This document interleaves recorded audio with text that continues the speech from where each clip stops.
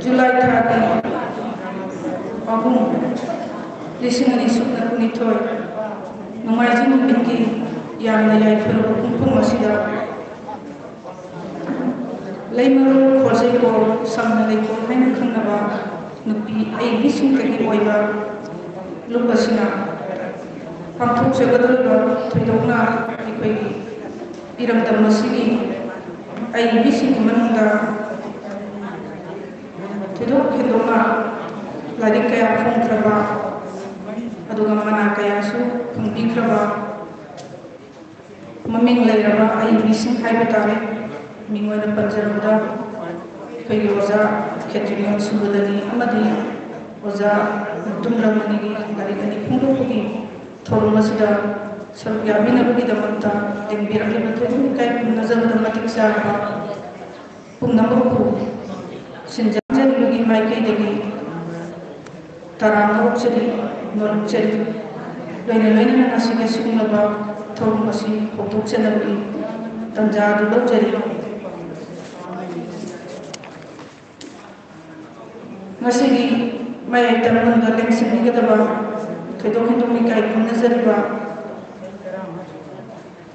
honorable MLA Ranthambal AC mingone panjabada sri Karam Syam Singh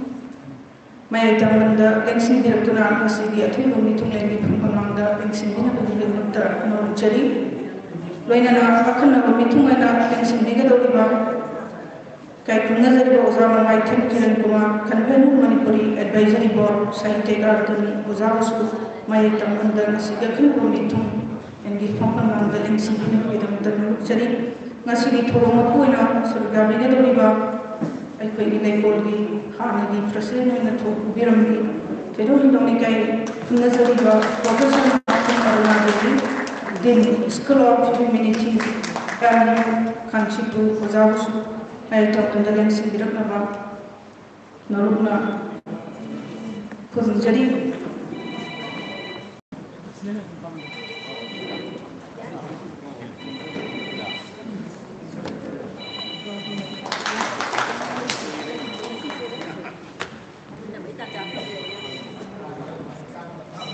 Kalau jadi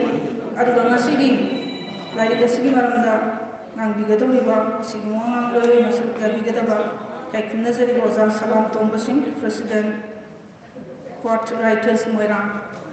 yang sembilan nama nom jadi matangga, kayak jauh je lekol di sekretari wibiri bi, bozar wahing Kumari Chand Associate Professor Manipuri Department MU Gusu, mai tamanda yang sembilan nama nom jadi.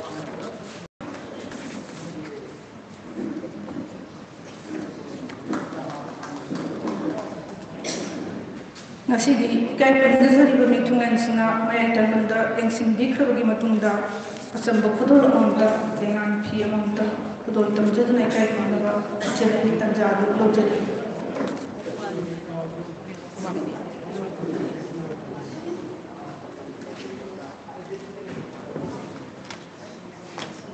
ꯑꯩꯈꯣꯏꯒꯤ ꯋꯥꯉꯥꯡꯂꯣꯏ ꯑꯅꯤꯁꯨꯕ ꯁꯔꯀꯥꯔ ꯋꯥꯍꯦꯡꯕꯝ ꯀꯨꯃꯥꯔꯤ ꯆꯅꯨ ꯂꯦꯡꯁꯤꯟꯕꯤꯔꯛꯁꯤ꯫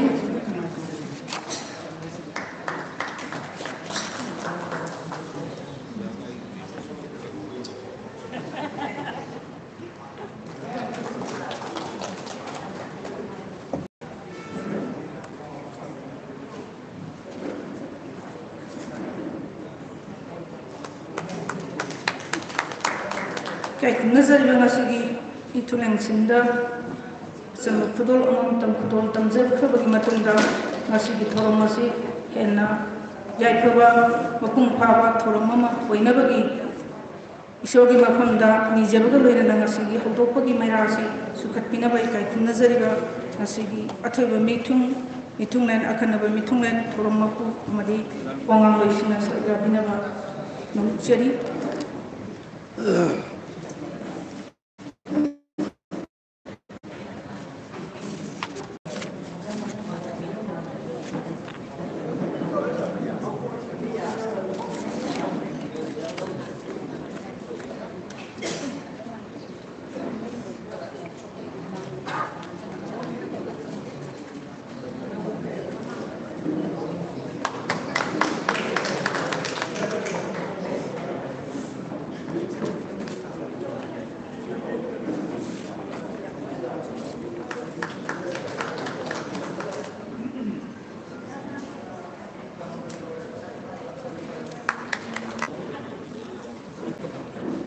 ꯊꯥꯒꯠꯆꯔꯤ꯫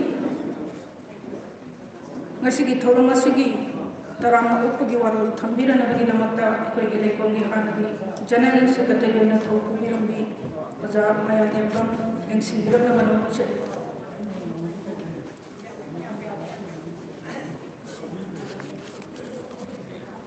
ꯄꯨꯝꯅꯃꯛꯄꯨ ꯏꯀꯥꯏꯈꯨꯝꯅꯖꯔꯤ ꯄꯨꯛꯅꯤꯡ ꯊꯧꯒꯠꯆꯔꯤ꯫ ꯉꯁꯤ ꯂꯩꯃꯔꯥꯝ project ꯍꯦꯟꯕꯣꯜꯅ ꯁꯤꯟꯖꯗꯨꯅ ꯂꯝꯗꯝ ꯑꯁꯤꯒꯤ ꯁꯛꯅꯥꯏꯔꯕꯤ ꯑꯏꯕꯤ ꯑꯅꯤꯒꯤ ꯄꯨꯟꯅ ꯂꯥꯏꯔꯤꯛ ꯐꯣꯡꯗꯣꯛꯄ ꯊꯧꯔꯝ ꯑꯁꯤꯗ ꯂꯩꯔꯤꯕ ꯄꯨꯝꯅꯃꯛꯄꯨ ꯑꯣꯏꯅ ꯏꯀꯥꯏꯈꯨꯝꯅꯕ ꯈꯨꯔꯨꯝꯖꯔꯤ꯫ ꯉꯁꯤꯒꯤ ꯂꯥꯏꯔꯤꯛ ꯐꯣꯡꯗꯣꯛꯄ ꯊꯧꯔꯝ ꯑꯁꯤ ꯃꯌꯥꯏꯗ ꯂꯣꯏꯁꯤꯟꯕꯤꯔꯤꯕ ꯏꯀꯥꯏꯈꯨꯝꯅꯖꯔꯕ ꯁ꯭ꯔꯤ ꯀꯔꯥꯝꯆꯥꯟ ꯑꯣꯅꯔꯦꯕꯜ MLA ꯂꯪꯊꯕꯥꯝ ꯑꯁꯤ ꯉꯁꯤꯒꯤ ꯑꯊꯣꯏꯕ ꯃꯤꯑꯣꯏꯕ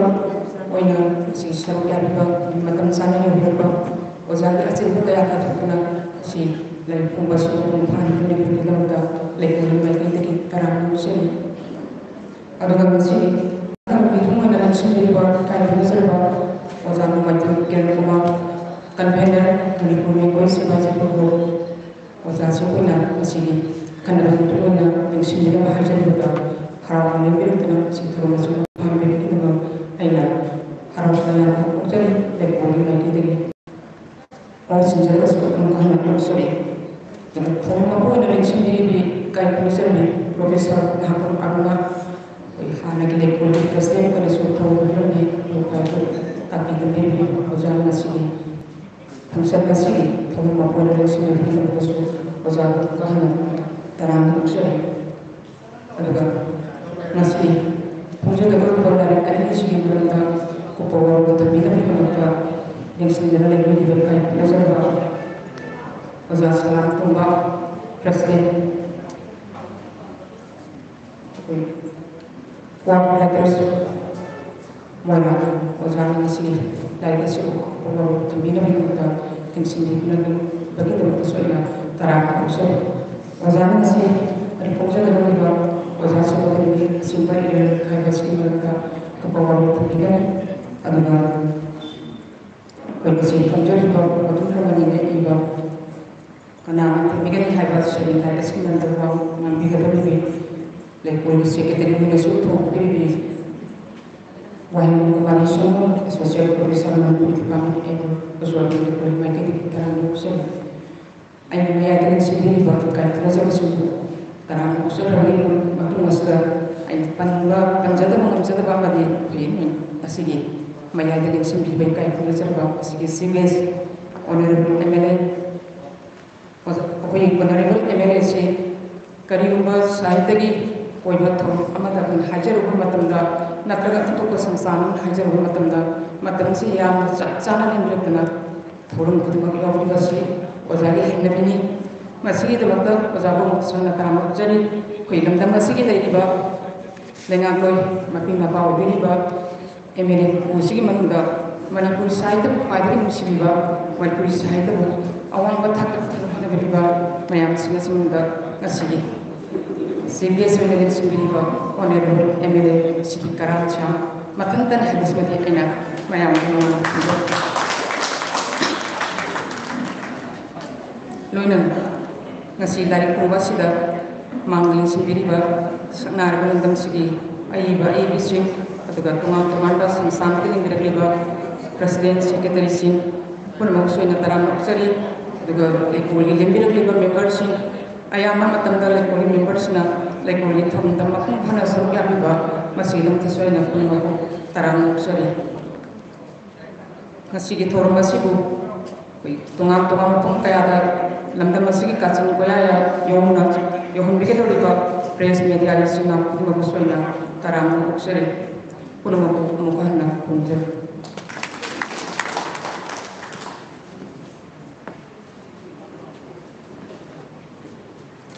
tagat chari zamaya taram opagi waru thumbiram bozabu tagat chari mathang asidi ekoi ngasi gi thorom masigi kaidagi akhanaba thorom moidwa lai khungba sigi lai khungbasi khungbinabagi damakta ayai tambanda lengsing biriba mithumen khudingmaki mafamda noruk seri asigi lai oza khetemim subadani na iba asengba iral wari macha amadi oza mutum ramani na iba karamna themgani haiba sedeng lai anisi khungbinabagi damakta noruk seri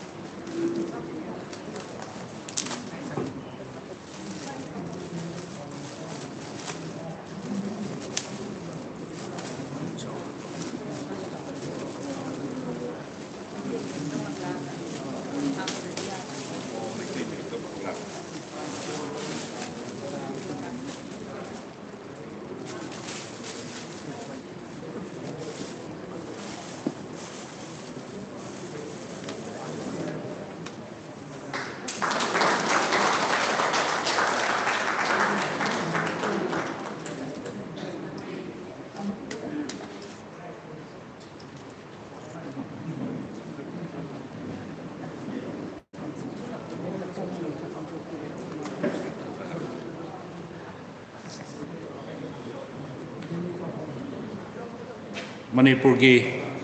Bedong Singthaningai Werapa Ai Bilaktagi Khetri Mayum Subadani na Iba Aseng Beiral Kongjare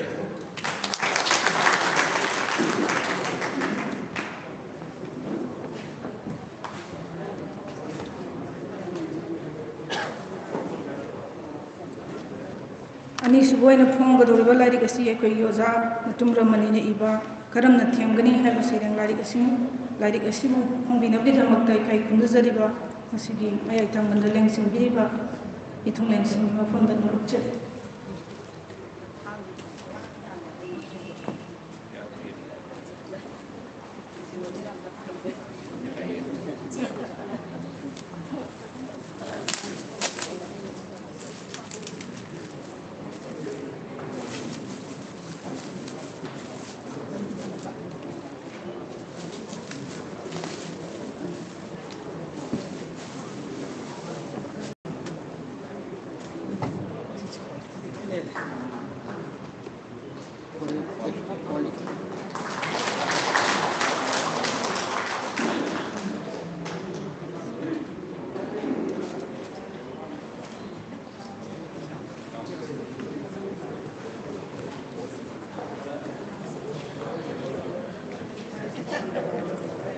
Hanagi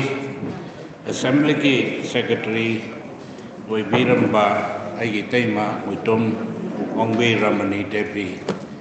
ꯑꯩꯅ ꯈꯜꯂꯤꯅꯤ ꯏꯇꯩꯃꯁꯦ ꯀꯨꯏꯔꯦ ꯑꯩꯒ ꯂꯣꯏꯅꯈꯤꯕ ꯑꯦꯁꯦꯝꯕ꯭ꯂꯤꯒꯤ tour ꯀꯌꯥ ꯆꯠꯃꯤꯟꯅꯕ ꯈꯣꯠꯃꯤꯟꯅꯕ ꯑꯗꯣ ꯀꯔꯝꯕ ꯀꯥꯟꯗ ꯁꯪꯕꯅꯣ ꯈꯪꯗꯦ ꯑꯗꯨꯕꯨ ꯀꯞꯄꯤꯒꯤ ꯄ꯭ꯔꯇꯤꯚꯥ ꯂꯩꯕꯅꯤꯅ ꯂꯥꯏꯔꯤꯛꯁꯤ ꯌꯥꯝ ꯐꯖꯅ ꯏꯔꯝꯃꯦꯅ ꯑꯩꯅ ꯌꯥꯝ ꯆꯥꯎꯊꯣꯛꯆꯕ ꯐꯥꯎꯏ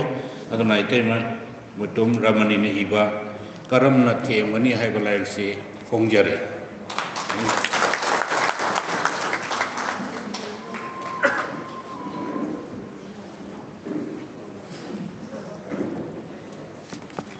ꯊꯥꯒꯠꯆꯔꯤ ꯉꯁꯤꯒꯤ ꯆꯤꯐ ꯒꯦꯁꯄꯨ ꯂꯥꯏꯔꯤꯛ ꯑꯅꯤꯁꯤ ꯐꯣꯡꯕꯤꯗꯨꯅ ꯃꯌꯥꯝꯗ ꯂꯥꯎꯊꯣꯛꯄꯤꯔꯝꯕ ꯑꯗꯨꯒ ꯉꯁꯤꯒꯤ ꯃꯤꯊꯣꯟꯁꯤꯡꯕꯨꯁꯨ ꯊꯥꯒꯠꯄ ꯐꯣꯡꯗꯣꯛꯆꯔꯤ ꯑꯍꯥꯟꯕ ꯑꯣꯖꯥ ꯈꯦꯇ꯭ꯔꯤꯃꯌꯨꯝ ꯁꯨꯕꯗꯅꯤꯒꯤ ꯂꯥꯏꯔꯤꯛ ꯑꯁꯤ ꯉꯁꯤꯒꯤ ꯂꯦꯡꯁꯤꯟꯕꯤꯔꯤꯕ ꯃꯌꯥꯏ ꯇꯝꯕꯗ ꯂꯦꯡꯁꯤꯟꯕꯤꯔꯤꯕ ꯏꯀꯥꯏ ꯈꯨꯝꯅꯖꯔꯤꯕ ꯃꯤꯊꯨꯡꯁꯤꯡꯗ ꯈꯨꯗꯣꯜ ꯇꯝꯕꯤꯒꯅꯤ ꯈꯦꯇ꯭ꯔꯤꯃꯌꯨꯝ ꯁꯨꯕꯗꯅꯤ ꯈꯦꯇ꯭ꯔꯤꯃꯌꯨꯝ ꯌꯥꯏꯃ ꯑꯃꯁꯨꯡ ꯊꯧꯕꯥꯜ ꯗꯦꯕꯤꯒꯤ ꯃꯔꯤꯁꯨꯕ ꯃꯆꯥꯅꯨꯄꯤ ꯑꯣꯏꯅ ꯁꯦꯞꯇꯦꯝꯕꯔ 15/9/1983ꯗ ꯀꯩꯊꯦꯜ ꯑꯈꯥꯝ ꯂꯩꯀꯥꯏꯗ ꯄꯣꯛꯏ ꯌꯥꯝꯅ ꯄꯤꯛꯂꯤꯉꯩꯗꯒꯤ ꯍꯧꯅ ꯁꯩꯔꯦꯡ ꯏꯕ ꯍꯧꯔꯛꯏ ꯁꯥꯇ꯭ꯔꯒꯤ ꯏꯃꯨꯡ ꯀꯌꯥꯗ ꯁꯔꯨꯛ ꯌꯥꯔꯛꯏ LMS ꯂꯣ ꯀꯣꯂꯦꯖꯗ ꯇꯝꯂꯤꯉꯩꯗ ꯀꯣꯂꯦꯖ ꯑꯁꯤ ꯒꯚꯔꯟꯃꯦꯟꯠ ꯀꯣꯂꯦꯖ ꯑꯣꯏꯅꯕꯒꯤꯗꯃꯛꯇ ꯀꯣꯂꯦꯖꯀꯤ ꯏꯟꯗꯤꯐꯤꯅꯤꯠ ꯍꯪꯒꯔ ꯁ꯭ꯇ꯭ꯔꯥꯏꯛꯇ ꯃꯍꯩꯔꯣꯏ ꯃꯌꯥꯝꯒꯤ ꯂꯨꯆꯤꯡꯕꯤ ꯑꯃ ꯑꯣꯏꯅ ꯁꯔꯨꯛ ꯌꯥꯗꯨꯅ ꯅꯨꯃꯤꯠ 95ꯅꯤ ꯖꯦꯜꯗ ꯂꯩꯔꯤ ꯀꯣꯂꯦꯖ ꯑꯁꯤ ꯒꯚꯔꯟꯃꯦꯟꯠ ꯀꯣꯂꯦꯖ ꯑꯣꯏꯔꯤ ꯍꯥꯏꯗꯨꯅ ꯁꯔꯀꯥꯔꯅ ꯂꯥꯎꯊꯣꯛꯄꯗꯒꯤ ꯖꯦꯜꯗꯒꯤ ꯊꯣꯛꯂꯛꯈꯤ ꯑꯏꯕꯤ ꯑꯁꯤꯅ ꯇꯣꯉꯥꯟ ꯇꯣꯉꯥꯟꯕ ꯂꯥꯏꯔꯤꯛ ꯀꯌꯥ ꯏꯔꯝꯃꯤ ꯑꯉꯥꯡꯒꯤ ꯂꯥꯏꯔꯤꯛ ꯁꯩꯔꯦꯡ ꯂꯥꯏꯔꯤꯛ ꯋꯥꯔꯤ ꯃꯆꯥ ꯂꯥꯏꯔꯤꯛ ꯀꯌꯥꯅꯆꯤꯡꯕ ꯂꯥꯏꯔꯤꯛ ꯐꯣꯡꯈ꯭ꯔꯦ ꯂꯥꯏꯔꯤꯛꯁꯤꯡ ꯑꯗꯨꯒꯤ ꯃꯅꯨꯡꯗ ꯈꯪꯒꯠꯆꯔꯕꯗ ꯃꯍꯥꯛꯀꯤ ꯏꯁꯩꯒꯤꯁꯨ ꯁꯩꯔꯦꯡ ꯂꯥꯏꯔꯤꯛ ꯂꯥꯏꯕꯛ ꯅꯣꯕꯦꯜ ꯅꯍꯥꯛꯄꯨ ꯑꯩꯒꯤ ꯀꯅꯥꯅꯣ ꯋꯥꯔꯤ ꯃꯆꯥ ꯏꯆꯤꯟꯃꯥꯟ ꯋꯥꯔꯤ ꯃꯆꯥ ꯄ꯭ꯔꯤꯊꯤꯕꯤ ꯐꯨꯡꯒꯥ ꯋꯥꯔꯤ ꯈꯔ ꯄꯤꯒꯤ ꯋꯥꯔꯤ ꯁꯩꯔꯦꯡ ꯌꯦꯡꯅꯤꯡꯊꯥꯅ ꯂꯥꯛꯄꯗ ꯋꯥꯔꯤ ꯃꯆꯥ ꯄ꯭ꯔꯖꯥꯇꯤꯗ ꯆꯠꯄ ꯂꯩꯕ ꯑꯃꯒꯤ ꯋꯥꯔꯤ ꯑꯉꯥꯡꯒꯤ ꯈꯨꯔꯤꯔꯣꯜ ꯗꯥꯏꯔꯦꯛꯇꯣꯔꯦꯠ ꯑꯣꯐ ꯏꯖꯨꯀꯦꯁꯟ ꯄꯤꯕ ꯑꯉꯥꯡꯒꯤ ꯃꯅꯥ ꯐꯪꯂꯕ ꯑꯗꯨꯒꯨꯝꯕ ꯑꯏꯕꯤꯅꯤ ꯑꯋꯥꯡꯃꯈꯜ ꯐꯨꯡꯒꯥ ꯋꯥꯔꯤ ꯈꯔ ꯍꯥꯏꯕ ꯂꯥꯏꯔꯤꯛꯁꯨ ꯏꯕꯤꯈꯤ ꯚꯥꯔꯠꯀꯤ ꯐꯨꯡꯒꯥ ꯋꯥꯔꯤ ꯈꯔ ꯁꯉꯥꯏꯔꯕ ꯄꯨꯟꯁꯤ ꯋꯥꯔꯤꯁꯤꯡꯆꯤꯡꯕ ꯂꯥꯏꯔꯤꯛ ꯀꯌꯥ ꯐꯣꯡꯕꯤꯈꯤ ꯑꯉꯥꯡꯒꯤ ꯂꯥꯏꯔꯤꯛ ꯑꯣꯏꯅ ꯄꯨꯊꯣꯛꯂꯤꯕ ꯏꯂꯁꯇ꯭ꯔꯦꯇꯦꯗ ꯐꯣꯛ ꯇꯦꯜꯁ ꯑꯣꯐ ꯃꯅꯤꯄꯨꯔꯤ ꯋꯥꯔꯤꯁꯤꯡ ꯏꯪꯂꯤꯁꯇ ꯇꯧꯗꯨꯅ ꯅꯅꯥꯎ ꯐꯨꯡꯒꯥ ꯋꯥꯔꯤ ꯍꯥꯏꯗꯨꯅ ꯐꯣꯡꯈ꯭ꯔꯦ ꯗꯤ Honorable Board, the long arm, Demones, Tapta, Romaikai, and Abangu, my door, my map, Sanarambi, and Association Symbolization Concrete, Hoji, Laimaro, Project Laikogi, President and Tokuri, Adu Ozani, Akatamalai, Kompiraki, Hena, Asatawi, Hydra, IBC, Lagani, Nasi Pongli Bawani Masari, Assembly. Mathanda, Kakunazari or Magi Oza, Ramanina, Kakunazari, Ganasiki, Mayakam, Nixon, Vishinda, like Pudamina, Nixinjari. Motum Ramani, Devi, South Facing Masako, Mata, July, Tamari, the Pride, Singam, Mondeka, the Labor Motum, Margosi, Amazon, Controjan, Ningo Motum, Obi, the Sumati Devi, and Momo, and the Hong and the Kondaraki, Machimana, Manga, Popo, Giman, the Mahani, Company. ꯌꯥꯝꯅ ꯑꯉꯥꯡ ꯑꯣꯏꯔꯤꯉꯩꯗꯒꯤ ꯍꯧꯅ ꯏꯕ ꯄꯥꯕ ꯄꯥꯝꯖꯔꯛꯈꯤ ꯑꯩꯒꯤ ꯃꯍꯩ ꯃꯁꯤꯡꯒꯤ ꯊꯥꯛ MLLBꯅꯤ ꯃꯇꯝ ꯈꯔꯅ ꯄ꯭ꯔꯥꯏꯚꯦꯠ ꯀꯣꯂꯦꯖꯒꯤ ꯑꯣꯖꯥ ꯑꯣꯏꯔꯛꯈꯤ LLB ꯂꯣꯏꯁꯤꯜꯂꯕ ꯃꯇꯨꯡꯗ ꯎꯀꯤꯜꯒꯤ ꯁꯤꯟꯐꯝꯁꯨ ꯄꯥꯏꯔꯛꯈꯤ ꯀꯩꯁꯥꯝꯄꯥꯠ ꯊꯧꯆꯣꯝ ꯂꯩꯀꯥꯏꯗ ꯂꯩꯕ ꯊꯧꯆꯣꯝ ꯍꯣꯅꯤꯁꯤꯡ ꯑꯗꯨ ꯂꯣꯏꯅꯅ ꯏꯝꯐꯥꯜ ꯂꯝꯕꯤꯗ ꯈꯨꯟꯗꯥꯃꯤꯟꯅꯈꯤ ꯂꯣꯏꯅꯅ ꯃꯆꯥꯅꯨꯄꯤ ꯑꯅꯤ ꯍꯤꯌꯔ ꯊꯧꯆꯣꯝ ꯑꯃꯁꯨꯡ ꯌꯣꯃꯔꯦꯟ ꯊꯧꯆꯣꯝ ꯐꯪꯖꯈꯤ ꯑꯣꯖꯥꯁꯤꯡꯒꯤꯁꯨ ꯇꯣꯉꯥꯟ ꯇꯣꯉꯥꯟꯕ ꯃꯈꯜ ꯀꯌꯥꯒꯤ ꯂꯥꯏꯔꯤꯛꯁꯤꯡ ꯐꯣꯡꯈ꯭ꯔꯦ ꯃꯅꯥ ꯀꯌꯥ ꯐꯪꯂꯕꯤ ꯑꯣꯖꯥꯅꯤ ꯑꯗꯨ ꯂꯦꯞꯄ ꯂꯩꯇꯅ ꯆꯍꯤ ꯑꯃꯗ ꯂꯥꯏꯔꯤꯛ ꯑꯅꯤ ꯑꯍꯨꯝ ꯑꯗꯨꯒꯨꯝꯕ ꯐꯣꯡꯕ ꯉꯝꯕꯤ ꯑꯗꯨꯒꯨꯝꯕ ꯑꯣꯖꯥꯅꯤ ꯅꯨꯄꯤꯁꯤꯡꯇꯒꯤ ꯑꯣꯏꯕ ꯂꯣꯏꯅ ꯁꯤꯡꯒꯤ ꯂꯨꯄꯝ ꯑꯣꯏꯕ ꯂꯩꯀꯣꯜꯒꯤ ꯄꯦꯇ꯭ꯔꯣꯜ ꯃꯦꯝꯕꯔ ꯑꯣꯏꯅ ꯍꯧꯖꯤꯛ ꯂꯩꯕꯤꯔꯤ ꯃꯅꯤꯄꯨꯔꯤ ꯑꯣꯏꯅ ꯁꯤꯡꯕꯨ ꯍꯦꯟꯅ ꯋꯥꯡꯕ ꯊꯥꯛꯇ ꯄꯨꯈꯠꯄ ꯍꯥꯏꯕꯁꯤ ꯄꯥꯟꯗꯝꯅꯤ ꯂꯣꯛꯇꯥꯛ ꯄ꯭ꯔꯣꯖꯦꯛ ꯌꯨꯛꯇ ꯂꯣꯛꯇꯥꯛ ꯂꯥꯏꯔꯦꯝꯕꯤ ꯈꯨꯔꯤꯔꯣꯜ ꯃꯅꯥ ꯀꯠꯄꯤꯗꯨꯅ ꯂꯝꯗꯝ ꯑꯁꯤꯒꯤ ꯈꯨꯔꯤꯔꯣꯜ ꯆꯥꯎꯈꯠꯅꯕ ꯍꯣꯠꯅꯕꯗꯁꯨ ꯆꯥꯎꯅ ꯊꯧꯗꯥꯡ ꯌꯥꯔꯤꯕꯅꯤ ꯄꯨꯟꯁꯤꯒꯤ ꯆꯤꯜꯂꯕ ꯊꯧꯔꯥꯡ ꯃꯌꯥꯝ ꯃꯔꯛꯇ ꯋꯥꯈꯜꯒꯤ ꯄꯣꯊꯥꯐꯝ ꯍꯥꯏꯕꯗꯨ ꯁꯩꯔꯦꯡ ꯏꯕ ꯑꯃꯁꯨꯡ ꯄꯥꯕ ꯑꯁꯤꯅ ꯑꯣꯏꯔꯤ ꯁꯩꯔꯦꯡ ꯏꯕ ꯈꯛꯇꯅ ꯅꯠꯇꯅ ꯋꯥꯔꯤ ꯃꯆꯥꯁꯤꯡ ꯂꯦꯞꯇꯅ ꯏꯔꯤꯕꯤ ꯑꯗꯨꯒꯨꯝꯕ ꯏꯕꯤꯅꯤ ꯃꯍꯥꯛꯀꯤ ꯐꯣꯡꯈ꯭ꯔꯕ ꯂꯥꯏꯔꯤꯛꯁꯤꯡꯗꯤ ꯊꯃꯣꯏꯅ ꯈꯣꯏꯗꯥꯖꯕ ꯒꯨꯂꯥ ꯑꯩꯒꯤ ꯁꯩꯔꯦꯡ ꯂꯩꯆꯤꯜꯒꯤ ꯏꯅꯐꯤ ꯏꯉꯥꯒꯤ ꯅꯣꯡꯖꯨ ꯃꯥꯛꯂꯪ ꯇꯨꯔꯦꯜꯒꯤ ꯏꯊꯛ ꯏꯔꯩ ꯋꯥꯔꯤ ꯃꯆꯥ ꯑꯃꯁꯨꯡ ꯐꯣꯡꯉꯝꯗ꯭ꯔꯕ ꯆꯩꯅꯥꯈꯣꯜ ꯍꯥꯏꯔꯤꯕ larising asi pongkrabatu marini ABB senang lari lesing bina phi haisi literary award lising ani kun pi duni kai munda ki amdi lari asum tada priya sekini sing sahita mana lising ani sing kun matri film pongkrabatu bi ABB ni thorun ka jatha jarko na masigi wari macha assembly lagi ABB oi biri ozar keting subadani wahi amani dan thabira nabi jumta muruchal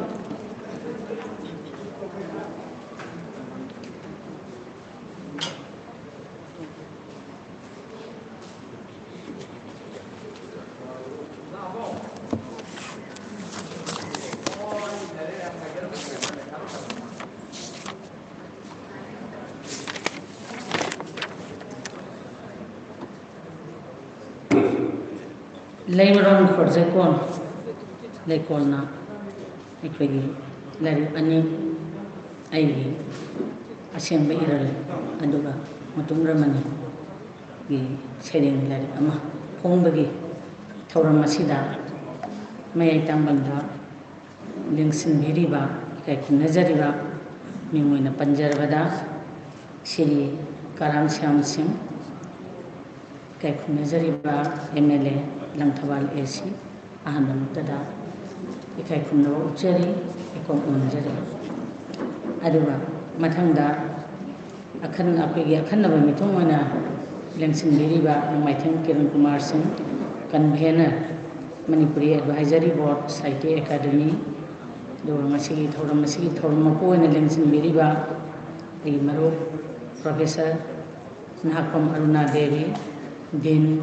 School of Humanities MU Kansipo aduga masigi thauram masigi lari ani sigi wangang loi obigadoriba tek nazariba Salam Tomba Singh President Ward Writers Moirang aduga Inongpi Wahimon Kumari Sanu Associate Professor Manipuri Department MU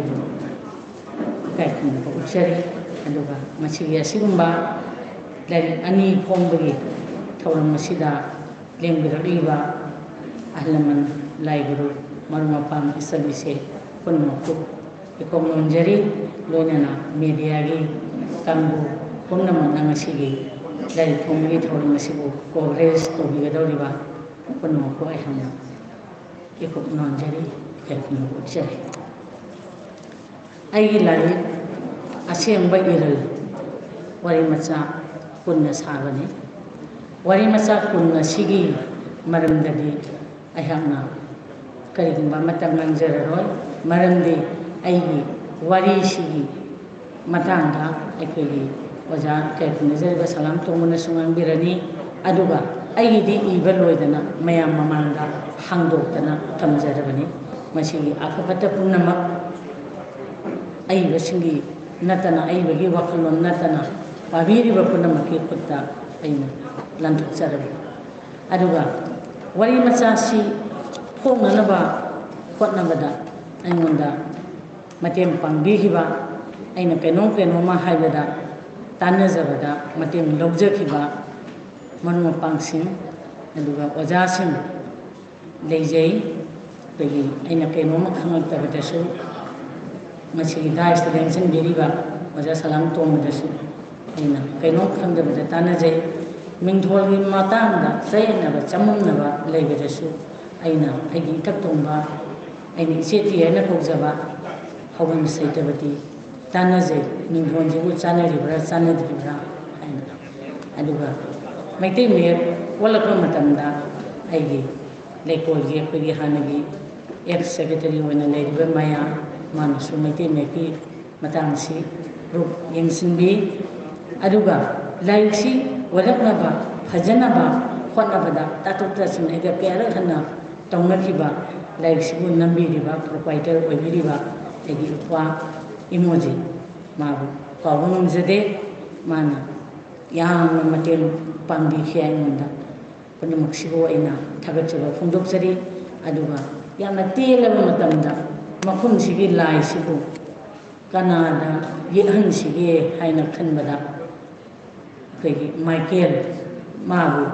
ꯌꯦꯛꯍꯜꯂꯨ ꯍꯥꯏꯗꯅ ꯍꯥꯏꯔꯛꯄꯗꯒꯤ ꯑꯩꯅ ꯃꯥꯏꯀꯦꯜꯁꯤ ꯃꯁꯛ ꯑꯃꯨꯛ ꯎꯖꯗ꯭ꯔꯤ, ꯉꯁꯤ ꯎꯖꯒꯗꯧꯔꯤꯕꯅꯤ꯫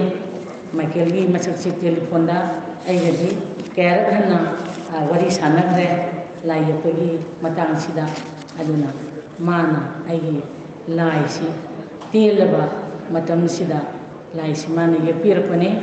ꯃꯥꯏꯀꯦꯜꯒꯤ ꯃꯐꯝꯗ, ꯏꯆꯥ ꯃꯥꯏꯀꯦꯜꯒꯤ ꯃꯐꯝꯗ ꯑꯩ ꯏꯀꯥꯏ ꯈꯨꯝꯅꯕ ꯎꯠꯆꯔꯤ꯫ ꯑꯗꯨꯒ ꯑꯃꯅ ꯑꯩꯅ ꯉꯁꯤ ꯑꯁꯤꯒꯨꯝꯕ ꯂꯥꯏꯔꯤꯛ ꯐꯣꯡꯕꯒꯤ ꯊꯧꯔꯝ ꯑꯁꯤꯗ ꯑꯩꯈꯣꯏꯒꯤ ꯑꯏꯕ ꯑꯍꯜ ꯑꯣꯏꯔꯕ ꯑꯏꯕ ꯈꯔꯗ ꯑꯩꯅ ꯉꯝꯖꯕ ꯈꯔ ꯈꯨꯗꯣꯜꯄꯣꯠ ꯄꯤꯖꯒꯦ ꯍꯥꯏꯅ ꯑꯩꯅ ꯊꯧꯔꯥꯡꯖꯩ꯫ ꯀꯔꯤꯒꯤꯗꯃꯛꯇ ꯊꯧꯔꯥꯡ ꯑꯁꯤ ꯂꯧꯈꯠꯂꯤꯕꯅꯣꯅ ꯍꯥꯏꯕꯕꯨ ꯆꯍꯤ ꯈꯨꯗꯤꯡꯒꯤ ꯑꯩꯍꯥꯛꯅ ꯑꯣꯜ ꯑꯦꯖ ꯍꯣꯝꯗ ꯃꯈꯣꯏꯒꯤ ꯆꯍꯤꯒꯤ ꯑꯩꯈꯣꯏꯒꯤ ꯀꯝꯕꯜ ꯈꯪꯗꯦ, ꯃꯈꯣꯏꯗ ꯀꯥꯟꯅꯒꯗꯧꯕ ꯀꯔꯤ ꯀꯔꯥ ꯈꯔ ꯑꯩꯅ ꯆꯍꯤ ꯈꯨꯗꯤꯡꯒꯤ ꯑꯣꯜ ꯑꯦꯖ ꯍꯣꯝꯗ, ꯆꯍꯤ ꯑꯃꯅ ꯆꯤꯜꯗ꯭ꯔꯦꯟ ꯍꯣꯝꯗ, ꯆꯍꯤ ꯑꯃꯅ ꯑꯩꯒꯤꯗꯤ ꯑꯇꯣꯞꯄ ꯀꯅꯥ ꯂꯩꯖꯗ꯭ꯔꯕ ꯑꯩꯈꯣꯏꯒꯤ ꯃꯤꯁꯤꯡꯗ ꯑꯩꯅ ꯉꯝꯖꯕ ꯃꯑꯣꯡꯗ ꯑꯩꯈꯣꯏꯒꯤ ꯈꯨꯗꯣꯜꯄꯣꯠ ꯈꯔ ꯈꯔ ꯄꯤꯖꯩ꯫ ꯑꯗꯨꯒ ꯁꯤꯔꯤ ꯁꯩꯇ꯭ꯌ ꯁꯥꯏ ꯕꯕꯥꯒꯤ ꯀꯥꯡꯕꯨ ꯑꯩꯒꯤ ꯀꯂꯤꯛꯁꯤꯡꯒ ꯄꯨꯟꯅꯁꯨ ꯑꯩꯈꯣꯏꯅ ꯄꯥꯡꯕ ꯌꯥꯕ ꯃꯇꯦꯡ ꯑꯗꯨꯒꯨꯝꯕꯁꯤꯡꯗ ꯄꯤꯖꯩ꯫ ꯍꯟꯗꯛꯀꯤ ꯆꯍꯤ ꯑꯁꯤꯗꯤ ꯑꯩꯅ ꯑꯣꯜ ꯑꯦꯖ ꯍꯣꯝꯗ ꯄꯤꯗꯅ ꯑꯩꯒꯤ ꯑꯏꯕꯒꯤ ꯒ꯭ꯔꯨꯞꯇ ꯂꯩꯖꯕ ꯑꯍꯜ ꯂꯃꯟꯁꯤꯡ ꯑꯁꯤꯗꯩꯁꯤꯗ ꯑꯩꯅ ꯀꯔꯤꯒꯨꯝꯕ ꯈꯔꯗꯪ ꯈꯨꯗꯣꯜꯄꯣꯠ ꯑꯃꯃꯝꯇꯪ ꯄꯤꯖꯒꯦ ꯍꯥꯏꯅ ꯑꯩꯅ ꯊꯧꯔꯥꯡꯖꯩ꯫ ꯉꯁꯤꯒꯤ ꯁꯤꯗꯩꯁꯤꯗ ꯑꯩꯅ ꯄꯤꯍꯧꯗꯕ ꯑꯗꯨꯒ ꯃꯌꯥꯝ ꯑꯃ ꯀꯧꯈꯠꯇꯅ ꯃꯗꯨꯒꯤ ꯃꯇꯝ ꯑꯗꯨꯁꯨ ꯑꯩꯅ ꯌꯥꯝꯅ ꯁꯥꯡꯅ ꯂꯧꯅꯤꯡꯗꯕ ꯑꯩꯒꯤ ꯃꯤꯑꯣꯏ ꯈꯔ ꯈꯛꯇꯪ ꯈꯟꯒꯠꯂꯒ,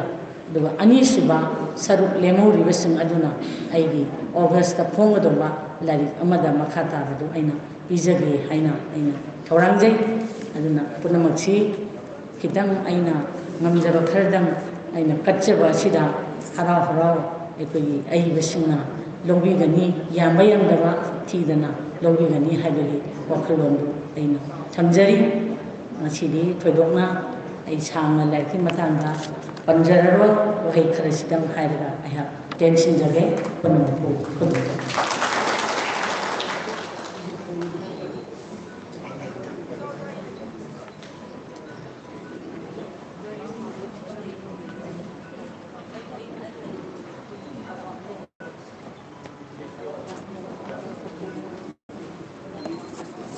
ꯊꯥꯒꯠꯆꯔꯤ ꯑꯣꯖꯥ ꯈꯦꯇ꯭ꯔꯤꯃꯌꯨꯝ ꯁꯨꯕꯗꯅꯤ ꯑꯩꯕꯨ ꯋꯥꯔꯣꯜ ꯊꯝꯕꯤꯔꯝꯕꯒꯤꯗꯃꯛꯇ꯫ ꯑꯩꯈꯣꯏꯒꯤ ꯑꯣꯖꯥ ꯁꯨꯕꯗꯅꯤ ꯑꯁꯤ ꯌꯥꯝ ꯁꯦꯡꯅ ꯍꯥꯏꯔꯕꯗ ꯀꯠꯊꯣꯛꯄꯗꯅ ꯇꯤꯜꯂꯕ ꯃꯥꯒꯤ ꯄꯨꯟꯁꯤꯅꯤ꯫ ꯑꯩꯈꯣꯏ ꯉꯁꯤ ꯂꯩꯀꯣꯜ ꯇꯧꯖꯔꯤꯕ ꯑꯁꯤꯒꯤ ꯊꯕꯛ ꯊꯧꯔꯝ ꯀꯌꯥꯗꯁꯨ ꯀꯠꯊꯣꯛꯄꯒꯤ ꯊꯕꯛ ꯉꯥꯛꯇꯅꯤ ꯑꯣꯖꯥꯅ ꯇꯧꯕꯤꯔꯤꯕꯁꯤ꯫ ꯆꯥꯕ ꯊꯛꯄꯗꯒꯤ, ꯒꯥꯔꯤ ꯄꯨꯊꯣꯛꯄꯗꯒꯤ ꯑꯩꯈꯣꯏꯒꯤ ꯑꯣꯖꯥꯁꯤꯒꯤ ꯇꯣꯉꯥꯟꯕ ꯊꯣꯏꯗꯣꯛꯄ ꯒꯨꯟ ꯑꯃꯅꯤ꯫ ꯑꯗꯨꯅ ꯑꯩꯈꯣꯏ ꯍꯥꯏꯅꯕ ꯂꯩ, ꯑꯩꯈꯣই ꯏꯃꯥ ꯏꯄꯥ ꯒꯨꯔꯨꯖꯣꯟꯁꯤꯡ ꯑꯁꯤ ꯃꯤꯠꯅ ꯎꯕ ꯂꯥꯏꯅꯤ ꯍꯥꯏꯅ꯫ ꯑꯗꯨꯅ ꯑꯍꯜ ꯑꯣꯏꯔꯕ ꯑꯣꯜ ꯑꯦꯖ ꯍꯣꯝꯗ ꯑꯣꯖꯥꯅ ꯗꯥꯟ ꯇꯧꯈꯤꯕ, ꯑꯗꯨꯒ ꯑꯍꯟꯁꯤꯡ ꯑꯗꯨꯗ ꯃꯥꯅ ꯉꯝꯖꯕ ꯀꯠꯆꯗꯨꯅ ꯑꯗꯨꯒꯨꯝꯕ ꯊꯕꯛ ꯊꯧꯔꯝ ꯀꯌꯥꯁꯨ ꯆꯠꯊꯗꯨꯅ ꯑꯗꯨꯝ ꯂꯥꯛꯏ꯫ ꯉꯁꯤꯁꯨ ꯁꯥꯍꯤꯇ꯭ꯌꯒꯤ ꯊꯧꯔꯝ ꯑꯃ ꯑꯣꯏꯅ ꯁꯥꯍꯤꯇ꯭ꯌꯒꯤ ꯑꯣꯖꯥꯁꯤꯡ ꯑꯣꯖꯥꯕꯨ ꯂꯝꯖꯤꯡ ꯂꯝꯇꯥꯛꯄꯤꯈꯤꯕ, ꯑꯗꯨꯒ ꯁꯥꯍꯤꯇ꯭ꯌꯒꯤ ꯃꯔꯝꯗ ꯊꯣꯏꯗꯣꯛ ꯍꯦꯟꯗꯣꯛꯅ ꯑꯩꯈꯣꯏꯅ ꯏꯀꯥꯏ ꯈꯨꯝꯅꯖꯕꯗ, ꯈꯨꯔꯨꯝꯖꯕꯗ ꯃꯇꯤꯛ ꯆꯥꯕ ꯑꯣꯖꯥꯁꯤꯡ ꯏꯀꯥꯏ ꯈꯨꯝꯅꯖꯕ ꯎꯠꯆꯕꯒꯤ ꯇꯥꯟꯖꯥ ꯑꯗꯨ ꯂꯧꯖꯅꯕꯒꯤ ꯑꯌꯥꯕꯗꯨ ꯄ꯭ꯔꯁꯤꯗꯦꯟꯒꯤ ꯃꯐꯝꯗ ꯂꯧꯖꯔꯤ꯫ ꯂꯣꯏꯅꯅ ꯑꯣꯖꯥ ꯈꯦꯇ꯭ꯔꯤꯃꯌꯨꯝ ꯁꯨꯕꯗꯅꯤꯅ ꯈꯨꯗꯣꯜ ꯇꯝꯖꯅꯤꯡꯉꯤꯕ, ꯏꯀꯥꯏ ꯈꯨꯝꯅꯕ ꯎꯠꯆꯅꯤꯡꯉꯤꯕ ꯁꯤꯡ ꯑꯁꯤ ꯑꯩ ꯑꯃꯃꯝꯇ ꯑꯣꯏꯅ ꯑꯣꯖꯥꯁꯤꯡ ꯑꯁꯤꯒꯤ ꯃꯤꯡ ꯑꯁꯤ ꯑꯩ ꯍꯥꯏꯖꯔꯛꯀꯦ꯫ ꯑꯗꯨꯒ ꯂꯤꯡꯈꯠꯄꯤꯔꯛꯄꯒꯤꯗꯃꯛꯇ ꯑꯣꯖꯥ ꯈꯦꯇ꯭ꯔꯤꯃꯌꯨꯝ ꯁꯨꯕꯗꯅꯤꯅ ꯈꯨꯔꯨꯝꯖꯅꯕꯒꯤ, ꯏꯀꯥꯏ ꯈꯨꯝꯅꯕ ꯎꯠꯆꯅꯕꯒꯤ ꯇꯥꯟꯖꯥꯗꯨ ꯄꯤꯕꯤꯅꯕ ꯅꯣꯛꯆꯔꯤ꯫ K.H. ꯄ꯭ꯔꯀꯥꯁ ꯑꯩꯈꯣꯏꯒꯤ ꯗꯥꯏꯁꯇ ꯂꯦꯡꯈꯠꯄꯤꯔꯛꯅꯕ ꯀꯧꯁꯤꯟꯖꯔꯤ꯫ K.H. Prakash ꯂꯦꯡꯈꯠꯄꯤꯔꯛꯁꯤ꯫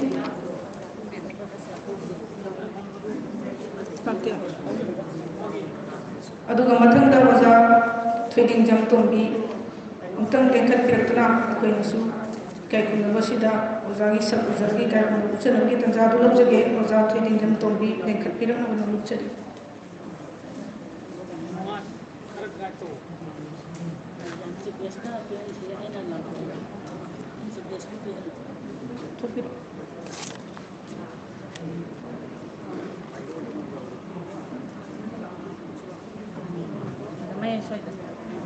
Oza Subudanina Kachagdoriba Kogi Light Amadi, Samba Kudola Sinasi, Kaikunas and Yaski Kutubi and Norwich.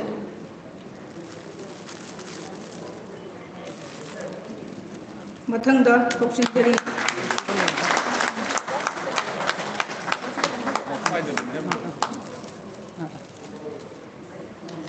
Tagachari was taking them to be Matanga, Lanka Pidum and Chari, Mylum. Mylum Navakiso, and said Pidum and Chari.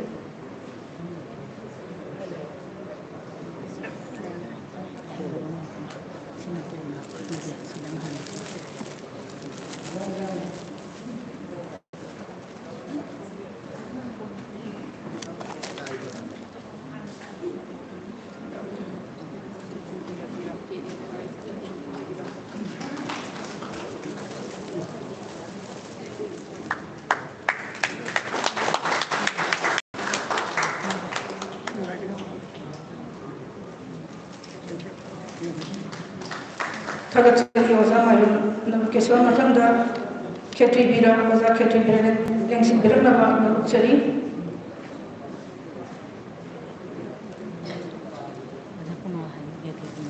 Matanga, Lanka Pidana Bitam Chari, Morantam Rajendra.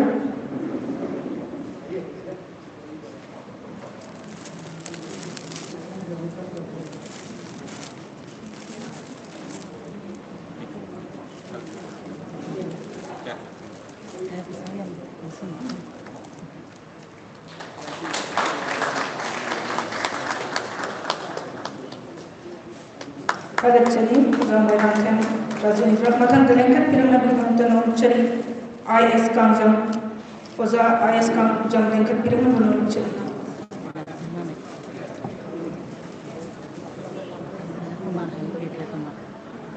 Silang Biramane Matanga,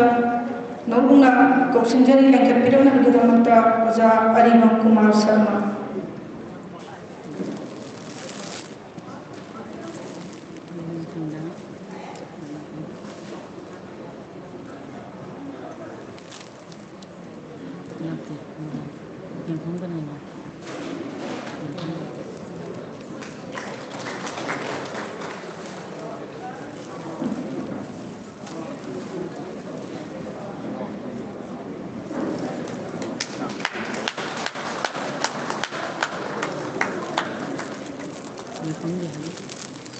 Tagachari was Arima Kumar Sharma.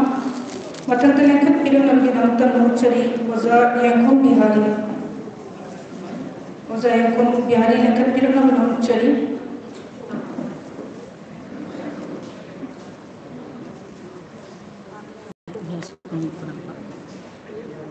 Allah pilih semua kerapah.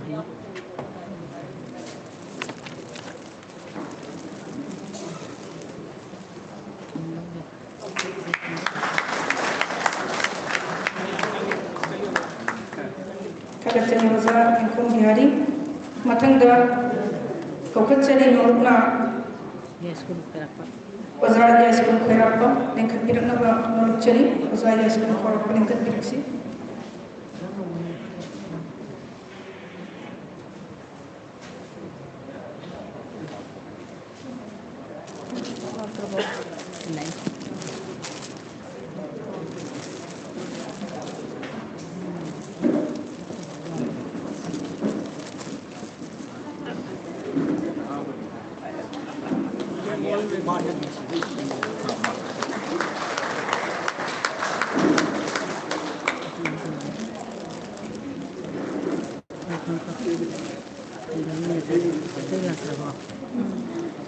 Tagachari was a yes, good Kerapa.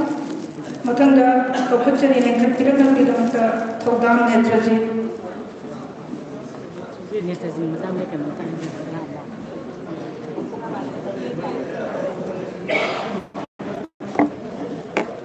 Ahalaman mayam pikro matunda aina nahama chama pirisi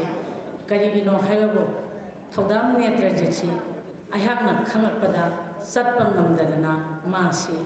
mina poraga chalami thangba ngamdadana chokida thangni migi mananganda poraga adumaina lakpa aduna ngasi mana chakka ngamukpase aingona yamna harawa chakka adugini aina niyata jita football sima tamja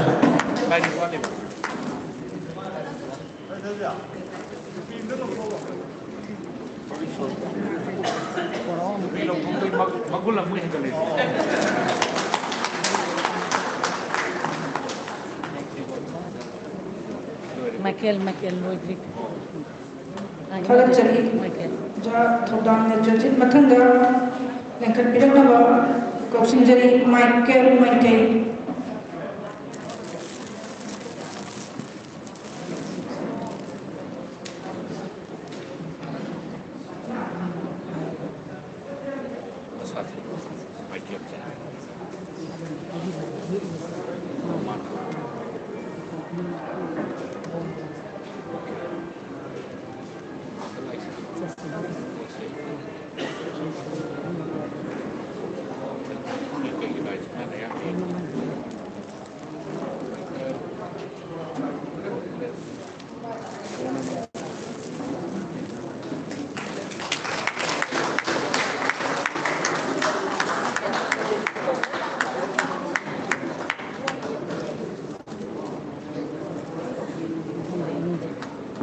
Jadi Michael Mende matangga yang sebenarnya apa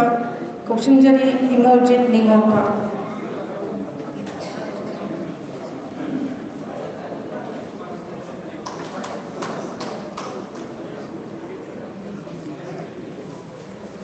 Akwegi ipa emoji chi like si pongbada mana yamna mateng pamkiba egi kenon tawda mana yamba konakiba adugumba misami Yaibel communication gi proprietor ni nonda soina ikai kuna ba ucap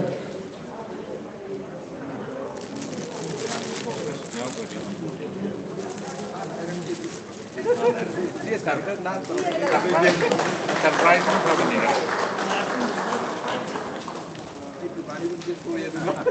ni sini matang Michael na sini matang Michael lo hai aman dam Jadi ngasih kayak kenapa ucapkan lengkap diri asasi amadi ngasih mana kami kiba kita kami kiba kayak ngasih kayak kenapa jadi baca kes kemudian jadi ngasih aku yang asasi pada ni dari ngasih layak pilih Michael wahai amadi dah nahaki lain segi mata agak untuk bawa yang kita hari ini dapat tentang makin terkak kira.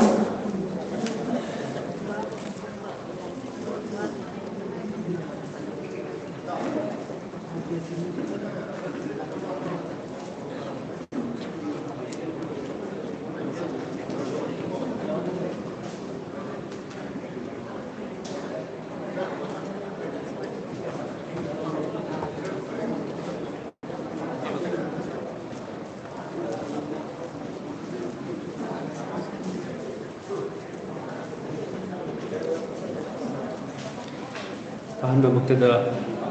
Nasigi Larifum Bagi Thorum Asigi Kanaba May Tamban Lexing Biriba Idam Dam Sigin Shiraba Kai Kunazi Bukimaku Michael Miteki Sagi Tamun Deki Wapam Amagaloina Dulub Saba Mati Kai Kunazaba Sari Duga Tinbiriba Idam Dam Sigi Bagi Kongseta Duga Topa electronic and print media ki site ki lakpiriba punamaku duluk sabagloina aina design tawjakiba aina di mama haidana nungsina mingaujaba mama khitimem subatani ki assembly ran haibasi design tawki matangda bai kitang thambiyu haina hai kitang phungduksage nong manungdang se ai thabak halakpada khangawdana call lakpane call sete kana gisnate mama Khitimem Subatani ki oirami aigi phone number se Manipur sigi nungsiraba aiba bisingi hek sering paraga ina tabam ni adu masa gumbasi paraga ina tabam gumbasi khara khatawi do mamagi assembly iran haibasigi sorak semnusi sama aingonda hairaktuna tahalli ai tap tapna book cover design si sagat pa hojai numidangda aduga amu ai se aduna mu pelaktadana mama na haibusu tare adu mamagi ai badu ai wanda whatsapp ta amtang thajan biro pdf oina ai amtang paraga amu amki hena ai gi wakhanda kra sagat sari post dagi hena book cover design onthok nabgi damakta hangbangam reng jagen haraka mana tharaba matungda thengabada ai mama nimi kya ni mukti matam lo yai hai matamda hafta ani bodi lo hai ai ngon yam nungai ba mikuk ni taha book cover design sing ai kut wakan thambagi ayaba leite maramdi ai gi silli ba thabak aduga ai gi kokka chana da wa taha tawbase ai gi wakan je thuna khanma ngamda ba haigadra tapna khanma ngambagi hainabi se ngon dai sona pina biram bana maram oiraga ai book cover design ta ani lojaki adu aseng bi iran haibase ai bisna tholi balari ki makhum se masi taraknaba aina ai gi haijari ba kala sina kamaina phungtok sige haiba matamda aseng bi iran haibase mama mapa sing gi oina di masa sing se aseng bi iran ni hai masi mai wakhanda hana lamdan jare adu mamana short story asida piri ba aseng bi iran se ma ki masa ani khak poeba nupa ngatani aduga masa sing sina mama amaga gi mari do kamaina sagalaki haibada wakhan thambo oiba adu mama sina aroibada lairamnen da tin khraba matungda phauda haidare hingingai dana masa singchina mama sibu khoigi phajana care tawbidaba aduga mahangna lairamnen da laikhra matungsina masa singchina ningamdaba adi hingingai da pelhodaba mayam da ningamdaba gi mami su sigi asengbi dan haiba book cover design se tabani aduga sida aina piriba technique ki matang se ahobada wakhanje sagalaba matungda aigi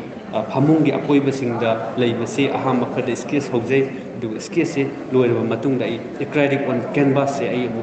tai aduga amuk aduna mu pelakta da tongan base khada nasigi jaga khada piribe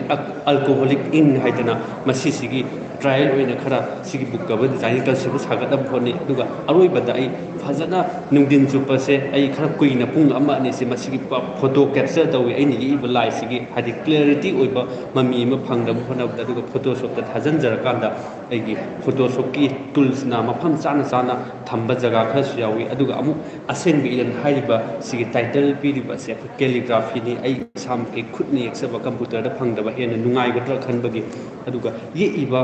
aina piriba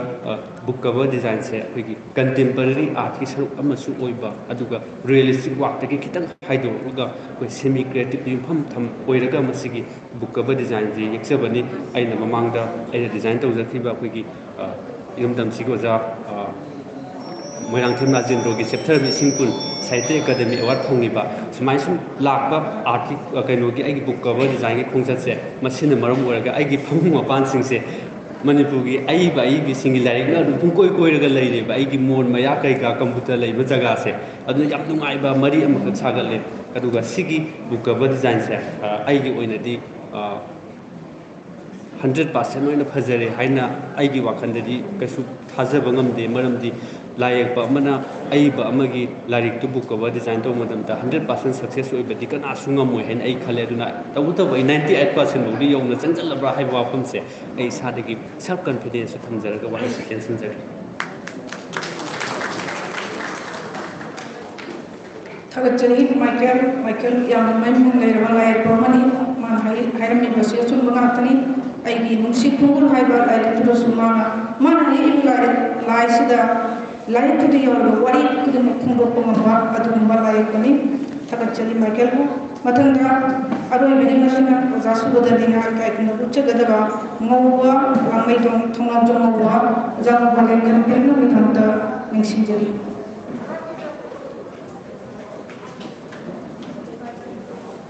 aina Michael bu kali damakta lai covers ki matangda hairiba no habebu magi makong ani makse akogi artificial leg ne adugumba artificial leg ani pamdana chacharaba mana lai yapagi film masida phibam masida mana tawjarapaduda aina wahi kharada warsumabu appreciate tawbina ba aduga matungda sumayamna magi akogi layep ase akogi karhani hena pun khagat pinana ba haidana aina mayam mangda mabu amuke hena uccan man gidana wahi khardang haijabani mayam uccan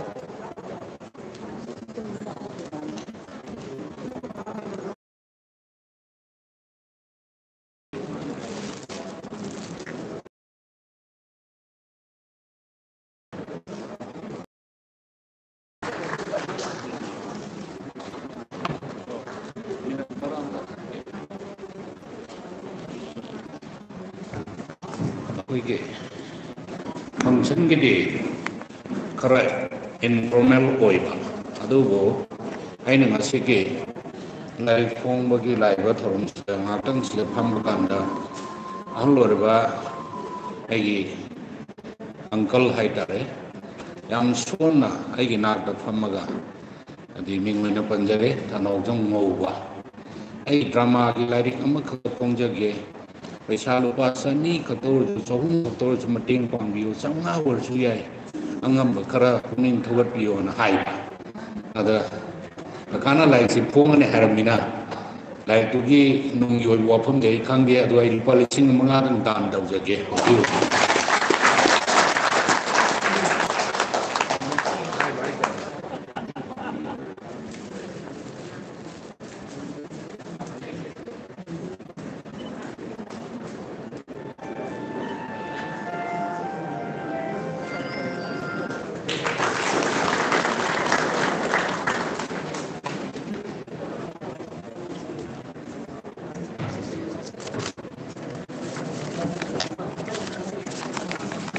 Terjadi, kamu kan mungkin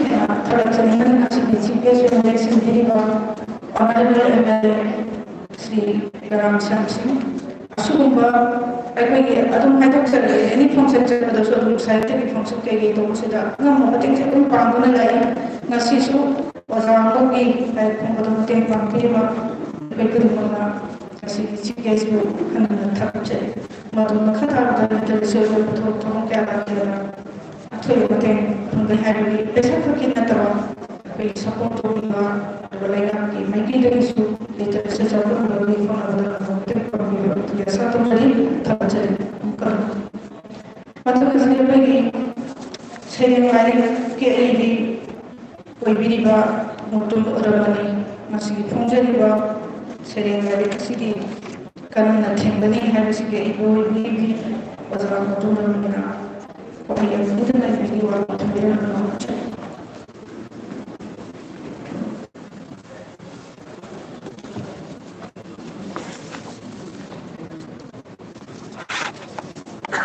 Handa puna magi makang da pok manji ngasi leimarol project ko le kolgi lari phongba aigi maru oja subadani masuna ai sagi lari Sering lari kan si phonggi thoram masida matieng amasung thogat pagi damalta agi mayam amagi wakhali asang gi yumpham oibiriba kai kun nazaraba Sri Garam Singh MLA len thaban besi loina na akhanna ba mithunglen oibiriba maja nemai thengi den kuma convener Manipur Advisory Board Site Academy Thoramapu Biribi Hogi Leimarol Project or Lake Gisu Mama is Biribi Zaibema Professor Nahakma Maruna Devi Din School of Humanities AMU Kanchipur Loinana Wali Masasi Wamang Bigidaba Kai Nazar Bawaja Salam Thomas Singh President Water Writers Marang Aroibada Agi Now Wazak Waheng Kumari Senu Sadin Larik Asim Lawang Bigadaribi Associate Professor Manipuri Department MU Punamagi Mapanda Pukmajari Loidana Nasi Simoni Pamasida Lakiriba Ibu Kayarak Hana Tandiba Taki Bangam the Ozaguru Singh Sin Inal Singh Upa Singh Ibung Singh Amadi Oza Nimbiri Sinisi Punamaki Mapanda Purumjari Kaisu thoidokpa larik sigi maramda dina korean oja kumari na su larik ki maramda phajana tum haibirak kadabani aigi thoidokpa masijida mayang hamna sinazari bani ari si pabina haidana aini izaba larik sidi aina kari hairubeni isani di basidi phajari dana bi bani madigi maramda phajaba thiba mayam dudi mayang minina bagi wakhanundagi lakadabani Adu lari dasi phone na bada mating pangdi kiba mayam ma ai man panjarangi kamna lari dasi phone na am na group na tawba sopana singbada mai mating pangdi kiba ꯃꯔꯨꯑꯣꯏꯅ ꯑꯩꯒ ꯄ꯭ꯔꯙꯥꯗꯅ ꯑꯩꯒꯤ ꯋꯥꯔꯤ ꯃꯆꯥ ꯑꯣꯏꯁꯅꯨ ꯁꯩꯔꯦꯡ ꯑꯣꯏꯁꯅꯨ ꯑꯦꯅꯤ ꯑꯩꯅ ꯏꯖꯔꯤꯕꯁꯤꯡ ꯌꯥꯝ ꯀꯨꯞꯅ ꯆꯦꯛ ꯇꯧꯕꯤꯕ ꯍꯥꯏꯇꯥꯔꯦ ꯑꯗꯨꯒ ꯑꯩꯈꯣꯏꯒꯤ ꯋꯥꯍꯩꯁꯤ ꯁꯨꯃꯥꯏꯅ ꯍꯥꯏ ꯁꯤꯅ ꯍꯦꯟꯅ ꯐꯖꯒꯗꯧꯕ ꯃꯥꯜꯂꯤ ꯑꯗꯨꯒ ꯁꯤꯒꯨꯝꯕ ꯃꯑꯣꯡꯗ ꯁꯦꯝꯗꯣꯛꯑꯒꯗꯤ ꯍꯦꯟꯅ ꯇꯥꯒꯗꯧꯕ ꯃꯥꯜꯂꯤ ꯀꯥꯏꯅ ꯁꯖꯦꯁꯟ ꯄꯤꯕꯤꯕ ꯃꯌꯥꯝ ꯑꯁꯤꯒꯤꯗꯃꯛꯇꯁꯨ ꯑꯩꯒꯥꯕꯨ ꯊꯥꯒꯠꯆꯔꯤ ꯂꯣꯏꯅꯅ ꯂꯥꯏꯔꯤꯛ ꯑꯁꯤ ꯐꯣꯡꯅꯅꯕ ꯍꯣꯠꯅꯕꯗ ꯑꯩꯈꯣꯏꯒꯤ ꯀꯝꯄ꯭ꯌꯨꯇꯔꯗ ꯍꯥꯞꯇꯅ ꯅꯝꯕꯤꯈꯤꯕ ꯃꯇꯝ ꯄꯨꯝꯅꯃꯛꯇ ꯑꯩꯅ ꯍꯦꯛ ꯅꯝꯕꯒ ꯃꯥꯅ ꯀꯩꯅꯣꯁꯤꯗ ꯈꯨꯠꯅ ꯏꯊꯣꯛꯑꯅꯤ ꯃꯥꯅ ꯅꯝꯃꯅꯤ ꯍꯧꯖꯤꯛꯇꯤ ꯑꯩ ꯃꯁꯤ ꯇꯦꯕ꯭ꯂꯦꯠꯇ ꯅꯝꯃꯤ ꯇꯦꯕ꯭ꯂꯦꯠꯇ ꯅꯝꯃꯤꯕ ꯄꯣꯠꯁꯤ ꯍꯦꯛꯇ ꯀꯩꯅꯣ ꯇꯧꯕ ꯌꯥꯗꯕ ꯃꯉꯣꯟꯗ ꯑꯃꯨꯛ ꯇ꯭ꯔꯥꯟꯁꯐꯔ ꯇꯧꯗꯣꯏꯅꯤ ꯑꯗꯣ ꯃꯥꯅ ꯑꯃꯨꯛ ꯁꯦꯝ ꯁꯥꯗꯅ ꯑꯃꯨꯛ ꯋꯥꯍꯩꯒꯤ ꯑꯩꯈꯣꯏꯒꯤ ꯁ꯭ꯄꯦꯂꯤꯡꯅꯆꯤꯡꯕ ꯃꯌꯥꯝ ꯑꯁꯤ ꯑꯔꯥꯟꯕ ꯃꯌꯥꯝꯁꯤ ꯌꯦꯡꯕꯤꯔꯤꯕ ꯑꯩꯒꯤ ꯏꯄꯥ ꯀꯨꯏꯅ ꯅꯨꯡꯁꯤꯅ ꯂꯣꯏꯅꯖꯔꯛꯂꯕ ꯏꯄꯥ ꯏꯁꯣꯔꯆꯟꯗ꯭ꯔ ꯑꯗꯨꯒ ꯂꯣꯏꯅꯅ ꯃꯩꯇꯩ ꯃꯌꯦꯛꯇ ꯑꯣꯟꯊꯣꯛꯄꯤꯕ ꯑꯩꯒꯤ ꯑꯦꯁꯦꯝꯕ꯭ꯂꯤꯒꯤ ꯁ꯭ꯇꯥꯐ ꯑꯣꯏꯅ ꯂꯩꯕꯤꯈꯤꯕꯅꯤ ꯍꯧꯖꯤꯛꯇꯤ ꯑꯩ ꯃꯐꯝꯗꯨꯗ ꯇꯣꯛꯂꯛꯑꯦ ꯁꯨꯔꯗꯥꯁ ꯃꯥ ꯃꯩꯇꯩ ꯃꯌꯦꯛꯁꯤ ꯌꯥꯝ ꯐꯖꯅ ꯈꯪꯕ ꯍꯥꯏꯇꯥꯔꯦ ꯑꯗꯨꯅ ꯑꯩꯒꯤ ꯏꯖꯔꯤꯕ ꯄꯨꯝꯅꯃꯛꯁꯦ ꯃꯥꯅ ꯃꯩꯇꯩ ꯃꯌꯦꯛꯇ ꯑꯣꯟꯊꯣꯛꯄꯤ ꯑꯗꯒꯤ ꯑꯃꯨꯛ ꯂꯥꯏꯔꯤꯛꯀꯤ ꯋꯥꯍꯩ ꯊꯥꯕ ꯂꯥꯏꯔꯤꯛꯁꯤ ꯅꯝꯅꯕ ꯍꯣꯠꯅꯕ ꯆꯦꯟꯊꯣꯛ ꯆꯦꯟꯁꯤꯟꯁꯦ ꯑꯩꯒꯤ ꯏꯄꯥ ꯑꯃꯔꯁꯤꯅ ꯑꯗꯨꯝ ꯂꯣꯏꯅꯃꯛ ꯇꯧꯕꯅꯤ ꯑꯗ ꯃꯥꯅ ꯁꯤ ꯊꯥꯕ ꯈꯣꯠꯄ ꯀꯩꯗꯧꯕ ꯃꯌꯦꯛꯁꯦ ꯑꯩꯗꯤ ꯀꯩꯅꯣꯁꯦ ꯈꯨꯠꯅ ꯏꯕꯁꯤꯅ ꯍꯦꯟꯅ ꯄꯥꯝꯃꯤꯅꯦ ꯑꯃꯔꯁꯦ ꯁꯨꯃꯥꯏꯅ ꯏꯕꯤꯕꯅꯦ ꯃꯥꯏ ꯀꯩꯅꯣꯁꯦ ꯇꯥꯏꯇꯜꯒꯁꯦ ꯍꯥꯏꯗꯅ ꯇꯧꯗꯅ ꯃꯦꯗꯥꯝ ꯑꯩ ꯏꯒꯦ ꯍꯥꯏꯗꯅ ꯃꯥꯅ ꯑꯗꯨꯃꯥꯏꯅ ꯇꯧꯗꯅ ꯁꯨꯔꯆꯟꯗ꯭ꯔꯅ ꯑꯃꯔꯖꯤꯠꯅ ꯏꯕ ꯈꯣꯠꯄ ꯃꯩ ꯇꯥꯏꯇꯜ ꯊꯥꯕꯅꯆꯤꯡꯕꯁꯦ ꯃꯥꯒꯤ ꯁꯔꯨꯛꯅꯤ ꯂꯣꯏꯅꯅ ꯁꯥꯏꯠꯇꯒꯤ ꯊꯕꯛ ꯇꯧꯕꯁꯦ ꯐꯦꯃꯤꯂꯤꯒꯤ ꯁꯄꯣꯔꯠ ꯌꯥꯎꯗ꯭ꯔꯗꯤ ꯌꯥꯕ ꯅꯠꯇꯦ ꯑꯗꯨꯅ ꯑꯩꯒꯤ ꯏꯄꯨꯔꯣꯏꯕꯒꯤ ꯁꯥꯏꯠꯇꯒꯤ ꯏꯆꯥꯒꯤ ꯁꯥꯏꯠꯇꯒꯤ ꯌꯥꯝꯅ ꯃꯇꯦꯡ ꯏꯃꯨꯡꯒꯤ ꯁꯥꯏꯠꯇꯒꯤ ꯃꯇꯦꯡ ꯌꯥꯝꯅ ꯐꯪꯉꯤ ꯁꯤꯒꯤꯗꯃꯛꯇꯁꯨ ꯑꯩꯅ ꯑꯩꯒꯤ ꯏꯃꯨꯡ ꯃꯅꯨꯡꯕꯨ ꯑꯩ ꯏꯀꯥꯏ ꯈꯨꯝꯅꯕ ꯎꯠꯆꯔꯤ ꯑꯗꯨꯒ ꯑꯩꯒꯤ ꯁꯩꯔꯦꯡ ꯂꯥꯏꯔꯤꯛ ꯑꯁꯤꯒꯤ ꯀꯩꯅꯣꯁꯦ ꯂꯥꯏꯁꯦ ꯑꯩꯒꯤ ꯏꯆꯥꯅꯨꯄा ꯑꯍꯟ ꯍꯤꯌꯥꯏꯔꯦꯟ ꯊꯣꯛꯆꯣꯝ ꯍꯥꯏꯗꯅ ꯃꯥꯁꯤ ꯁꯥꯟꯇꯤꯅꯤꯀꯦꯇꯟꯒꯤ ꯁꯥꯇ꯭ꯔꯅꯤ PFA ꯂꯣꯏꯔꯒ ꯃꯥ ꯑꯗꯨꯝ ꯑꯇꯩ ꯃꯥꯏ ꯇꯣꯉꯥꯟꯕ ꯑꯗꯨꯝ ꯑꯥꯔꯠꯀꯤ ꯐꯤꯜꯁꯤꯗ ꯏꯁꯩꯗꯒꯤ ꯑꯗꯒꯤ ꯁꯩꯔꯦꯡꯗꯒꯤ ꯂꯥꯏꯔꯤꯛ ꯏꯕꯗꯒꯤ ꯑꯗꯨꯝ ꯃꯆꯤꯠ ꯑꯗꯨꯝ ꯇꯧꯔꯒ ꯑꯗꯨꯝ ꯂꯩꯕ ꯑꯗꯨꯃꯥꯏꯅ ꯑꯩꯅ ꯃꯁꯤ ꯂꯥꯏꯔꯤꯛ ꯄꯨꯔꯥ ꯆꯍꯤ ꯑꯃ ꯀꯩꯅꯣꯗ ꯂꯩꯔꯦ ꯅꯦꯁꯇ ꯂꯩꯔꯦ ꯅꯦꯁꯇ ꯅꯝꯕꯁꯨ ꯂꯣꯏꯁꯤꯟꯗꯅ ꯂꯩꯕ ꯑꯗꯨꯅ ꯃꯁꯤ ꯃꯃꯥꯅ ꯑꯝꯇ ꯏꯕꯨꯡꯉꯣꯅꯕꯨ ꯑꯩꯒꯤ ꯀꯩꯅꯣꯁꯤꯡꯗ ꯌꯦꯛꯄꯤꯌꯨꯅꯦ ꯀꯣꯕꯔꯁꯤꯡꯗ ꯌꯦꯛꯄꯤꯌꯨꯅꯦ ꯍꯥꯏꯕꯁꯦ ꯃꯨꯠꯁꯦ ꯌꯥꯝ ꯃꯨꯗꯤ ꯑꯣꯏꯕ ꯑꯗꯨꯅ ꯃꯣꯏ ꯂꯥꯏꯌꯦꯛꯄꯁꯤꯡꯒꯤ ꯍꯧꯅꯕꯖꯥꯠꯅꯤ ꯃꯁꯤ ꯃꯨꯗꯤ ꯑꯣꯏꯕꯁꯦ ꯉꯁꯥꯏ ꯃꯥꯏꯀꯦꯜꯅ ꯍꯥꯏꯈꯤꯕꯗ ꯀꯣꯛꯁꯤ ꯌꯥꯝꯅ ꯇꯠꯅ ꯂꯥꯛꯑꯦ ꯍꯥꯏꯗꯅ ꯑꯔꯣꯏꯕꯗꯗꯤ ꯃꯥꯅ ꯌꯦꯛꯄꯤꯔꯒ ꯑꯗꯨꯃꯥꯏꯅ ꯍꯥꯞꯈꯤꯕꯅꯤ ꯑꯩꯒꯤ ꯏꯆꯥꯅꯨꯄꯥ ꯑꯍꯟꯅ ꯌꯦꯛꯄꯤꯕꯅꯤ ꯁꯤ ꯄꯨꯝꯅꯃꯛꯁꯤ ꯍꯥꯏꯖꯔꯒ ꯉꯁꯤ ꯑꯩꯒꯤ ꯀꯩꯅꯣꯁꯦ ꯁꯩꯔꯦꯡꯒꯤ ꯂꯥꯏꯔꯤꯛ ꯑꯁꯦ ꯃꯌꯥꯝ ꯄꯨꯝꯅꯃꯛꯅ ꯅꯩꯅꯕꯤꯌꯨ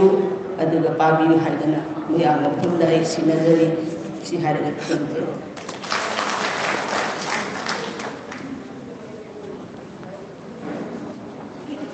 ꯊꯥꯒꯠꯆꯔꯤ ꯑꯣꯖꯥ ꯃꯨꯇꯨꯝꯔꯃꯅꯤ ꯑꯣꯖꯥꯒꯤꯁꯨ ꯑꯣꯖꯥꯅ ꯈꯨꯗꯣꯜ ꯇꯝꯖꯅꯤꯡꯕ ꯑꯣꯖꯥꯁꯤꯡ ꯈꯔꯒꯤ ꯃꯤꯡ ꯄꯤꯕꯤꯔꯛꯏ ꯑꯣꯖꯥ ꯑꯃꯨꯛꯀ ꯂꯦꯡꯊꯣꯛꯄꯤꯔꯛꯀꯅꯤ ꯀꯧꯈꯠꯆꯔꯤ ꯁꯪꯂꯥꯏ ꯂꯥꯛꯄ ꯄ꯭ꯔꯚꯥꯗ ꯑꯣꯖꯥ ꯄ꯭ꯔꯚꯥꯗ ꯂꯦꯡꯈꯠꯄꯤꯔꯛ ꯑꯃꯨꯛꯇꯪ ꯂꯦꯡꯈꯠꯄꯤꯔꯛꯅꯕꯒꯤ ꯍꯣꯠꯅꯖꯔꯤ ꯑꯗꯨꯒ ꯉꯁꯤꯒꯤ ꯀꯌꯥ ꯈꯨꯝꯅꯖꯔꯤ ꯑꯃꯨꯛꯇꯪꯒꯗꯤ ꯋꯥꯕꯤꯕ ꯇꯥꯔꯦ ꯀꯌꯥ ꯈꯨꯝꯅꯖꯔꯤꯕ ꯁꯤꯔꯤꯌꯁꯇ ꯂꯦꯡꯈꯠꯄꯤꯔꯛꯅ ꯏꯃꯥ ꯏꯕꯦꯟꯅ ꯍꯦꯜꯂꯦ ꯇꯧꯕꯤꯃꯜ ꯈꯪꯕꯁꯦ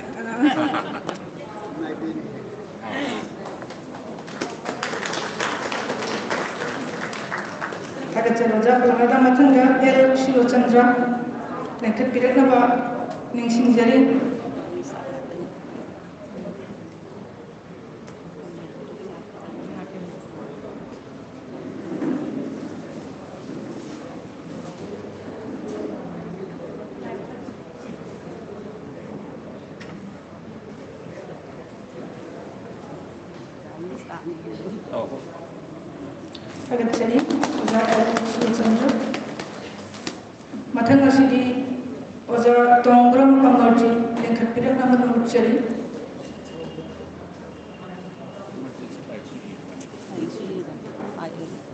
ꯏꯕ ꯄꯨꯔꯁꯀꯥꯔ ꯐꯪꯉꯦ ꯄꯦꯟꯇꯤꯡꯁꯨ ꯇꯧꯕ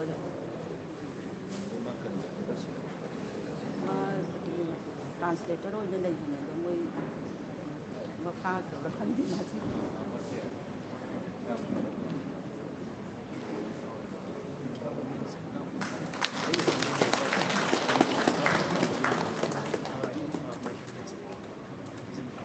Sagat jadi tong emergent. Matanda angka kopat jadi sudah selingkar berkali.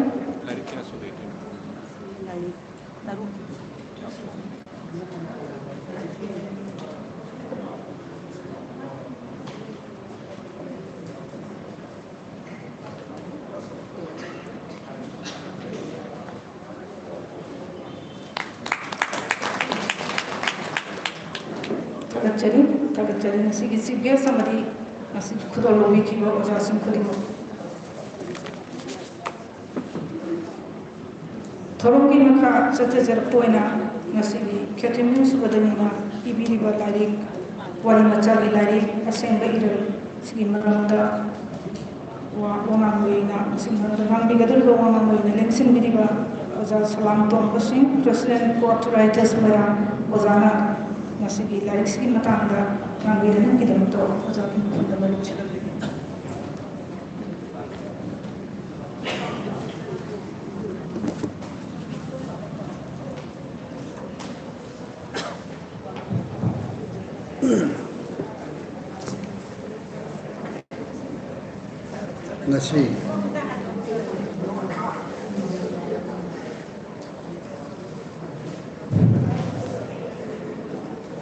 ngasi MDO hall sida andang fazana singraba aibi ani adusu miyai silanglaba aikoina ondong na bebhar tawjariba aibi ani gi dari phomba asida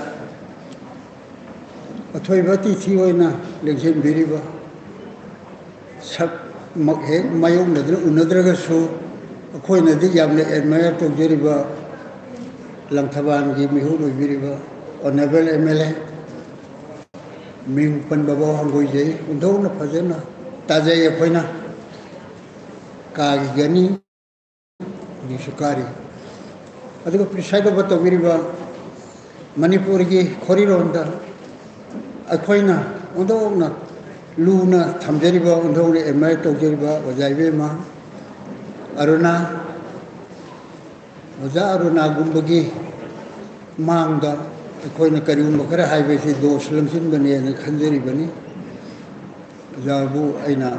beba tawjari aduga loinana guest of honor biriba ina convener mangdeling sin biriba ondong na halik beba tawdana aibanina okhraba adumba lamnan sing ai loina panjararoi adugo loinana aibi medam ramani gi maramda magi lari ki maramda wanganga doru ma akoina yamna luna thamjari bi nauna hugalai bi kritik ibema kumari puno koi kharam jage tasengna haiba taragadi aina mafam sida lepseri basi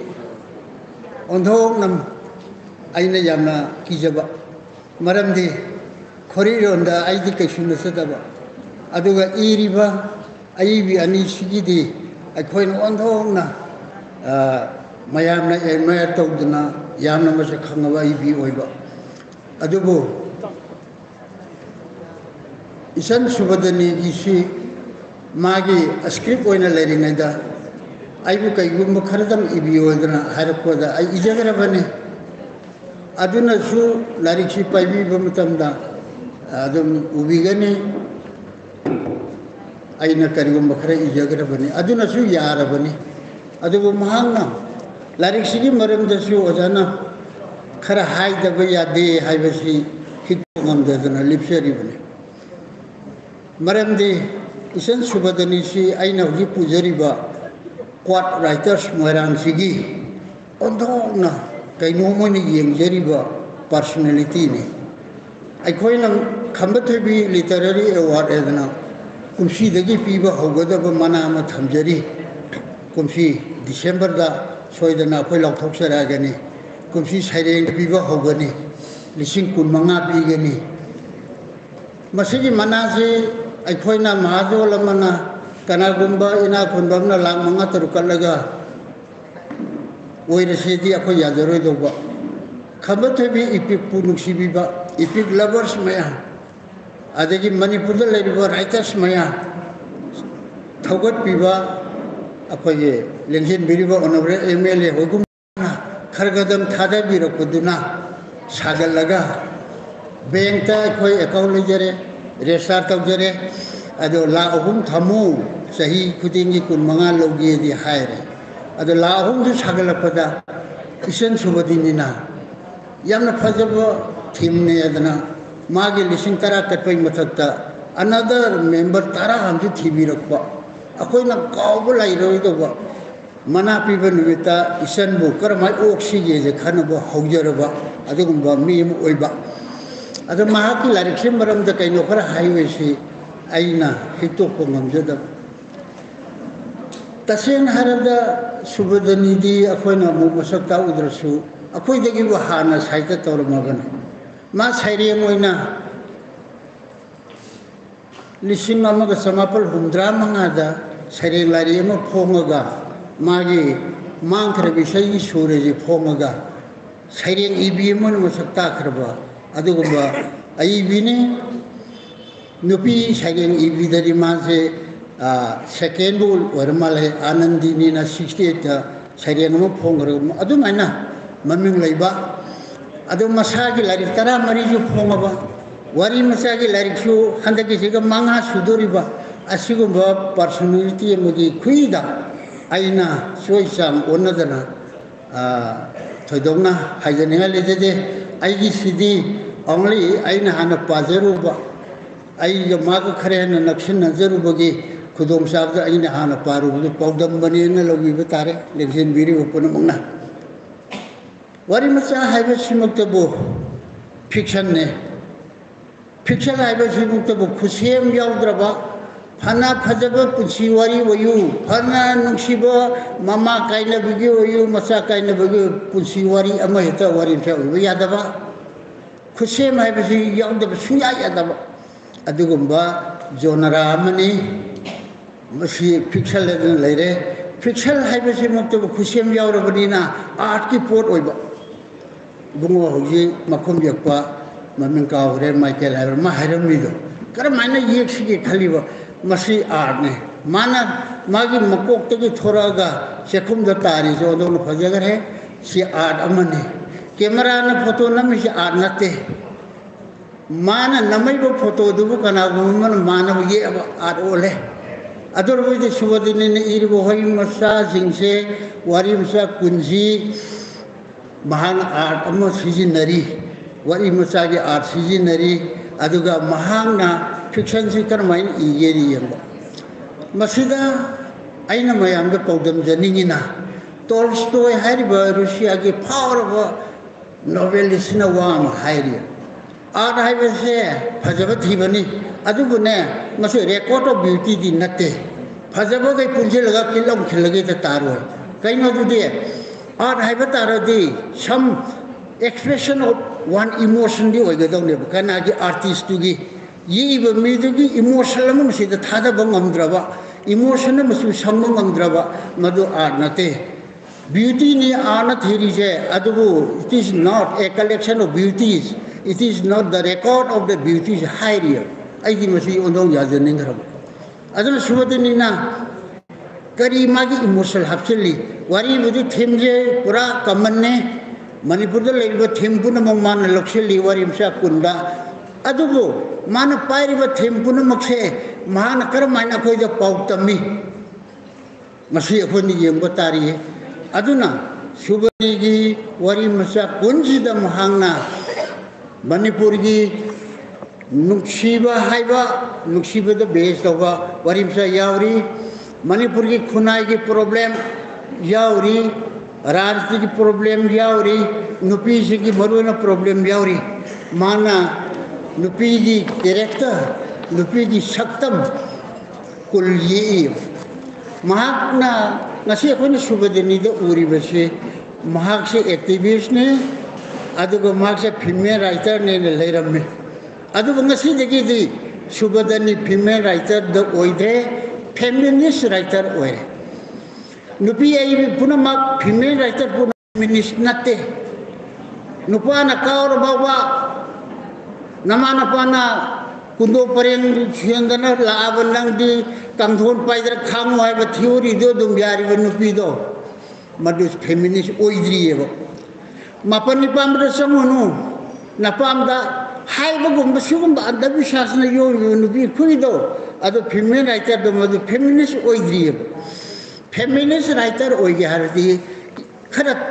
tabus mayam je thugar bataba akhoi da anda bisas na yo mi ba lal ba thajaba mayam masi thugar pungam bataba adu ngasi subadani na female writer moina leiram badagi feminist writer olopase masi de ono nungai ma kuirabani ma ki wari misa mamangi ma ki wari masa fongi badu masa masung masa habra asidagi mai kharaga hograbani adu handaki sidi feminism gi ton yam phajana yawi magi wari masa jida symbol liba nupi gi character che amat lekha ta hande nupa jingi asoiba nupa jingi phataba nupa jingi hainadaba nupa jing masabu chungthoning ba adugumba ingit yamna pigre masida nupa ikhoina ikaibo khamjadana leidong ngare subadani gi haibon to baire mahangna haibasida kiamu yamna mathawna leina hai kiamu yamna sincerity leina hai do pabira khangani subadani gi wari misa jing janati maru sangbani larik sondona phajagare aduna larik sida soidana ai mayamna applause to begin khali aina ujabadadi subadani gi wari masa kunsida piriba mahaki character jingsida nupi jingsi garagum ijan mangan biba yaure marai bakti na porok pa yaure adergi nangthak to biram ba yaure adubune magi nupi jingge tura hogala ma panthung di yongome masi yamna thagani ngai khuine nupi character sina ai ijan mangurian thori heta yanba ai jimana nangthak to biram medra mabu heta ai ne kap laiba adu tawdaba magi nupi khudimak tura hogala satpa ngamne masi nupi ai bi mogi khonjenda yamna nungai nupi ai bi punamak tagi manipur da khoni yenga ngaijari besidi nupi gi khonjel haiba ma women's voice kari khonjel lawgame ma masil umjilaga ngangi bra lawba ngamabra sima ade man kari lon season lai man ma ki season lai ba women's ki masin dei thoriba language do madu mag ngaijari abo ade subadani gi jira kara phange ayamna nuai nupi gi feminism gi language and tone voice gi matangda apai eni haiba nupi khona haiba ja yam yani mahangna peron di phimi haiba tamam buthore ma haina patriarchal speech mayam he pele adu nupi khoi oiba top pa ma na se peron di phimi nupi go oiba top lol ma sijina rang isi haiba se ayani maram di nupi sing khatang ngana ga do ba nupa na ditaba phangroi do ba siron da yob wa do larik te yobi ni ba pa me anang krai chalui saksara bra halabra si nupa jongange nupi jongange masin natte enin hari besidi feminism o gi hardi nupi akhoi gi nupa na ngamdraba akhoi nupa na thenaroi do lon jingje puthok tamsi adana mana madi tamda kari goi peron di femi do masi subadani gida nupi khaki oiba ton yamna yawi masima phange nupi gi voice ki matangda victoria gi matangi doctor aman hairame kari hai nupi hai bese physical biological factor na magi creativity je 20% mange masi chumangani akoi di khangaroi isal isi punama khangamane makhoi da lajariba creativity se magi biological factors na nupi oiru bana 20% mangya aduna di nupi gi aduna aina hajani na subadani gi mapung phari haibedi natte voice khare di yaure masida aikoina wari masa haibesi nuksibra hamnade nuwari masa du phajabra hai kari dei khusiem ni na ar ni na phajabra ham ta nuksibra hamde masida changda ba da base wari masa gi khulai khara tools khara leiri tools pu season nadraba khulai de season nadraba sumdring sumna angang lesari masa weringa de gina sibaw ge sumdring iraba madu wari masa oiroi dori neba aduna wari masa ge khwai de ge luri se haubu ge loibu ge se luba adui mathakta amana wari masa loibu ge ending gi mamu se khoimu gi mamu se string kawi masi yaudaba suya yadaba masida khwai de khuloi bejina America gi wari masa iba o Henry hariba nupa se masi ending ji mayam na hojibo locally adar mai maming thole kari hare o Henry ending or o Henry effect ko haibar sadi aroi beda pari nupa dana nupi duna kari khara mai wari masa su paro ga itumba yadre ni haiba gumba mai wari masa du paro beda ai ngasi sak langi dre haiba gumba effect ama piba ngamdredi nungai na panji edre helo silamaba wari do never complete oigado hainari bani short story is never complete short story is kaida moida lotion haiba yade pari ba mi de 50% khang gadone si matang sida malaya ge aibi malayalam ge aibi asita sin haiba I am writing only the half ai takhai de irabani ko the other half is with you higher apa ba noina khanjagro nungai hangera nungai halwera asi yamna chumba adu subadani gi sida akhoina yengado si single effect pibu ngamabra apa ba khoida karium khara pibu ngamabra haibesi yengbani aina adu ayamba yawi ihala badai ta hajerege magi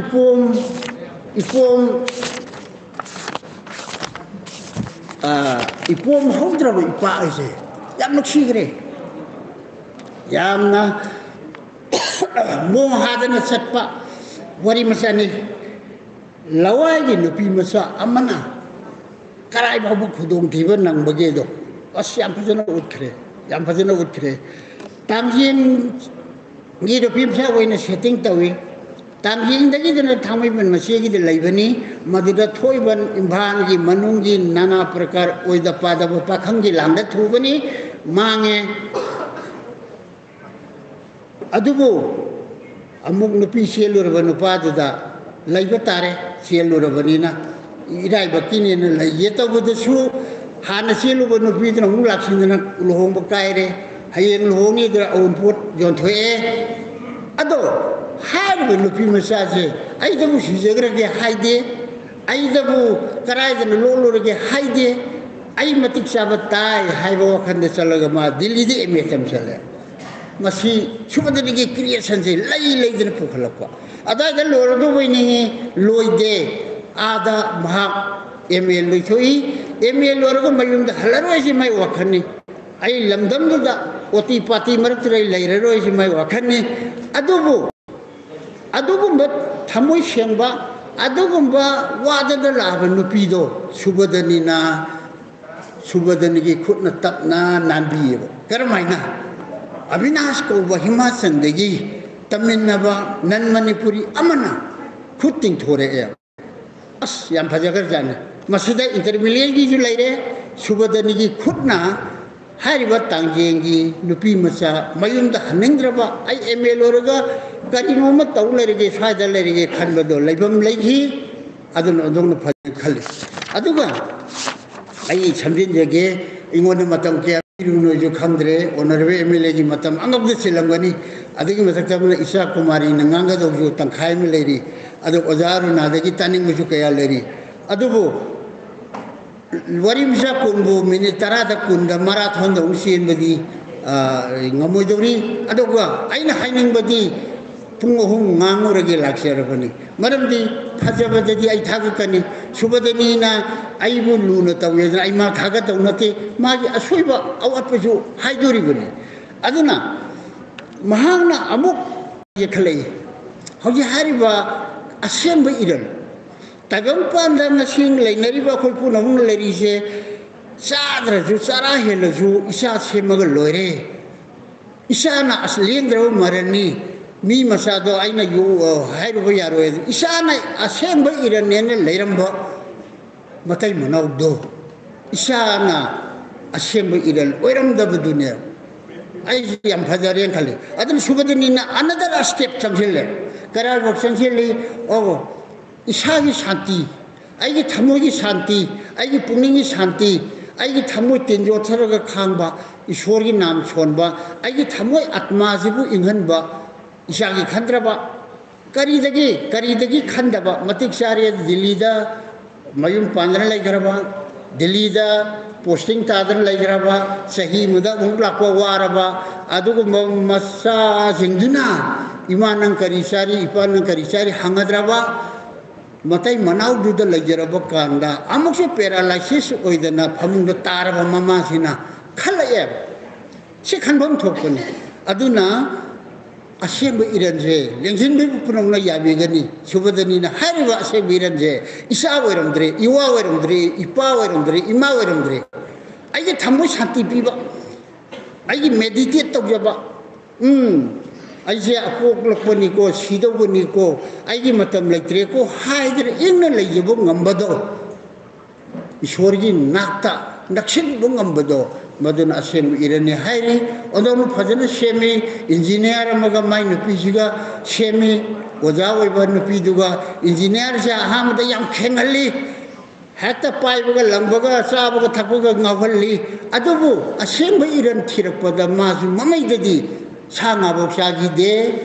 aduga yamna nuksiriba amana phamungda taraba kanamta yingbidraba masagai Delhi da khara lai amada khara lai laigraba adugi mama asunba sor pipit laurabado ngasidi ke sanjaramani ai govinda khurumuge khesiri porke lainimala porke nang ngakte di leira moina thadokpada halakpada ondadana ta leiramba aduda kauraga losinba onongna phajagre govindagi nimalla kaino du saba nanghide thamogi shanti di phangi asini man asemba iral harise adu je akhoi punamo yagani maramdi isasu sagai walai bombe gidna sahi mu phone taruktraba imhang gidna sahi mu phone taruktraba taje no ai hajari je aduda aina hajari bana kari khanga do bono de subadini na ya bhajan iri basida yum sangbai akhoi je sawidar ore mogi ka tare te di mama de sitaya de mirangi ta karami kanghan do haidok ta yade phauda yade mapa phida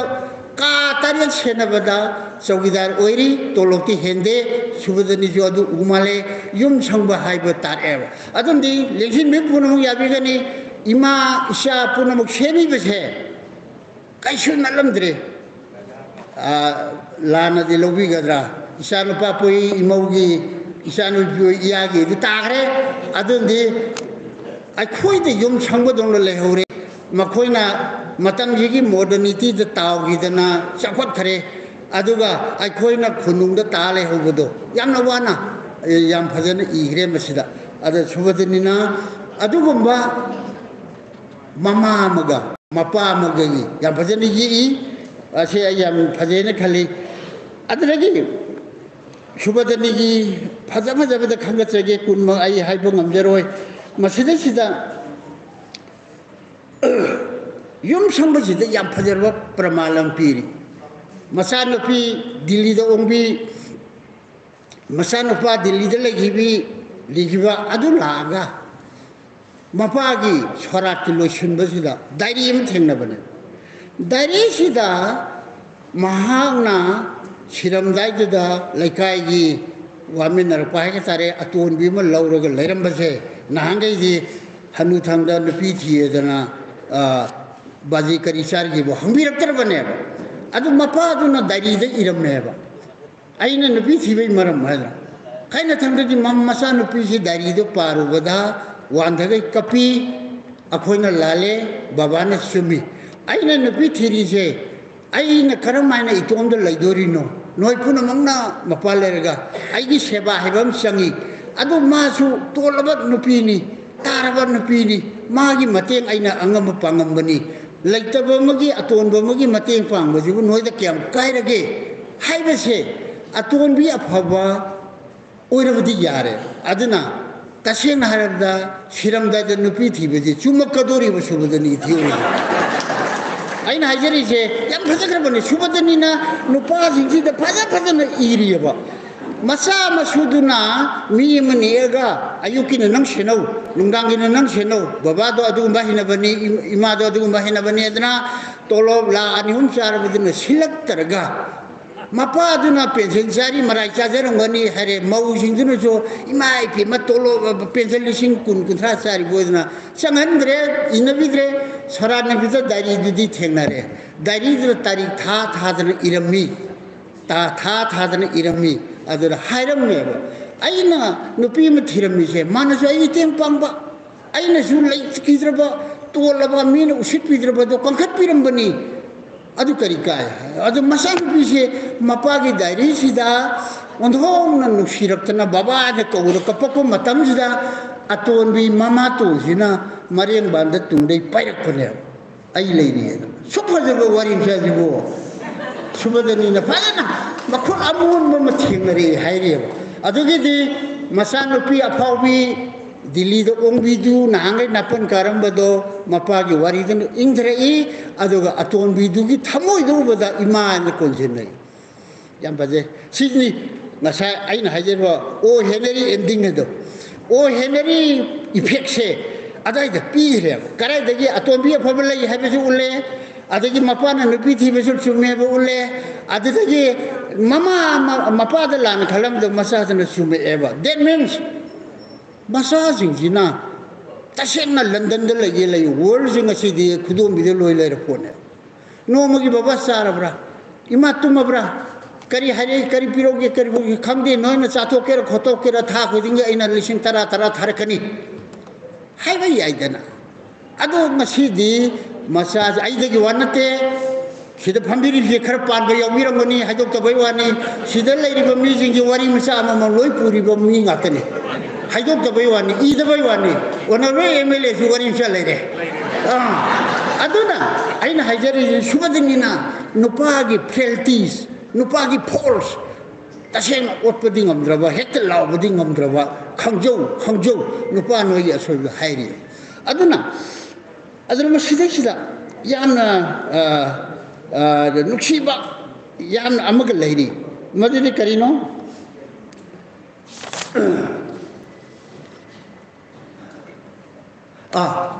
wama ise phajagre subadani boina hanana thakali pibaga ningonga wama ise leje torbala ni na saptaba yade torbala ni sabane ningon amna pibani ani jidi torbala ni unabadi never unararoi adu mana laiba huna bara haina hangiyeba that means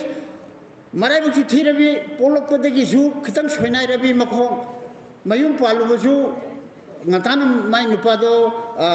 heart failure dan langsile ramaba adu sumana phatadana siri ni hajindana thichabi ma latana tanthok piraba masa nupa puraga adu sumu munbi raba sondana mama ton ge leitaba mama ton sina phataba adu mi masa do pitoko de yok ngopote na munra pitokhiba nupi sina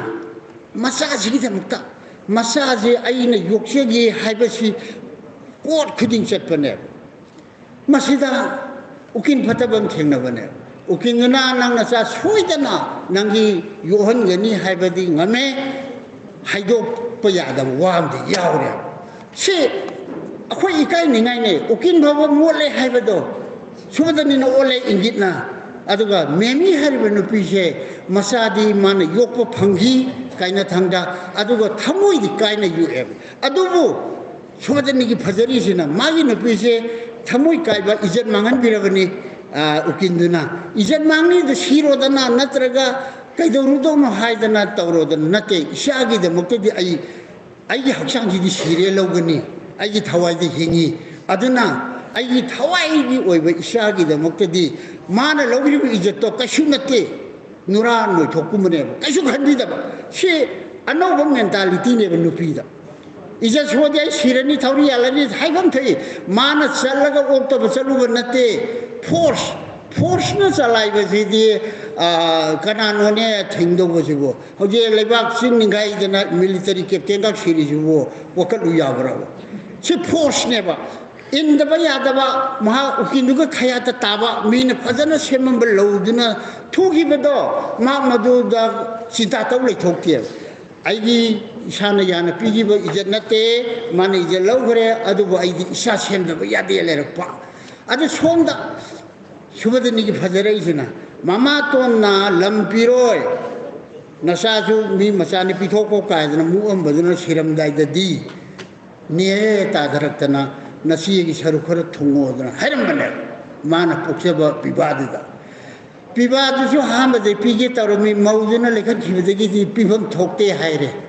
ado subadani ki nupida mana sembe character se mathau lehele kari hai aigi hakti aina tangani nangoni nira loroi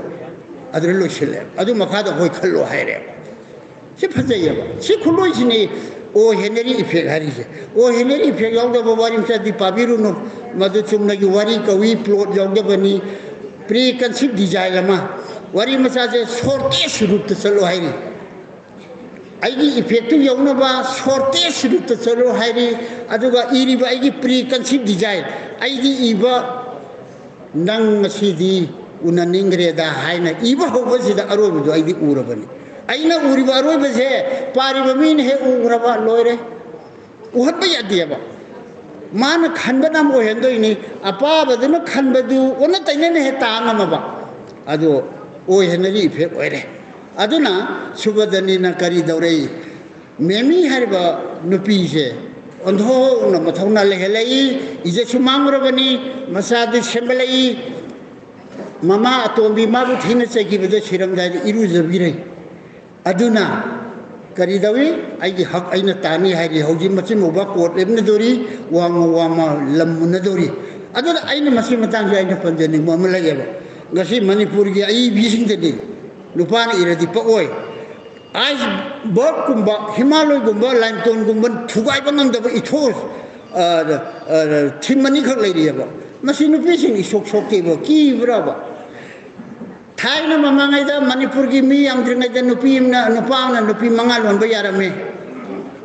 ningdau di kumdrai mang marphu lombo yawre ado lonje sanoba madusu akhoi gi mi yam da toy ne ba only sahi tre kunta pa halakko da lising manga da lai hai nesalama sabada di karmai lai dori matam dugi huji yadri topo yadri braba nupa nani lomba yadri nupi jo ani lon gani hai basi kana bi ingam da ju kari gi lobo ai hai na mase thuai ga dabne aj gog nung chang basi thuai ga dabne ada amana manipur da onabe mla julagiri len LRL MLR exida ningol mata mapa mama choto lo ya da view karam ba ek no nupa nupi khena baje torin moina hari nupi do nupi ne khamje pote mi ol polo pani phanek sesim bedegi nupi oigi bane hari chumdro no person is born umal hari man no me batta nupi no polo panate mi ona nupa no polo panate phanek sesim biraga na nupi hongrau sesim biraga nupa oigi bane adu karigi mama mapa gi choto bu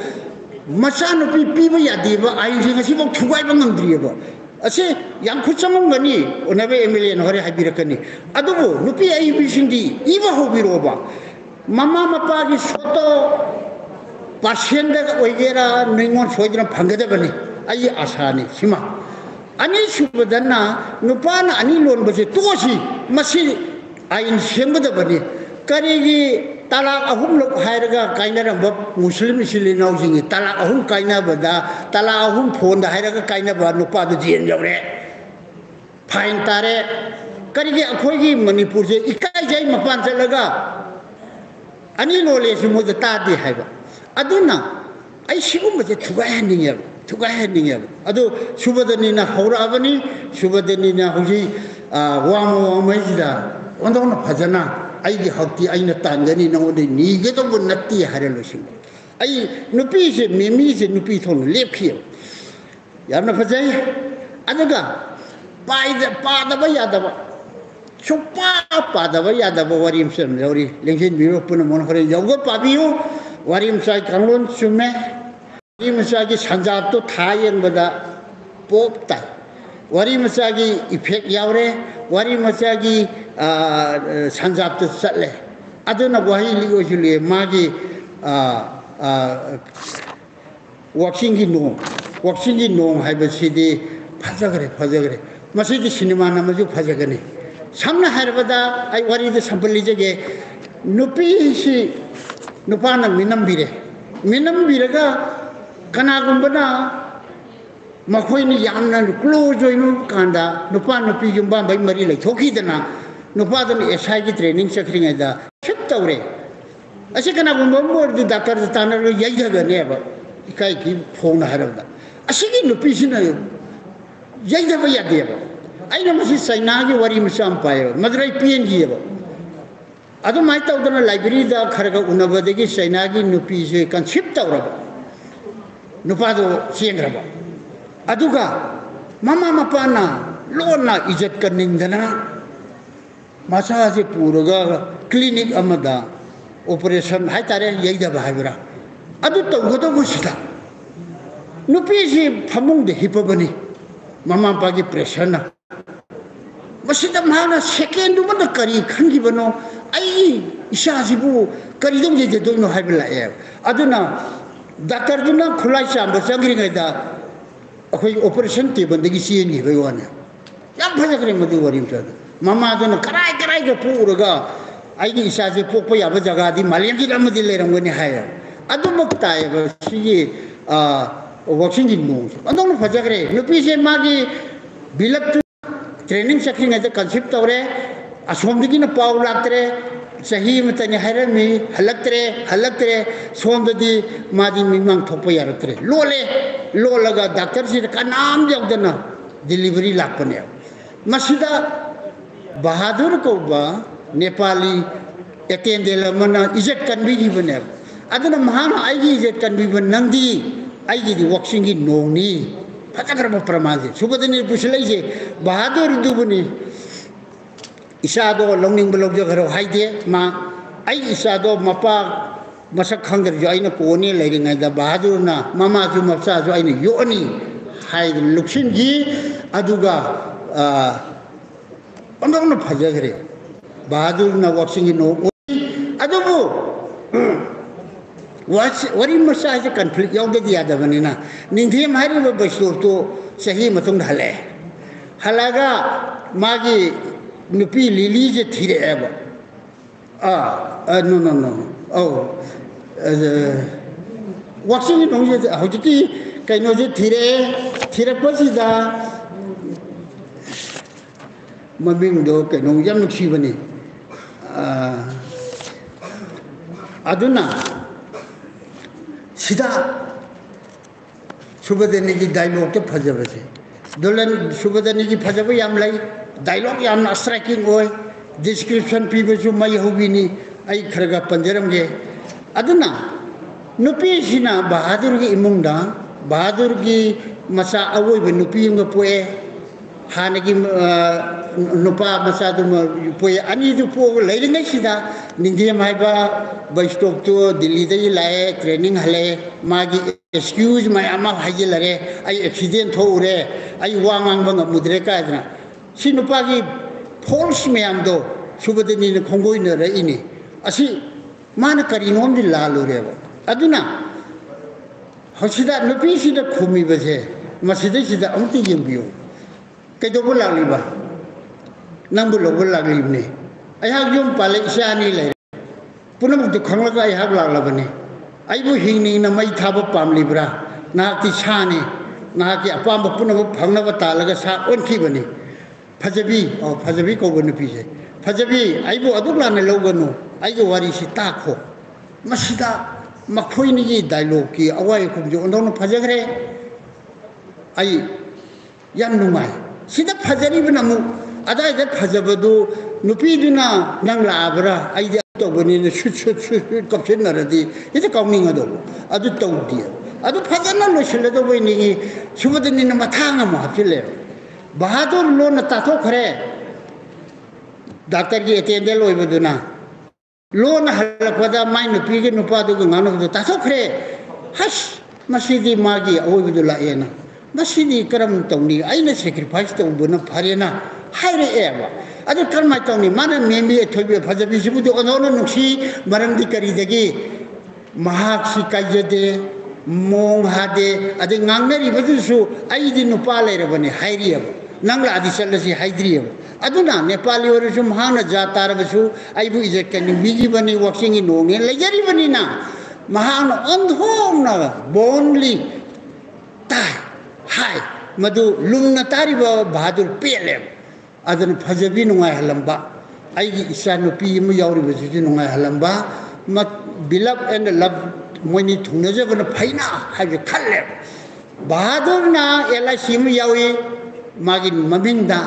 lupa lakh yagi adu phajana instrument thirami madu tebanda thanamaga mak hawa sen bari chongila sidokhi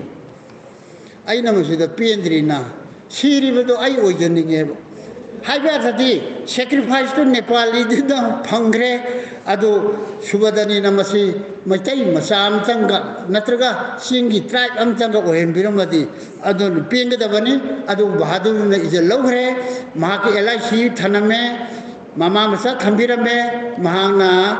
hawa da chongila sigi akoi masi o heneri ife yorobane aduna madu makhadi phajabiga ninghem amu unagi bara nuksi bare din mayam khanbiro hai thaname sumaina ai lo sinjege yang gare ai nang nangning badi aduna masida subadani gi de phajaba masal amana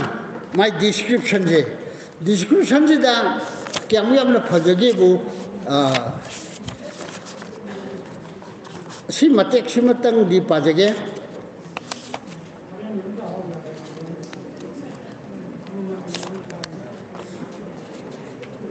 ngasai sanggogi mahasagar sida mana mati ba thari yamna nungai ramba ninghai ba ngabjagai nungai ramba duna siramda yoropada ko aduna yamna sondara bakanda imung dugi mang taglakpa scenery do asida adugumba ina khumba imung do ngasidi kari were ngasina umangi saklon yantat pidraba upal napina habung olaba masa thabidraba boroi adugi masana lebak samnaraba akenba unana thagalaba leimai sumjit manam tadraba sumangi leken ising manam tadraba mupak pida mi na maning tamlaba phaglang punamak sanalem bigi mathangda amaita mathang kore mana thari jembiu sanalem bigi imung se numarang gorabo adada oirai mu phibam je yamna phajana haigre ayya losenjarage subadani akoina thingba yararoi mangonda gi asa khara tawri adara mangonda handak sangaiba feminist tone si feminist ko feminist ki oibigi haradi subadani ju pabiramgani Julia Kristeva hariba feminism ahumse radical feminism oibigi abra adagi liberal feminism oibigi habra natraga na rational feminism oibigi abra ahumse kan bimatawa Helen Kisho hoy friends ki chuma feminist group na harina moidi radical ni karigi nupana singatarga ko debi tagadro ako ju singataw haiba mini natragana nupana phamenda phama khoi phamba yadra bro haiba that means bipolar or suya yaroi nupana hek taw khudi ma khoi yaga dawni haiba adugumba yamna radical oiba liberal oiba sina khara handraba India da haragana Kamala Das Kerala da Puksaraga Kolkata da mayum panba India ki feminism ki mother ne haina riba Kamala Das na hairiya aidi western ki feminism manade aidi ipure go nuksi isana ba khar nuksi aina pambadi moga akhoi ga understanding laina ba nupa nang tawdong si nupi nang tawdong si haiba ai awabo biba mai awabo ba understanding give and take to ba adu liberal loiba pame haiba adu rational sina ngasi akhoi manipur jai je tasengna mem chobi dagi hairo dakari biman dagi hairo mem chobi gi andro gi mai gi sing na puro nupi sa hari bani no na kan har khraba biman gi chumda nongthagi inapi inkalai bani puna maksi laga kunjarani gi longjam kunjarani gi samjire amakta tharai ba khon si dagi subadani na laurai ba si aina khanja ba rational feminism ne khali feminism si yai amita lobi ba yai manipur ji radical si yaroi nupi na nupa gi wamalana sakhi bi yaroi aduga rational oiba jamna give and take khamna ban yaba sigumba policy da rational feminism da samjin birai khare hena samjin birakine khali adugo mungasai na haijegi ba tabu mayam se thugai ba ngamba subadani haugrabani subadani gi mathangda kari thak phok yorokpage haibadidi yengi batari puna bu khoramjari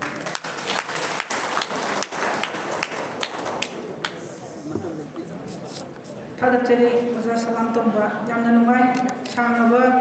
ozana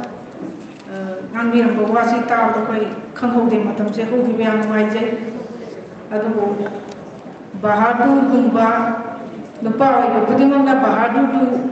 boyram ba nupi oi bisingi mitta pirang sinthram da basu ai aduga oza subadani gi hojog jinga si pungi ba wari macha aseng be iral haibasi kaya marai ba khabi bo roge haibada film nam dana juji film ji puthokoi gi ngai dana legi bani nangauroi na larik sibo khongai basi film na ham gi tare dana adana yang khazab film am oigani art film ni masi akhoi hape wari rumta sare masi film ji su film oina mayam da khungro na bagi puthok na bagi ngai dana legi adu ba wari machani aseng be iral sida base to film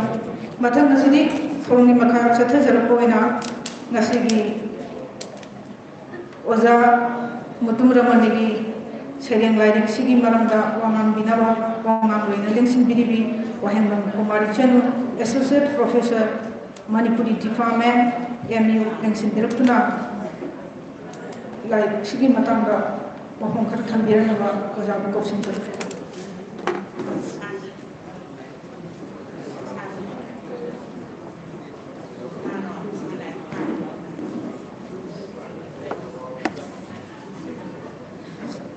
Lengsin biriba mayam puna muki makamda nolukna kai khumna butsari ngasi leimarol khuzai ko leikolna sinjal langjaduna pangthok biriba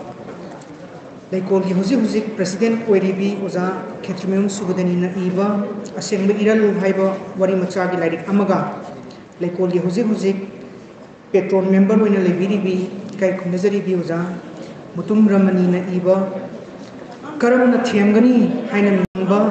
saireng gi larik amaga pungdokpagi thoramasi mayai tangbal da lengsin biriba thidok nei kai khunajari ba lamdamasi gi manipuri corridor bu manipuri culture bu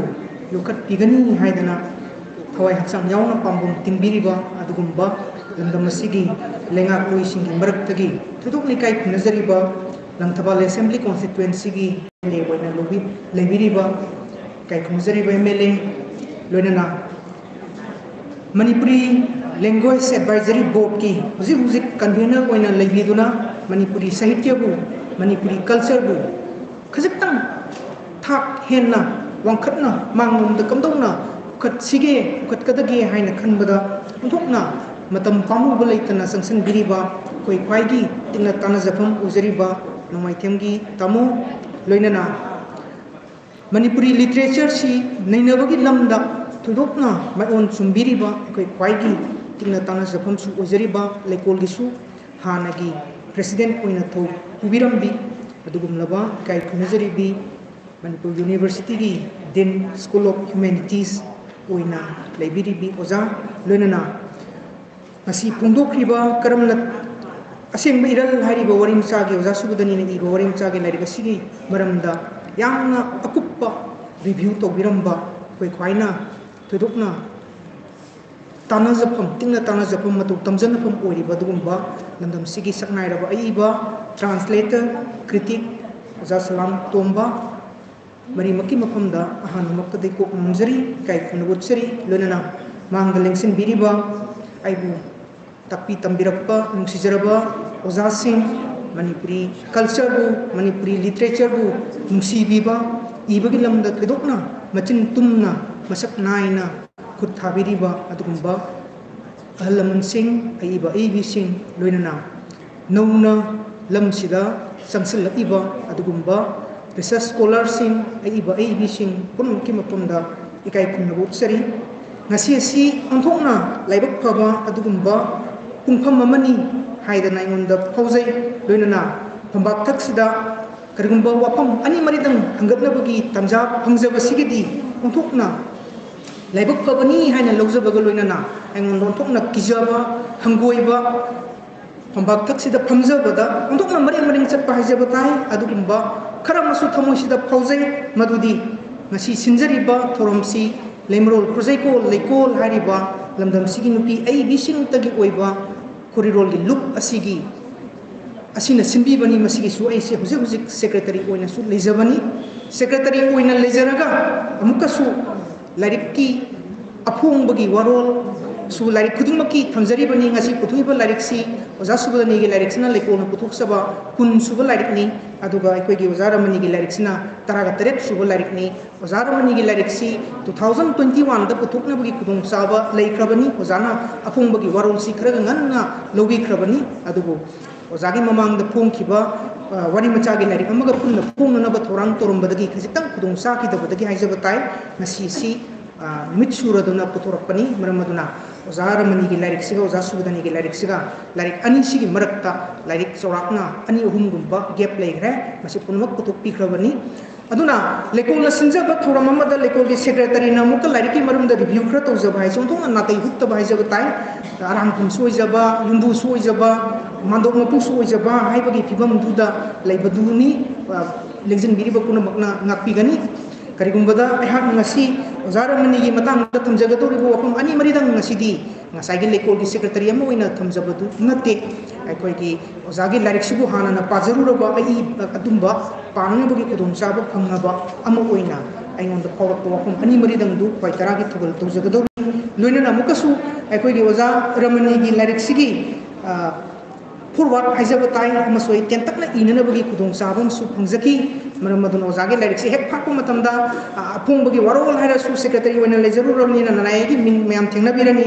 अददगीदी forward की मतंग दुदैदसु आइना खितंग इजरबनिना दुमसु थेंगनारनी ngasi sia मुकसु ओजागे लारिकसे review तोनबगी खुदोंचाबदो मु पिबिरबनिना ओजागे लारिकसे लेसदा आई से उमलगना थोपाइदो तारे मसि पुनमक मयामना ngakpigani हाइबो वफमसिम थमजरी लोइना आइना ngasi थमजगदोरिबा review Sissu ngसाइगी लारिक फोंब नुमित ओइबनिना ओजागी Kasun कोया लारिक चप एक साना नैनबगी review की पोटलोम दुदैददी हेक मतिक साना संसनबदी ngamoidobगी फिबम दु लै ngasiदी अखोइगी मणिपुरी खुरिरोलदा अदुगुम्बा वारी मचागी लारिक अमगा सेरेंगी लारिक अमगा नहोंगना फंगजबगी अदुगुम्बा नुंगाइजबा फोंदोकसबा अदुगुम्बा पुंफम अदुनी हाइना लौजबगा लोइनना ओजागी लारिक सिदा यावरिबा मयांगी ममांगदा खर हेना पुथोकपदा नुंगाइरगदो ओके मयामना एप्रिशिएट तोबा याबा ओजाबो कोइना ममांगलोमदा इनखत जबा याबा पुनिंग थुगत जबा याबा मखा ताना हेना इबगी लमसिदा संसिलकपा ओइननबगी थौनीजबगी दुगुम्बा पुंफमदुनी हाइना खंजै ओनमंगसु हेना खंबिबो वपमनी अखोइगी ओजार मनीसी सोक लिसिंग अमगा समापनगा मरिफुगा मापन स्टेस्ता यान हनबो ओइना मसागी हानबा सेरेंगी लारिक अमा थमोइना खुदाजब गुला हाइरिसि पुथोख्रबनी सोक लिसिंग अमगा अखोइगी समापनगा मरिफुगा मापन हाइबसी ngasiga yengnarubadi chawrang sahi kunthra gi mathakta khenarabani haijariba sumaina ojasi matam kayam ki mamang dagi ngasi dagi na sahi kunthra gi mamang haijabu tai maduda serengi larika mu puthokna manipuri sahitya sta mapam kan ba hubiramaga matam sangna amuk hairiba ibagi lamsidagi larik pungbagi lamsidagi katang nathaiduna kumsigi tongan tongan ba thogaising office ki masagi tawde yada ba dugum tawdang mayam na punkhibadagi haijabatai madonglomda maikai mayon gi henon sin bigibadagi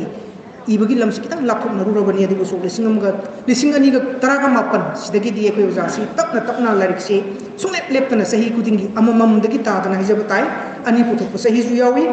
Semain tahu dalam matang puturuk tanah nasi putur iba sering gilarik si uzana kudul torok padu gumba meri suba sering gilarik ni sigi mamang daihan hambada thamoi na pida zabu gula pai bisumaga aduga leksil gi inapi haiba maga sok lising ani ga trama punda puthokre aduga nungzu inga ki nungzu haiba sering gilarik amasu sok lising ani ga kunda thambikra bani adu nasi putur iba sina uzagi kui dagi kudul torok pa meri suba sering gilarik ni adu uzasi Sering kakta ibada natana wari masada sukut thabi bani wari masagi lamda su maklang turel gi itak irai harisi sok lising ani ga kulda putoki bani aduga sok lising ani ga kun ma toidana hongam draba chaina ko haibasi putoki bani aduna mapungda jana ngasi putui ba lairik si pulap punjal laga masang thaba taraboidi taruk suba adugumba khudol ni haiba potsi mai mayamda tamjaningi ngasi si ontongna nungai jaba pungpham amani haidana ina lojabagi Maikayam katang su apong katang su mayam da ngachaningi madudai koigi oza salam tombana koi oza subadani gi lyrics review to bibo matam dong tong na kupna tong make sengna thambirami oza gi potsi ngasai gi ekoi na mamang su ma gi lyrics sing kharang goi pajagre lengsin biriba kwaitara so loina oza gi lyrics sing sithingna biram magani haina khanjai ado koi oza tombana su ngasi si thambira matam du da feminism gi potlom dagi Miyengga sangsilaga tambirak pas untong manungai jaba mani aikoina pauzabadi aikoida jasubadani si aibi mak oiraga su adugumba activist oiba thabak na manglum da sangsan ba khangset la akanda kholau laur kan udaida aikoige adugumba movement sagat pada yaurakhiba aikoige oza ngasigi president su lengsen biri macha leima hairiba lamdam sigi nupi aibi singi oiba adugumba activist singugi platform da chawrakhiba adugumba oza nupi masu oibaduni aduna aikoina manipuri sahityada ngasi si phangjari basi activist amana larik irakpagi khungchat tudaida yam henna maru changaba makung phaba larik ama koi paidi mamang ngasi pothok pirakpagi nungai jabaduni aduga masigi hek puna tainabada lairiba aikoigi oza da manisina ontokna lemja khraba sing muk hek sing lemba hajaningi samudragi ipak irelgi lekim manaba jwar kadrinegi nik launa leiba adugumba masak adugumna hek sing lemba adugumna hek traditional oiba adugumba writer ama khungdorpa matamna ontongna traditional oijaba nungsiba minungsi mahousa haiba stesta ontokna pukning lupsana khut thajaribi haijabatai adugumba writer ama punna ngasi phangjabaduni kitang sana phatabadi oiba yai engonda sum phaujabada amana Chengarurgedo haidana thang paidana songthorpa makna tabatarasu mangal leina yam commitment oi leina lep kibak kirep tumak ningi bo wakal dumak thabak tuk unthok lage do haina khanba dugumba midang amoina aduga amana ontokna mong hadana chinna lemna simnaragasu kanagi mafamda akanba wahi amatta khungdu ubatawdana thamoinungda achetpa kirep ama lawragasu ontokna mong hadana chinna lemna adumaina Saitya kuthaba adugumba writer ani punna platform amatada moe ni larik ani phangjabasi ontong nungai ba pungkham ni haiba pokse masu ai thamjage aikoige oza tongmana review to biramba matamdadi prithvi ki tongan writer sing ibagi moong wari macha sigi craftsman si wari macha sigi structure ending na singbagi matang sana reference pibira kan reda aikoida tari wasing si sekmok laudaba adugumba moong makakta thambiki bagi ontong nungai ba review ma koi phangjaki madudagi ai disina amuk khara tongan ba haijaba tai ozagi mahau duga ona naba ozagi mahau duga ina samanan pi ba ngamoi do ba oi banina karam mai kai dagi ai su sangan jige je khan badanga sai dagi ai soron bada ka phungat charemni ado ai hek keno to jaba sidai sida ozagi tek sidai sto ina katang sanjal lakna ba ona jage tongan makal gi referencing thamaka na torok report tu mai kitang na koi jeramge aduga loinana akoi oza tu masi mamangda ai kitang ꯈ꯭ꯋꯥꯏ ꯇꯔꯥꯗ ꯄꯥꯎꯗꯝꯖꯅꯤꯡꯕ ꯈꯛ ꯂꯩꯖꯩ ꯉꯁꯤꯁꯨ ꯑꯣꯟꯊꯣꯛꯅ ꯅꯨꯡꯉꯥꯏꯕꯒꯤ ꯄꯨꯡꯐꯝꯁꯦ ꯑꯩꯉꯣꯟꯗ ꯑꯃꯈꯛꯁꯨ ꯐꯥꯎꯖꯕ ꯉꯁꯤꯁꯨ ꯑꯩ ꯇꯝꯍꯧꯗ꯭ꯔꯒꯗꯤ ꯍꯣꯔꯦꯟ ꯑꯣꯟꯊꯣꯛꯅ ꯅꯨꯡꯉꯥꯏꯖꯔꯔꯣꯏ ꯈꯟꯗꯅ ꯑꯩꯒꯤ ꯔꯤꯚ꯭ꯌꯨꯁꯦ ꯍꯧꯖꯗ꯭ꯔꯤꯉꯩꯗ ꯈꯤꯇꯪ ꯋꯥꯐꯩ ꯊꯝꯖꯕꯅꯤ ꯃꯗꯨꯗꯤ ꯑꯩꯈꯣꯏ ꯑꯣꯖꯥ ꯇꯣꯝꯕꯅ ꯔꯤꯚ꯭ꯌू ꯇꯧꯕꯤꯈꯤꯕ ꯄ꯭ꯂꯦꯠꯐꯣꯝ ꯑꯃꯈꯛꯇ ꯑꯩꯁꯨ ꯌꯥꯝ ꯇꯣꯟꯖꯅ ꯑꯣꯖꯥꯒ ꯄꯨꯟꯅ ꯐꯝꯃꯤꯟꯅꯕ ꯐꯪꯖꯅꯕꯒꯤ ꯈꯨꯗꯣꯡꯆꯥꯕ ꯑꯃꯈꯛ ꯍꯤꯟꯗꯤ ꯄꯔꯤꯁꯠꯀꯤ ꯍꯣꯜꯗ ꯊꯦꯡꯅꯖꯈꯤ ꯃꯗꯨꯗ ꯑꯩꯈꯣꯏ ꯑꯣꯖꯥꯁꯤ ꯐꯦꯃꯤꯅꯤꯖꯝꯒꯤ ꯄꯣꯠꯁꯤ ꯃꯇꯝꯗꯨꯗꯗꯤ ꯈꯤꯇꯪ ꯌꯦꯡꯍꯧꯅꯔꯝꯕꯒꯤ ꯄꯣꯠ ꯑꯃ ꯂꯩꯔꯝꯕꯒꯨꯝ ꯇꯧꯖꯩ ꯑꯣꯖꯥ ꯃꯥꯞ ꯇꯧꯕꯤꯒꯅꯤ ꯉꯁꯤꯗꯤ ꯑꯣꯖꯥꯅ ꯑꯣꯟꯊꯣꯛꯅ ꯃꯄꯨꯡ ꯐꯥꯅ ꯅꯨꯄꯤ ꯔꯥꯏꯇꯔꯁꯤꯡꯁꯤꯒꯤ ꯃꯔꯛꯇꯒꯤ ꯅꯨꯄꯤꯒꯤ ꯁꯥꯏꯀꯤꯗ ꯂꯩꯔꯤꯕ ꯑꯃꯗꯤ ꯅꯨꯄꯤꯒꯤ ꯍꯛ ꯍꯧꯖꯤꯛ ꯑꯩꯈꯣꯏꯅ ꯃꯃꯥ ꯃꯄꯥꯒꯤ ꯁꯣꯇꯣꯁꯤ ꯃꯆꯥ ꯑꯣꯏꯕ ꯅꯨꯄꯥꯁꯤꯡꯗꯨꯗ ꯐꯪꯉꯤꯕꯁꯤ ꯅꯨꯄꯤꯁꯤꯡꯁꯨ ꯐꯪꯕ ꯌꯥꯏꯅ ꯀꯔꯤꯒꯤꯗꯃꯛꯇ ꯁꯤꯒꯤ ꯃꯥꯏꯀꯩꯁꯤꯗ ꯅꯨꯄꯤꯁꯤꯡꯁꯤꯅ ꯃꯥꯏ ꯑꯣꯟꯁꯤꯜꯂꯛꯇꯅ ꯈꯨꯠ ꯊꯥꯗ꯭ꯔꯤꯕꯅꯣ ꯊꯥꯕ ꯌꯥꯔꯦꯒ ꯍꯥꯏꯕꯒꯤ ꯄꯣꯠ ꯊꯝꯕꯤꯔꯝꯕ ꯂꯣꯏꯅꯅ ꯍꯧꯖꯤꯛ ꯃꯅꯤꯄꯨꯔꯤ ꯁꯥꯍꯤꯇ꯭ꯌꯗ ꯅꯨꯄꯥꯁꯤꯡꯅ ꯌꯨꯝ ꯄꯥꯟꯕ ꯁ꯭ꯇꯦꯖꯇ ꯃꯥꯒꯤ ꯈꯣꯡꯕꯨ ꯌꯨꯝ ꯄꯨꯟꯁꯤꯒꯤ ꯈꯣꯡꯕꯨ ꯑꯣꯏꯔꯤꯕ ꯑꯗꯨꯒꯨꯝꯕ ꯌꯨꯝꯕꯨꯔꯦꯝꯕꯤꯗꯨꯅ ꯂꯩꯈꯤꯗ꯭ꯔꯕꯒꯤ ꯃꯇꯨꯡꯗ ꯃꯍꯥꯛꯀꯤ ꯑꯅꯧꯕ ꯌꯨꯝꯂꯦꯞ ꯆꯥꯔ ꯑꯃ ꯇꯝꯕ ꯍꯥꯏꯕ ꯇꯥꯏ ꯑꯗꯨꯒꯨꯝꯕ ꯄꯨꯟꯁꯤꯒꯤ ꯈꯣꯡꯂꯣꯏ ꯑꯣꯏꯅꯕꯒꯤ ꯄꯣꯠꯀ ꯁ꯭ꯇꯦꯖꯇ ꯃꯤꯠꯌꯦꯡ ꯊꯝꯗꯅ ꯏꯕ ꯍꯧꯔꯛꯄꯒꯤ ꯄꯣꯠꯁꯤꯗ ꯅꯨꯄꯤꯁꯤꯡꯁꯨ ꯀꯔꯤꯒꯨꯝꯕꯗ ꯃꯄꯨꯔꯣꯏꯕꯒ ꯂꯩꯈꯤꯗꯕ ꯇꯥꯔꯕꯣꯏꯗꯤ ꯃꯣꯏꯁꯤꯡꯁꯨ ꯅꯧꯅ ꯄꯨꯟꯁꯤꯒꯤ ꯑꯗꯨꯒꯨꯝꯕ ꯈꯣꯡꯂꯣꯏꯗꯨꯃꯒ ꯂꯣꯏꯅꯅ ꯂꯩꯃꯤꯟꯅꯅꯕꯒꯤ ꯃꯤꯠꯌꯦꯡꯗ ꯆꯪꯁꯤꯜꯂꯛꯄ ꯑꯗꯨꯒꯨꯝꯕ ꯃꯈꯜꯒꯤ ꯈꯨꯏꯒꯁꯤ ꯄꯨꯊꯣꯛꯄ ꯌꯥꯔꯦꯒ ꯍꯥꯏꯁꯤ ꯐꯤꯕꯝ ꯈꯔꯗ ꯌꯥꯝ ꯏꯟꯇꯔꯦꯁꯇꯤꯡ ꯑꯣꯏꯕ ꯂꯧꯁꯤꯟꯕ ꯌꯥꯕ ꯄꯣꯠ ꯑꯃꯅꯤ ꯍꯥꯏꯗꯅ ꯑꯩꯉꯣꯟꯗ ꯐꯥꯎꯖꯕꯗꯨꯅꯤ ꯑꯩꯅ ꯁ꯭ꯄꯤꯁꯤꯌꯦꯜꯂꯤ ꯑꯣꯖꯥꯕꯨ ꯊꯦꯡꯛꯁ ꯇꯧꯖꯅꯤꯡꯕꯗꯤ ꯑꯣꯖꯥꯒꯤ ꯊꯃꯣꯏꯁꯤꯗꯁꯨ ꯅꯨꯄꯤꯕꯨ ꯄꯨꯈꯠꯅꯤꯡꯕ ꯅꯨꯄꯤꯕꯨ ꯋꯥꯡꯈꯠꯍꯟꯅꯤꯡꯕ ꯅꯨꯄꯤꯒꯤ ꯃꯥꯏꯀꯩꯗ ꯂꯦꯞꯄꯤꯔꯛꯄ ꯅꯨꯄꯤꯅ ꯐꯥꯎꯔꯤꯕ ꯆꯩꯅꯥ ꯆꯩꯊꯦꯡꯁꯤꯡꯗꯨ khitang ꯃꯥꯏꯈꯨꯝ ꯍꯥꯡꯗꯣꯛꯇꯅ ꯎꯕꯤꯔꯛꯄꯒꯤ ꯄꯣꯠ ꯑꯃꯈꯛ ꯂꯩꯔꯛꯄꯁꯤ ꯑꯩꯈꯣꯏ ꯅꯨꯄꯤ ꯈꯨꯟꯅꯥꯏꯒꯤ ꯑꯃꯗꯤ ꯃꯅꯤꯄꯨꯔꯤ ꯁꯥꯍꯤꯇ꯭य ꯇꯧꯖꯔꯤꯕꯁꯤꯡꯒꯤ ꯃꯅꯤꯄꯨꯔꯤ ꯈꯨꯟꯅꯥꯏꯒꯤ ꯑꯣꯟꯊꯣꯛꯅ ꯅꯨꯡꯉꯥꯏꯖꯕ ꯄꯨꯡꯐꯝ ꯑꯃꯅꯤ ꯍꯥꯏꯕ ꯄꯣꯠꯁꯤꯃꯁꯨ ꯑꯩ ꯊꯝꯖꯅꯤꯡꯉꯤ ꯑꯗꯨꯅ ꯑꯩꯈꯣꯏꯒꯤ ꯑꯣꯖꯥ ꯔꯃꯅꯤꯒꯤ ꯃꯇꯥꯡꯁꯤꯗ ꯑꯩꯅ khitang ꯊꯝꯖꯈ꯭ꯔꯦ ꯃꯃꯥꯡꯗꯁꯨ ꯑꯣꯖꯥꯒꯤ ꯄꯣꯠꯁꯤ mayam ama sereng da wari masa koi thingnadana lekhrabani thingnariba potudagi ngasi puthuiba sereng gi lyrics testa kari karamba anauba ohum bakra yauri haibagi potu mayam khangbi ningani haina kalli mayam gi kuttasu lyrics lebirabani ai khangan lepchaba mamal sina lyrics gi mamal oiba yagado natte ai di lyrics hana pajaruba ma oibagi engon phawra powakal kharadu mayam da pawdum jabagi wani mayam na lyrics pabirabagi matungda lepakpa adugumba phire adugumba comment adugumba nainabaduna apunba zaki pothok sigi mamal haibadu oigadoribani haiba potsumasu ai ningsingjai nungaijari ozagi khuni sida ꯑꯩꯈꯣꯏꯅ ꯃꯃꯥꯡꯗ ꯎꯔꯝꯕ ꯄꯣꯠꯇꯨꯗꯒꯤ ꯉꯁꯤꯁꯤ ꯈꯔꯒ ꯍꯦꯟꯅ ꯑꯅꯧꯕ ꯄꯣꯠ ꯈꯔ ꯊꯦꯡꯅꯕꯒꯤ ꯃꯅꯨꯡꯉꯥꯏ ꯑꯃꯗꯤ ꯐꯥꯎꯖꯕꯗꯨ ꯑꯩ ꯃꯌꯥꯝꯗ ꯄꯥꯎꯗꯝꯖꯅꯤꯡꯉꯤ ꯑꯩꯈꯣꯏꯒꯤ ꯑꯣꯖꯥꯁꯦ ꯊꯣꯠꯂꯤ ꯃꯦꯡꯉꯤ ꯅꯨꯡꯁꯤꯕꯕꯨ ꯏꯔꯥꯠꯆꯕꯤꯅꯤ ꯃꯍꯧꯁꯥꯕꯨ ꯊꯥꯒꯣꯟꯅꯖꯕꯤꯅꯤ ꯆꯤꯡ ꯂꯦꯝꯕ ꯃꯣꯡ ꯍꯥꯗꯕ ꯑꯣꯟꯊꯣꯛꯅ ꯃꯦꯂꯣꯗꯤꯌꯁ ꯑꯣꯏꯕ ꯑꯗꯨꯒꯨꯝꯕ ꯈꯣꯏꯊꯨꯝꯅꯕ ꯈꯣꯟꯖꯦꯜ ꯑꯃꯈꯛꯇ ꯃꯍꯥꯛꯀꯤ ꯄꯨꯛꯅꯤꯡꯗ ꯐꯥꯎꯔꯤꯕ ꯑꯗꯨꯒꯨꯝꯕ ꯂꯣꯟꯁꯤꯡꯗꯨ ꯄꯥꯎꯗꯝꯃꯛꯄ ꯐꯣꯡꯗꯣꯛꯂꯛꯄꯒꯤ ꯑꯣꯟꯊꯣꯛꯄ maru chang ba kutha haiba tai masima ozagi kui sida thengnadana lakrabani adu oiba taraboidi kui gi ozasi aibc mapukning si saubuga si heitaba pindabaga si phawdaba mamangda kaino mayam ama upradop ki masak oiraba adugumba phibam mayam ama kunai gi phibam mayam ama thengnarga su adum singlemdana adum thochadana adum nojadana leirabra haibado adugi wahangdo hangko matamda ngasi phongiba lyrics parugadi ꯑꯩꯈꯣꯏꯒꯤ ꯑꯏꯕꯤꯁꯤꯗꯩꯁꯤꯗ ꯃꯗꯨꯃꯛꯇꯤ ꯅꯠꯇꯦ ꯃꯍꯥꯛꯁꯨ ꯁꯥꯎꯕ ꯍꯩ ꯃꯍꯥꯛꯀꯤꯁꯨ ꯄꯦꯟꯗꯕ ꯃꯌꯥꯝ ꯑꯃꯈꯛ ꯂꯩꯔꯤ ꯈꯨꯟꯅꯥꯏꯒꯤ ꯑꯣꯏꯔꯤꯕ ꯐꯤꯕꯝꯁꯤꯡꯁꯤꯗꯩꯁꯤꯗ ꯃꯍꯥꯛꯀꯤꯁꯨ ꯀꯃꯤꯠꯃꯦꯟ ꯑꯃꯒ ꯂꯣꯏꯅꯅ ꯃꯍꯥꯛꯀꯤ ꯑꯅꯤꯡꯕ ꯑꯄꯥꯝꯕꯁꯤꯡꯗꯨ ꯐꯣꯡꯗꯣꯔꯛꯏꯒ ꯍꯥꯏꯕꯁꯤ ꯁꯣꯏꯗꯅ ꯊꯦꯡꯅꯕꯤꯔꯅꯤ ꯃꯗꯨꯒꯤ ꯇꯣꯟꯗꯣ ꯋꯥꯡꯕ ꯅꯦꯝꯕ ꯌꯥꯅꯤꯡꯕ ꯌꯥꯅꯤꯡꯗꯕ ꯑꯗꯨꯅ ꯑꯩꯈꯣꯏ ꯑꯄꯥꯕꯁꯤꯡꯅ ꯂꯦꯞꯄꯤꯒꯗꯧꯕ ꯋꯥꯐꯝꯅꯤ ꯑꯗꯨꯒꯨꯝꯕꯁꯤꯗꯤ ꯌꯥꯝ ꯐꯖꯔꯤꯕꯗꯤ ꯑꯣꯖꯥꯅ ꯃꯥꯒꯤ ꯐꯤꯕꯝꯁꯤꯡꯁꯤ ꯄꯨꯊꯣꯔꯛꯄ ꯃꯇꯝꯗꯨꯗꯩꯗ ꯌꯥꯝꯅ ꯄꯣꯈꯥꯏꯒꯟꯕ ꯑꯗꯨꯒꯨꯝꯕ nuclear power ama oina natragna khoi gi yamna nuclear energy natragna atomic energy adugumba sakti ma ka oina adugumba mayai ama ka oina puthurak pa dugi muhut daida pin dabu mayam ka leiraga suma ki masadu ga thagu ana chali ba adugumba pin dabu do phungdurak pa daida ondok na singlem na phungdurak pa haijaba tai gi masakama koi ubu phangi mayam so hen khangbi baduni ekoi gi wajasi Manipur State Assembly Secretariat sida Secretary oina thabuk pothabani masigi mamangda marksi ekoigi ozagi sinfam da su matam khara leibirami aduga ukil oina su matam khara leibirambani masa maksi MA LLB ni adu ai taraboidi mahaki punsigi tawriba thogai punsigi sinfam jina maram oiraga lamdam sigi lengak pasing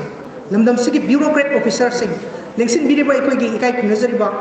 MLA amadi mahaki teammate sing matam gi rajniti gi dol mayam sing adugum mioi sing duga adugum lenga pasing duga luina dana khangna dana tina dana mogi apam pamda apha patta mariba ningbagi moong mato lamchat sajat haidok pa ya da mayam amakka experience to dana lakhrabi adugum bi ai bi amakka ni haijariba apa moina lengsin biriba pai tarana su aduga review to jariba aina su thamoi da pauzabati ai koi gi ai bi oza ramani mahakna husik pawda khut thariba serengi larik ko oirabasu wari masagi larik ko oirabasu natragana karigmo makalgi sahitya gi putok amma ko oirabasu maduda aikoina lamdam sigi lenga pasing lamdam sigi rajniti gi pibam sing masida haidokpa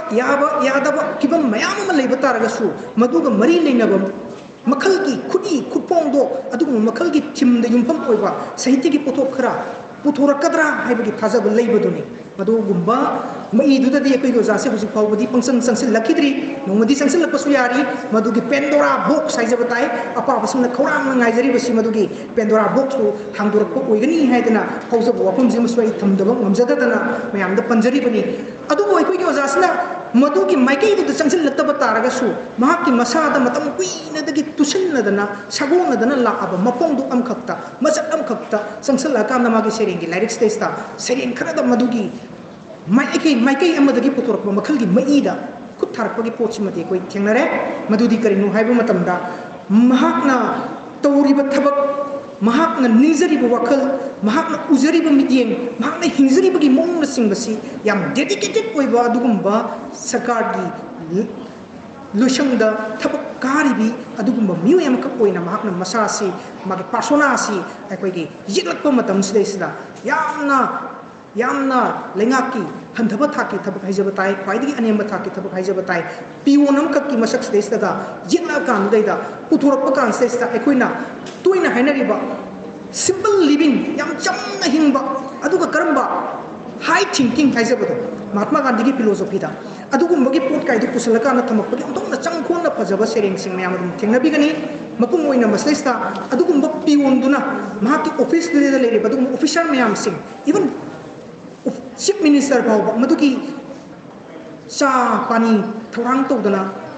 sap torpagi pot nungsi biba kayam kakna mangonda nungsina sonbiramba nungsina to biramba kana gumbana handana yingbirambagi adugumba fibam mayam kak mak mayok naraga lakhibado madudaida cycle sidik pm kak awat pudi kidrek lawba makon tokpa handan semaba cycle am kak handan pula badu masatin namakaka madu tuperaga madu thaureraga mahaki punsi du daida thaptuna lining oira kan daida mathau ni haina khalla kan daida pangthoraki badugumba yam dedicated oiba mathauga adugumba piwonduna mahaki masa adu semakpa matam du daida di hauski bureaucrat officer duna hauski lepa ke soba yaitong khamdongbu oiba mioi singduna mahaki masa abu semi bagi muongdu dagi samna ma phayamata tahandanaga semakpagi pots daista uiriba sugumbugi pibam gaisi mayamna magi lyrics si pawam tamda soidana thingnabiragani mapong oibo ozagi lyrics si daisla thim khare amna lokhalaga pukhaliba pot sidi mahausa ekogi environment masigi kaithar iba masaksini environment ka mari leinaba mahausa ge kaithar pagi pot sing si pungdurko matamda su mamangi ozagi wari macha ge lyrics si pungbuda oigani haina khanjai wari macha ge kon ba lyric ekogi Pungam draba China Khol haibasi press club ta pungi bani haidana in ningjing jai madugi platform du de su ngasi lengsen biri ko gi oza president sina dum preside to biki ba function la natragana chief guest kumbo biki ba function ama oigani haina thajai matudo zana thambigi bu wapam du lengsen biri singi marakta gi su adum ningsing biram ba yai akoi gi ozara mani gi khui sigi potchi singthara pa matam sida sida ozagi potch desta yauri ba ko oza salam to manu sosi thambiram ba do yamna liberal oiba adugumba pot amkhak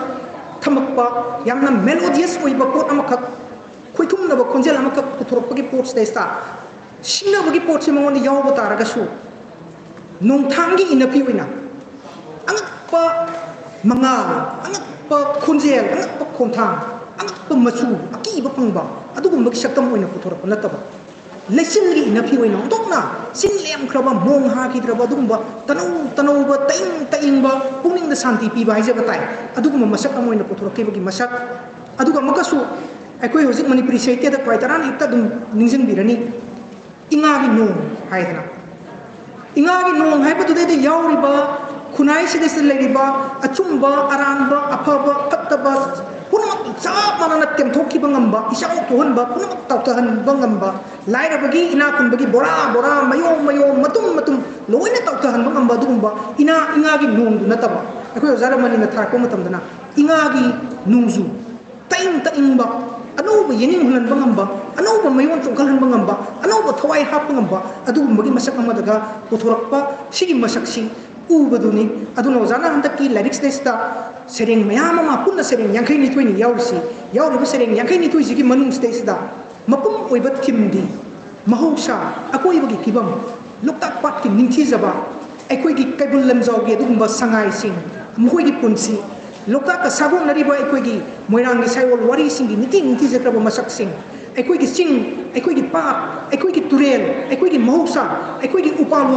hepal lepa sidai sida khara gi hen na pung sangsala kan leida akoi gi environment sigi kaithak aiba masak sing se masibu yokhat pa pamjabagi masibu kanjaning bagi masina tengtha bagi masi adugum bagi khonjel singdu puturak pasida khara gi hen na mayon thamdana jana maki lyric sigi title si hawbada karam na thiemgani haidana thon base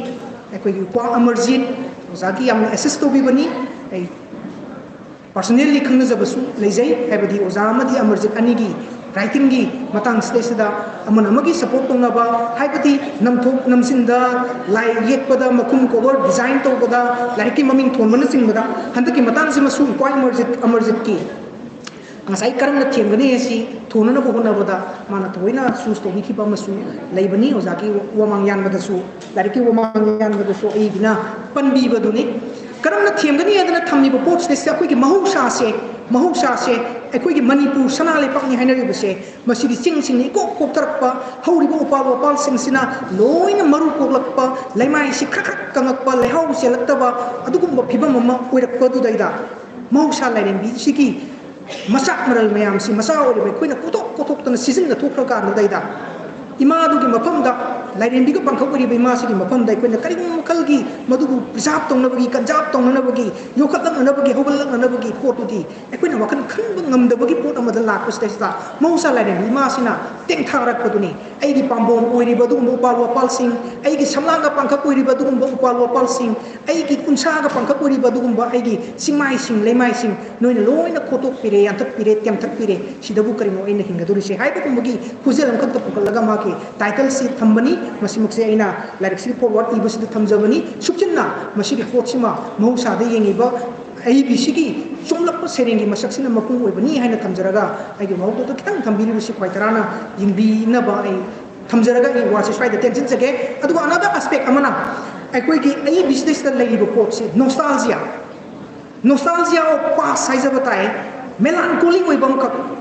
ningam daba nunangba pungdok pungkhang daba pot amkhak ai bisda dum loina daga lebagi persona gi masaksima magi sereng ayam baste ko thingagani mastes ta u phangi ba pot stes ta yam phajari ba pot ai bine yam personal relation da maki apok pi mama du kaina khibagi mata ai bisina kunsigi tangka kama da mapal lam da chalakan da Satya dabagi phibam kharadagi mama si sonjal aba matam da thadu wasakpa matam da mama si mana mapanda leri nei testa legi dabagi pot amkhak lyrics testa singthari persona si gi lyrics testa persona si nasmai pukal testa yam no ai ding asai ge koigi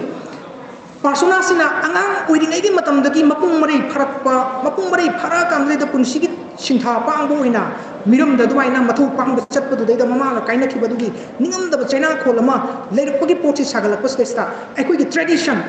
ai koigi culture ai koigi dugum social valuation adugum ai koigi pot mayam khaksi pusilla kana thamukpagi kamam da masakam khak ai koida pi bangam ba sini serings na piriba manungai se haijaba tai aduna tradition bu singthari ba sereng ni natragana nupi gi hak ni iba nupi gi thonai iba sereng ni haidana hekta ai koina preng natragana paragraph khinula thamaka na da su apa ma mayam na kasu appreciate tongning da ko leibaduni aduna matang sama kari mama haina na bu hona matam du daida kari mama hekta pensil lakpagi poto adugum personal relations adu daida mama bu nungsi jabagi masak kaina khraba mama adugi ningam da badu mahakna mikup tu unaba panghok da badu gi chaina pa khanga ga lerak padu daida laiwai khrabi mama adugi laibaki sharu machet asti du pura kan daida sri ꯑꯩꯈꯣꯏꯒꯤ ꯕ꯭ꯔꯤꯟꯗꯥꯕꯣꯟꯁꯤꯒꯤ ꯅꯤꯀꯨꯟꯖꯕꯣꯟ ꯑꯃꯈꯛꯇ ꯃꯗꯨꯒꯨꯝꯕ ꯁꯔꯨ ꯃꯆꯦꯠꯇꯨ ꯐꯨꯝꯖꯔꯀꯥꯟꯗꯨꯗꯩꯗ ꯀꯠꯊꯣꯛꯆꯔꯀꯥꯟꯗꯨꯗꯩꯗ ꯃꯉꯣꯟꯗ ꯈꯤꯇꯪ ꯎꯅꯍꯧꯗꯕꯒꯤ ꯅꯤꯡꯉꯝꯗꯕꯗꯨ ꯄꯦꯟꯖꯔꯗ꯭ꯔꯥ ꯈꯤꯇꯪ ꯀꯣꯛꯄ ꯉꯝꯃꯗ꯭ꯔꯥ ꯀꯥꯏꯅ ꯈꯜꯂꯒꯁꯨ ꯑꯗꯨꯝ ꯊꯃꯣꯏꯁꯤꯗ ꯅꯩꯗꯅ ꯂꯩꯕ ꯃꯃꯥꯗꯨꯒꯤ ꯑꯔꯣꯏꯕ ꯃꯤꯀꯨꯞꯇꯨꯗ ꯃꯍꯥꯛꯅ ꯎꯅꯍꯧꯗꯕꯒꯤ ꯅꯨꯡꯉꯥꯏꯇꯕꯗꯨ ꯑꯗꯨꯝ ꯐꯥꯎꯗꯅ ꯂꯩꯕ ꯀꯥꯟꯗꯨꯗꯩꯗ ꯅꯣꯡꯃꯗꯤ ꯃꯍꯥꯛꯀꯤ ꯄꯥꯔꯁꯣꯅꯥꯁꯤꯒꯤ ꯃꯪꯂꯥꯟꯗ ꯃꯃꯥꯁꯤꯅ ꯂꯥꯛꯀꯥꯟꯗ ꯏꯕꯦꯝꯃ ꯅꯪꯅ ꯋꯥꯔꯤꯗꯣ ꯋꯥꯔꯨꯔꯅꯨ ꯏꯃꯥꯗꯤꯅꯦ ꯂꯥꯏꯔꯩꯕꯥꯛꯇ ꯇꯣꯉꯥꯟꯕ ꯂꯣꯟ ꯇꯤꯟꯅꯗꯕ ꯁꯛꯁꯨ ꯇꯤꯟꯅꯗꯕ ꯑꯗꯨꯒꯨꯝꯕ ꯃꯤꯑꯣꯏ ꯃꯌꯥꯝ ꯑꯃꯈꯛꯅ ꯁꯦꯕꯥ ꯇꯧꯗꯅ ꯂꯩꯔꯤꯅꯦ ꯑꯣꯟꯊꯣꯛꯅ ꯅꯨꯡꯉꯥꯏꯅ ꯏꯃꯥꯗ ꯑꯋꯥꯕ ꯀꯩꯁꯨ ꯂꯩꯇꯦ ꯅꯪ ꯋꯥꯔꯒꯅꯨꯀꯣꯅ ꯍꯥꯏꯔꯝꯕꯗꯨꯗꯩꯗ ꯃꯍꯥꯛꯀꯤ ꯃꯃꯥ ꯑꯣꯏꯅ ꯄꯥꯔꯁꯣꯅꯥꯒꯤ ꯃꯃꯥ ꯑꯣꯏꯅ ꯂꯩꯔꯝꯕ ꯑꯗꯨꯒꯨꯝꯕ ꯃꯃꯥꯗꯨꯅ ꯌꯨꯅꯤꯚꯔꯁꯦꯜ ꯑꯣꯏꯊꯣꯛꯑꯀꯥꯟꯗꯨꯗꯩꯗ ꯃꯥꯂꯦꯝ ꯄꯨꯝꯅꯃꯛꯀꯤ ꯃꯃꯥ ꯑꯗꯨꯒꯨꯝꯕ ꯂꯣꯟ ꯇꯤꯟꯅꯗꯕꯁꯤꯡ ꯑꯗꯨꯒꯨꯝꯕ ꯁꯛꯁꯨ ꯇꯤꯟꯅꯗꯕꯁꯤꯡ ꯑꯗꯨꯒꯨꯝꯕ ꯐꯤꯖꯦꯠ ꯆꯛꯆꯥ ꯃꯥꯟꯅꯗꯕꯁꯤꯡ ꯑꯗꯨꯒꯤ ꯄꯨꯝꯅꯃꯛꯀꯤ ꯃꯃꯥ ꯑꯣꯏꯅ ꯂꯩꯔꯛꯄꯒꯤ ꯄꯣꯠꯇ ꯀꯥꯏꯅ ꯄꯨꯈꯠꯂꯛꯄꯒꯤ ꯌꯥꯝ ꯌꯨꯅꯤꯚꯔꯁꯦꯜ ꯑꯣꯏꯕ ꯄꯣꯠ ꯑꯃꯈꯛ ꯊꯝꯃꯛꯄꯒꯤ ꯄꯣꯠꯁꯤꯗꯩꯁꯤꯗ ꯑꯩꯈꯣꯏꯅ ꯎꯕ ꯐꯪꯉꯤꯕ ꯑꯉꯥꯡ ꯑꯣꯏꯔꯤꯉꯩ ꯃꯇꯝꯗ ꯃꯃꯥ ꯑꯣꯏꯕꯤꯁꯤꯡꯅ ꯂꯝꯗꯝꯁꯤꯒꯤ ꯇ꯭ꯔꯦꯗꯤꯁꯟꯒ ꯁꯥꯒꯣꯟꯅꯔꯤꯕ ꯁꯛꯇꯝꯁꯤꯡ ꯅꯣꯕꯥꯞ ꯃꯦꯠꯄ ꯆꯥꯕꯒꯤ ꯋꯥꯐꯝ ꯃꯪꯒꯤ ꯃꯦꯠꯄ ꯆꯥꯕꯒꯤ ꯋꯥꯐꯝ ꯑꯗꯨꯒꯨꯝꯕ ꯄꯥꯝꯖꯕꯁꯤꯡ ꯍꯧꯖꯤꯛꯇꯤ ꯑꯩꯈꯣꯏ ꯌꯨꯝꯁꯤꯡꯗ ꯑꯩꯈꯣꯏ ꯏꯝꯐꯥꯜ ꯑꯦꯔꯤꯌꯥꯗ ꯂꯩꯕꯁꯤꯡ ꯅꯣꯕꯥꯞ ꯄꯥꯝꯕꯤ ꯂꯣꯏ ꯌꯥꯟꯊꯠꯂꯒ ꯌꯨꯝ ꯁꯥꯟꯅꯕ ꯉꯥꯛꯇꯅꯤ ꯅꯣꯕꯥꯞ ꯆꯥꯕꯒꯤ ꯀꯜꯆꯔ ꯊꯣꯏꯗꯣꯛꯅ ꯂꯩꯈꯤꯗ꯭ꯔꯦ ꯑꯗꯨꯒꯨꯝꯕꯒꯤ ꯄꯣꯠ ꯀꯥꯏꯗꯨ ꯃꯇꯥꯡ ꯆꯥꯅ ꯅꯤꯡꯁꯤꯡꯍꯜꯂꯛꯄ ꯃꯗꯨꯗꯒꯤꯗꯤ ꯑꯩꯈꯣꯏꯒꯤ ꯆꯤꯅꯤ ꯆꯐꯨ ꯇꯜ ꯁꯥꯃꯨ ꯆꯦꯡꯅ ꯁꯥꯕ ꯑꯉꯥꯡꯒꯤ ꯁꯥꯟꯅꯄꯣꯠ ꯎꯅ ꯁꯥꯕ ꯍꯧꯖꯤꯛꯇꯤ ꯑꯩꯈꯣꯏ ꯃꯈꯜ ꯃꯈꯜꯒꯤ ꯏꯟꯖꯤꯟ ꯄꯥꯟꯕ ꯆꯀꯥ ꯄꯥꯟꯕ ꯏꯂꯦꯛꯇ꯭ꯔꯣꯅꯤꯛꯀꯤ ꯑꯣꯏꯕ ꯄꯣꯠ ꯃꯌꯥꯝ ꯑꯃ ꯄꯨꯁꯤꯜꯂꯛꯇꯅ ꯑꯗꯨꯒꯨꯝꯕꯒꯤ ꯀꯜꯆꯔꯗꯨ ꯄꯨꯔꯥꯅ ꯑꯩꯈꯣꯏꯒꯤ ꯋꯥꯔꯤ ꯑꯣꯏꯅ ꯂꯩꯍꯧꯔꯕ ꯉꯁꯤꯒꯤ ꯃꯤꯔꯣꯜꯁꯤꯡꯅꯗꯤ ꯃꯇꯝ ꯑꯃꯒꯤ ꯃꯈꯣꯏꯒꯤ ꯄꯨꯟꯁꯤꯗꯨꯕꯨ ꯃꯃꯜ ꯂꯩꯅꯗꯤ ꯅꯤꯡꯖꯔꯤꯕ ꯑꯗꯨꯒ ꯍꯧꯖꯤꯛꯀꯤ ꯃꯤꯔꯣꯜ ꯅꯍꯥ ꯑꯣꯏꯅ ꯍꯧꯒꯠꯂꯛꯏꯕ ꯅꯍꯥ ꯑꯣꯏꯔꯤꯕ ꯑꯗꯨꯒꯨꯝꯕ ꯑꯉꯥꯡꯁꯤꯡꯒꯤ ꯄꯦꯔꯛꯁꯤꯅꯗꯤ ꯋꯥꯔꯤ ꯑꯣꯏꯅ ꯂꯩꯔꯕ ꯑꯗꯨꯒꯨꯝꯕ ꯊꯧꯗꯣꯛꯁꯤꯡꯗꯨ ꯑꯗꯨꯒꯨꯝꯕ ꯇ꯭ꯔꯦꯗꯤꯁꯟꯒꯤ ꯄꯣꯠ ꯀꯥꯏꯗꯨ ꯄꯨꯁꯜꯂꯛꯑꯀꯥꯟꯗꯨꯗ ꯃꯐꯝ ꯆꯥꯅ ꯊꯝꯃꯛꯄꯁꯤꯗꯩꯁꯤꯗ ꯑꯣꯟꯊꯣꯛꯅ ꯑꯩꯈꯣꯏꯒꯤ ꯑꯏꯕꯤꯁꯤꯒꯤ ꯃꯇꯝ ꯑꯃꯒꯤ ꯍꯧꯈ꯭ꯔꯕ ꯃꯇꯝꯒꯤ ꯄꯨꯟꯁꯤꯒꯤ ꯑꯗꯨꯒꯨꯝꯕ ꯃꯁꯛꯁꯤꯡꯗꯨ ꯌꯦꯛꯂꯛꯄꯗꯨꯗꯩꯗ ꯅꯣꯁꯇꯥꯜꯖꯤꯌꯥ ꯑꯣꯐ ꯄꯥꯁꯇꯨꯒ ꯂꯣꯏꯅꯅ ꯃꯍꯥꯛꯀꯤ ꯃꯦꯂꯥꯟꯀꯣꯂꯤꯛ ꯑꯣꯏꯕ ꯄꯣꯠꯇꯨꯒ ꯂꯣꯏꯅꯅ ꯑꯣꯟꯊꯣꯛꯅ ꯈꯣꯏꯊꯨꯝꯅꯈ꯭ꯔꯕ ꯃꯍꯥꯎ ꯂꯩꯈ꯭ꯔꯕ ꯃꯦꯡꯈ꯭ꯔꯕ ꯑꯗꯨꯒꯨꯝꯕ ꯃꯈꯣꯡꯗꯣ ꯑꯃꯗ ꯃꯃꯥ ꯑꯣꯏꯕꯒꯤ ꯅꯨꯡꯁꯤꯕꯒꯤ ꯄꯣꯠꯇꯣ ꯃꯗꯨ ꯊꯝꯃꯛꯄꯗꯨꯗꯩꯗ ꯁꯩꯔꯦꯡ ꯍꯥꯏꯁꯤ ꯁꯤ ꯑꯣꯏꯔ ꯃꯥꯜꯂꯦꯀꯣꯒ ꯍꯥꯏꯗꯨ ꯈ꯭ꯋꯥꯏ ꯇꯔꯥꯅ ꯑꯗꯨꯝ ꯐꯥꯎꯕꯤꯕꯁꯨ ꯌꯥꯏ ꯑꯩꯉꯣꯟꯗ ꯐꯥꯎꯖꯕꯗꯨ ꯃꯌꯥꯝꯗ ꯄꯥꯎꯗꯝꯖꯔꯤꯕꯅꯤ ꯍꯥꯏꯅꯩ ꯑꯩꯈꯣꯏꯒꯤ ꯔꯥꯏꯇꯔꯁꯤꯡꯅ ꯌꯥꯝ ꯐꯥꯎꯕ ꯔꯥꯏꯇꯔ ꯑꯃꯁꯨ ꯑꯩꯈꯣই ꯂꯩꯈꯤ ꯋꯤꯂꯤꯌꯝ ꯔꯣꯁ ꯋꯦꯂꯦꯁ ꯍꯥꯏꯗꯅ ꯑꯗꯨꯒꯤ the hand that rock the cradle is the hand that rules the world 하이도 나숨 하이리비 쿠뚜나니 프리티비 뿜부시부 ꯉꯥꯛꯂꯤꯕ ꯁꯦꯜꯂꯤꯕꯒ ꯍꯥꯏꯕꯒꯤ ꯄꯣꯠꯇꯨ ꯑꯣꯖꯥꯒꯤ ꯁꯩꯔꯦꯡꯁꯤꯡꯁꯤ ꯄꯥꯔꯨꯕ ꯀꯥꯟꯗ ꯐꯥꯎꯖꯔꯛꯄ ꯋꯥꯈꯜꯗꯨꯅꯤ ꯊꯥꯡꯉꯩ ꯁꯦꯡꯕꯗꯤ ꯍꯥꯏꯔꯤꯕ ꯁꯩꯔꯦꯡꯁꯤꯃꯛꯇꯤ ꯂꯥꯏꯟ ꯃꯔꯤꯒꯤ ꯀ꯭ꯋꯥꯇ꯭ꯔꯦꯟ ꯑꯣꯏꯅ ꯑꯗꯨꯒꯨꯝꯕ ꯀ꯭ꯋꯥꯇ꯭ꯔꯦꯟ ꯅꯤꯄꯥꯟꯅ ꯁꯥꯕ ꯁꯩꯔꯦꯡ ꯑꯣꯏꯅ ꯊꯝꯃꯛꯄꯅꯤ ꯃꯗꯨꯒꯤ ꯄꯣꯠ ꯀꯥꯏꯗꯨ ꯑꯩꯈꯣꯏ ꯑꯣꯖꯥ ꯔꯃꯅꯤꯒꯤ ꯁꯩꯔꯦꯡꯁꯤ ꯄꯥꯔꯨꯕ ꯃꯇꯝꯗ ꯃꯥꯒꯤ ꯂꯥꯏꯔꯤꯛꯁꯤ ꯄꯥꯔꯨꯕ ꯃꯇꯝꯗ ꯐꯥꯎꯔꯛꯄ ꯋꯥꯈꯜꯗꯨꯅꯤ ꯌꯥꯝ ꯅꯨꯡꯉꯥꯏ ꯂꯣꯛꯇꯥꯛ ꯄꯥꯠꯀꯤ ꯄꯣꯠꯀꯤ ꯃꯇꯥꯡ ꯑꯁꯤ ꯊꯥꯔꯛꯄ ꯃꯇꯝꯗ ꯑꯩꯈꯣꯏꯒꯤ ꯁꯉꯥꯏꯒꯤ ꯄꯣꯠꯀꯤ ꯃꯇꯥꯡ ꯑꯁꯤ ꯊꯥꯔꯛꯄ ꯃꯇꯝꯗ ꯑꯩꯈꯣꯏꯒꯤ ꯃꯍꯥꯀꯕꯤ ꯍꯤꯖꯝ ꯑꯉꯥꯡꯍꯜꯒꯤ ꯑꯣꯟꯊꯣꯛꯅ ꯃꯃꯜ ꯌꯥꯝꯈ꯭ꯔꯕ ꯃꯍꯥꯀꯥꯏꯕ ꯑꯃ ꯏꯕꯤꯗꯅ ꯃꯅꯤꯄꯨꯔꯤ ꯈꯨꯟꯅꯥꯏꯒꯤ ꯃꯅꯤꯄꯨꯔꯤ ꯁꯥꯍꯤꯇ꯭ꯌꯒꯤ ꯆꯥꯎꯊꯣꯛꯆꯕ ꯑꯣꯏꯔꯤꯕ ꯁꯥꯍꯤꯇ꯭ꯌꯁꯤꯒꯤ ꯍꯧꯔꯛꯐꯝꯗꯤ ꯑꯩꯈꯣꯏꯒꯤ ꯂꯣꯛꯇꯥꯛ ꯃꯤꯒꯥꯏꯁꯤ ꯈꯜꯂꯨꯕ ꯃꯇꯝꯗ ꯑꯩꯈꯣꯏ ꯑꯣꯖꯥ ꯇꯣꯝꯕꯅꯁꯨ ꯍꯧꯖꯤꯛ ꯊꯝꯕꯤꯔꯝꯕꯗꯣ ꯋꯤꯃꯦꯟ ꯁꯥꯏꯀꯤ ꯐꯦꯃꯤꯅꯤꯟ ꯋꯥꯔꯜ ꯑꯗꯨꯒꯨꯝꯕ ꯐꯦꯃꯤꯅꯤꯟ ꯃꯤꯁꯇꯤꯛꯀꯤ ꯄꯣꯠ ꯀꯥꯏꯗꯨ ꯄꯨꯁꯜꯂꯀꯥꯟꯗꯨꯗ ꯑꯩꯈꯣꯏꯒꯤ ꯐꯦꯃꯤꯅꯤꯟ ꯂꯦꯡꯒ꯭ꯋꯦꯖ ꯑꯗꯨꯒꯨꯝꯕ ꯅꯨꯄꯤ ꯑꯏꯕꯤꯁꯤꯡꯇꯅ ꯁꯤꯖꯤꯟꯅꯕ ꯑꯗꯨꯒꯨꯝꯕ ꯂꯣꯟꯗꯥ ꯄꯨꯗꯥ ꯅꯨꯄꯤ ꯑꯏꯕꯤꯁꯤꯡꯇꯅ ꯃꯣꯏꯗ ꯐꯥꯎꯕ ꯑꯗꯨꯒꯨꯝꯕ ꯁꯦꯟꯁꯤꯕꯤꯂꯤꯇꯤ ꯑꯗꯨꯒꯨꯝꯕ ꯄꯨꯛꯅꯤꯡꯒꯤ ꯐꯤꯕꯝ ꯒꯥꯏꯁꯤ ꯃꯇꯥꯡ ꯆꯥꯅ ꯐꯣꯡꯗꯣꯔꯛꯄ ꯑꯗꯨꯝ ꯊꯦꯡꯅꯩ ꯑꯏꯕꯤꯅ ꯌꯦꯛꯏꯕ ꯁꯩꯔꯦꯡꯁꯤꯡꯁꯤꯗ ꯅꯦꯔꯦꯁꯟꯒꯤ ꯃꯑꯣꯡꯗ ꯅꯦꯔꯦꯇꯤꯞ ꯄꯣꯏꯟ ꯑꯣꯏꯅ ꯄꯨꯊꯣꯔꯛꯄ ꯑꯁꯥꯡꯕ ꯁꯩꯔꯦꯡꯁꯤꯡ ꯈꯔꯁꯨ ꯌꯥꯎꯔꯤ ꯑꯗꯨꯒꯨꯝꯕ ꯑꯁꯥꯡꯕ ꯁꯩꯔꯦꯡ ꯈꯔꯗꯨꯗꯩꯗ ꯑꯩꯈꯣꯏꯒꯤ ꯁꯩꯔꯦꯡ ꯀꯩꯅꯣꯁꯦ ꯄꯥꯔꯁꯣꯅꯥꯁꯦ ꯁꯝꯇꯥꯏꯝꯁ ꯅꯨꯄꯥ ꯑꯣꯏꯅ ꯄꯣꯔꯇ꯭ꯔꯦꯠ ꯇꯧꯔꯛꯄ ꯅꯨꯄꯥ ꯑꯣꯏꯅ ꯗꯦꯄꯤꯛ ꯇꯧꯔꯛꯄ ꯅꯨꯄꯥ ꯑꯣꯏꯅ ꯄꯨꯊꯣꯔꯛꯄ ꯌꯦꯛꯂꯛꯄꯒꯤ ꯄꯣꯠꯁꯨ ꯌꯥꯎꯔꯤ ꯃꯗꯨꯃꯛ ꯑꯣꯏꯔ ꯐꯥꯎꯕꯗ ꯉꯁꯥꯏꯒꯤ ꯌꯦꯛꯏꯕ ꯄꯣꯠꯇꯨ ꯌꯦꯛꯏꯕ ꯀꯦꯔꯦꯛꯇꯔꯗꯨ ꯄꯥꯔꯁꯣꯅꯥꯗꯨ ꯅꯨꯄꯥ ꯑꯣꯏꯅ ꯄꯨꯊꯣꯔꯒꯁꯨ ꯉꯥꯡꯊꯣꯔꯛꯏꯕ ꯋꯥꯉꯥꯡ ꯈꯟꯗꯣꯔꯛꯏꯕ ꯋꯥꯈꯜꯗꯨꯗꯩꯗꯗꯤ ꯑꯩꯈꯣꯏꯒꯤ ꯐꯦꯃꯤꯅꯤꯟ ꯑꯣꯏꯕ ꯑꯗꯨꯒꯨꯝꯕ ꯁꯥꯏꯀꯤ ꯑꯃꯈꯛ ꯐꯦꯃꯤꯅꯤꯟ ꯋꯥꯔꯜ ꯑꯃꯈꯛꯀꯤ ꯄꯣꯠꯁꯦ ꯃꯃꯤ ꯇꯥꯕꯒꯤ ꯄꯣꯠꯁꯦ ꯃꯌꯥꯝ ꯑꯗꯨꯝ ꯊꯦꯡꯅꯕꯤꯒꯅꯤ ꯂꯣꯛꯇꯥꯛ ꯄꯥꯠꯁꯤꯗꯩꯁꯤꯗ ꯇꯨꯔꯤꯁ ꯃꯌꯥꯝ ꯑꯃꯈꯛ ꯄꯨꯔꯒ ꯆꯠꯄꯁꯤꯗꯩꯁꯤꯗ ꯉꯁꯥꯏꯒꯤ ꯃꯍꯥꯛꯅꯗꯤ ꯇꯧꯍꯧꯗ꯭ꯔꯕ ꯄꯥꯔꯁꯣꯅꯥꯁꯤꯅꯗꯤ ꯇꯧꯍꯧꯗ꯭ꯔꯕ ꯑꯗꯨꯒ ꯀꯔꯤꯒꯨꯝꯕ ꯇꯧꯔꯝꯃꯒꯗꯤ ꯍꯦꯟꯅ ꯐꯒꯅꯤꯀꯣ ꯀꯥꯏꯅ ꯈꯜꯂꯛꯄꯒꯤ ꯃꯇꯥꯡ ꯌꯥꯎꯔꯤ ꯃꯁꯤꯗꯩꯁꯤꯗ ꯍꯥꯏ ꯌꯦꯜꯂꯤꯒꯤ ꯁꯤꯡꯖꯨꯗꯣ ꯄꯤꯖꯔꯝꯃꯕꯣꯏꯗꯤ ꯀꯌꯥꯗ ꯅꯨꯡꯉꯥꯏꯒꯗꯧꯕ ꯑꯩꯈꯣꯏꯒꯤ ꯍꯩꯀꯛ ꯃꯗꯨ ꯄꯤꯖꯔꯝꯃꯕꯣꯏꯗꯤ ꯀꯌꯥꯗ ꯅꯨꯡꯉꯥꯏꯒꯗꯧꯕ ai penjaranggadobani aikoigi loktak sigidamakta sakthokjabado miramgi tongan tonganba turistsingsina kalakna pham oibado madu aina henna thukna piramgadobani ka haibagi potsing mayam adum thengnabigani adu kandudaida aikoigi mamagi matangi tharakpagi matang simati khara toina dum thengnarani yam sing lembagi wapam ai panjagre yam melodious oiba dugumba sur man loina bagi wapam ai panjagre mayam dum yengbiu hojikta su larik anisi kitang samna ba matang khara yauri ahal oiraba sing hojik mangda lengsin biriba lai gumba saite to biriba ahal man sing khara punsi manglom da sangsil laba haija batai sahi lesil laba sangsil da thabirak pa dugumba saite gi kutha singa toina thengna bado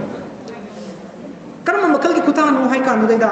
naha oringai gi matam dana moina poksa ba macha singsi mi oina na ba mahi masing mapung khana heina na ba masa gi makhong na lepcha ba ngamna na ba haidana leisa ba pangal thona purak puthoptana moi gi damakta haidana honaru rakanda masa singduna mi oi krakanda di masa singduna mamau singduna masa gi oithokki bagi phibam ka ndokna luna nuksina loina zareba masa singduna mama mapaduna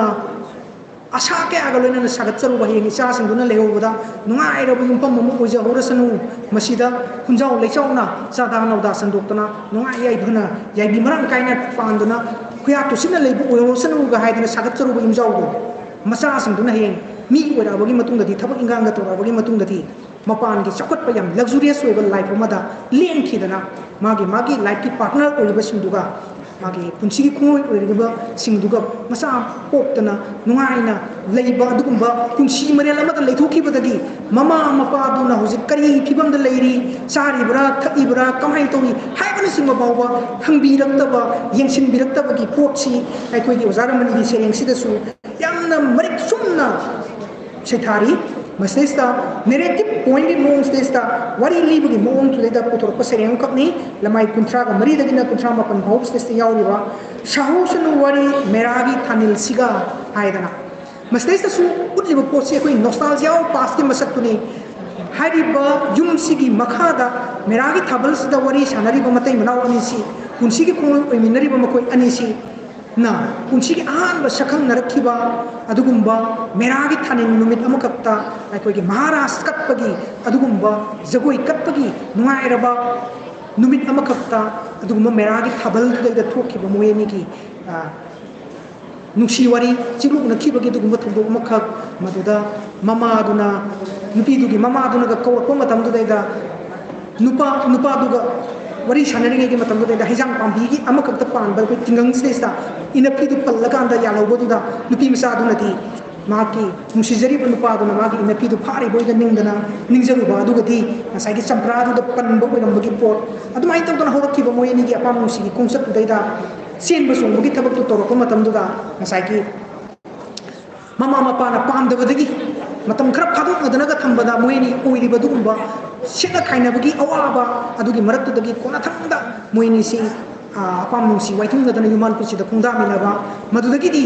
masa masu poptana leirabagi matung dudaida masa sing mi wanaraba na honaru raka nudaida masa sing dunu mui bu thadu pirama ka nudaida adugumba yam luxurious oiba life amada len krabagi matung dadi kari chari kari tai haibadu phangbiraktabagi pumpham amada lakpa dudaida meragi thabal dudaida matai manau ani sing thamin raka nudaida wari shabagi muongni nupi sidi wangangan de nupa sin haiba ngatani adum liri wari gi mong stesta maduda kuin ubu phangiba mahusagi phajaba masaktuga miyoibagi punsigi khongsatsiga tuna satpagi potsini adumai tawdana aikoigi sagalakpagi pots desta matam mamagi aikoigi nostalgia oina leikraba matam mamadagi ontongna aikoina pamjaramba thengnakhiba punsigi mamal sing mahau singdu ngasidi loina mitmangdagi tapna mangki khangdana mangki bagi masak ama gai tharakpagi potsini yam nungsidi ba yam nungairiba pot amana ozagi lyrics ta thengnaba matam si aikoina ngaina hokibadoni punsigi asa mipum kudimaki punsigi asa amam leinama atani asa du phangana bu hona bu matam dai koina matam siga loina na chali basnesta matam gi constant oiba pot si aikoina khangdam gum tawba lepa leitana chali ba matam gi khongchat sidesda yauri ba aikoi gi punsi si karigum khara phangna na hona ba dudaida phangna na hona ba gi ngai ngai gi matam du aikoi na matam ni haina phau ba karigum ba khan khidaba adu khandaru ba mikup tu daida de punamak tuna hau ki bo iram ba dudaida punsi sina ahal ora ba matam da jasang matpagi nungtil ki mamai ora pa matam stage tati mang ki matam du bong thok na pamu jarak pa khongset la kan stage ta aikoi mang lom da changsin ba punsi ki thogai mayam si pangthok pa ngamora roidra ne hai bagi nungnang jaba singna jaba ki masak kai du aikoi jaramani ki sereng sing stage su yam barik sumna puturak pagi pot sima pai tarana dum thingnabi ragani asumna aikoi ki punsi sina ngai na sum ho ki ba ngai ni gi matam madu da di ontok na khangam da ba yam na wagi bugum matam na se yam na leili bugum khan ba adu ga ngai na chali ba punsi khongsak asiki su aroi ba ma lei hai ba se koina ikan khalu ba ngam da ba gi pot se masi phongdura kan le da aikoi na ngai bus des su ho ki ba se matam ni sakra ba matam hai ba si di amuk han la aroi do ni matam gi mamal khangna aikoi hingsi ten khraba mioi gi punsi gi mapok testa matam gi mamal khangba si yamna tai phadaba oi gi poto jana ba ge matam nan nan sin khri hai ba sereng testa mayam thingna bi kani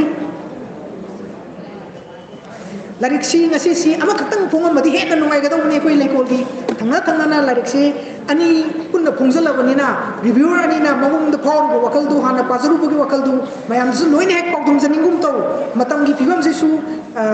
limitation leiba adi tabiri basing su wasal lakpagi nasai gi sang ngang ba kaino sing si tarak pagi nuai ta badu hobi badu engona su pauzai ado sumain tok dana koi gi oza ramani na puthui ba lyrics te sa mohsa ga mari ne bagi pot sima dia ina su kitang thamjara banina lyrics te su panla banina ai masima subsan jarage nupi ga mari ne ba pot ki matang si tharak pa matam tu te su ai samjana dum thamjabadu yamna yengbiro ai koi gi yam nungai ri ba i bigi kutham kam na punsi gi reality siga hosiki oiriba phibam siga khalliba wakal siga hau khraba matam gi oithoi da ba thangnaro da bhaija batai oithoi buna to bana ta ta su masi gi pot sing si yet yesin naraga thamak pa sesa sometimes ma tai bunga ni si ama to ora pagi pot se koi ubu phangi surrealism gi pot hai batai ai binati madu phongdok matam da technique gi oiba pot stage sangjala kan re da atam nana madu bu apply taro pagi pot ni haina de lojate toigu mamasung atam nana madu panslaga putorok nattaba taraga su samna phongdokpa thuna phongdokpa potu dei da su madu gi pot am kak tham pangam ba sei mai pakuni haina lojani ni nupi lan gi wapam adu kui kraba 20th century gi second half adu to thok kraba koi gi nupi lan gi potu ai bina ngarang na handa thoki bu pot kumna ai koi gi madu da saruk ya ki bi mathok na le bi du nupi myam ga du maki contemporary oina pusala kan deida thamak pagi pot kai si samna di pungdok pong oiga su iri mai gi mon stage ta season na ge yauna season na ba malham da ba mon kap ta putor padum ba khuri gi technique am kap ni hai ba sei me am da paudum janingi maram maduna atam na season na ge do hai na season na ba ma na putor ko kui du di pai taran su hena khambi ba du ne madu gi potu da gi di season na ge yauna season na ba ma da na si season na ba potu gi mafaza do ai me am da paudum janingi hai ai khoi gi lon se ai khoi gi irei pak se laira bini hai dana ai bina mo hai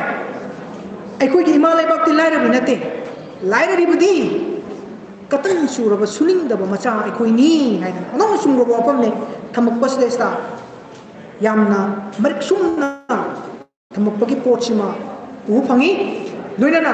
ai lo sim jana bona jage ai bisina sere kabita hai basiga mari leina ne jengakpa adugumba sereng ohum kaksu magi lyrics sida yauri ai bi war thamba matam da su panbiram baduni maki lyrics sigi maninda tentakpa biography ma yauri basida gi su mayam adum khangbirani ai bi si so lising amaga chamapan ga maripu mapan da han an basene ni lyric ama kuthokrabagi matung da di matam kui na hari belams dagi kotha duna leirobagi matung da so lising ani ga tara mapan stage ta agi ani shuba sene ni lyric se puthrak gi hoji pawse leptana sangsal lakhi bani ai dana sigi marak le ri ba gap stage da yahu thing bi lerang bi ama dona ꯑꯩꯈꯣꯏꯒꯤ ꯑꯏꯕꯤꯁꯤꯅ ꯁꯩꯔꯦꯡꯗ ꯈꯣꯡꯗꯥꯔꯛꯄꯁꯤꯗꯩꯁꯤꯗ ꯑꯏꯕꯤꯁꯤꯒꯤ ꯋꯥꯈꯜꯗ ꯐꯥꯎꯔꯤꯕ ꯋꯥꯈꯜꯗꯨ ꯄꯥꯔꯁꯣꯅꯥ ꯑꯣꯏꯅ ꯑꯩꯈꯣꯏ ꯑꯄꯥꯕꯁꯤꯡꯒꯤ ꯃꯃꯥꯡꯗ ꯄꯨꯊꯣꯔꯀꯥꯟꯗ ꯃꯥꯒꯤ ꯋꯥꯈꯜꯁꯤ ꯊꯝꯃꯝꯕꯒꯤ ꯄꯣꯠ ꯑꯃꯈꯛ ꯎꯏ ꯃꯁꯤꯒꯤ ꯄꯣꯠꯁꯤ ꯑꯩꯈꯣꯏꯒꯤ ꯈꯨꯃꯨ ꯍꯨꯜꯂꯤ ꯀꯪꯂꯨꯔꯕ ꯋꯥꯈꯜ ꯍꯥꯏꯔꯤꯕ ꯁꯩꯔꯦꯡꯁꯦ ꯃꯁꯤ ꯂꯃꯥꯏ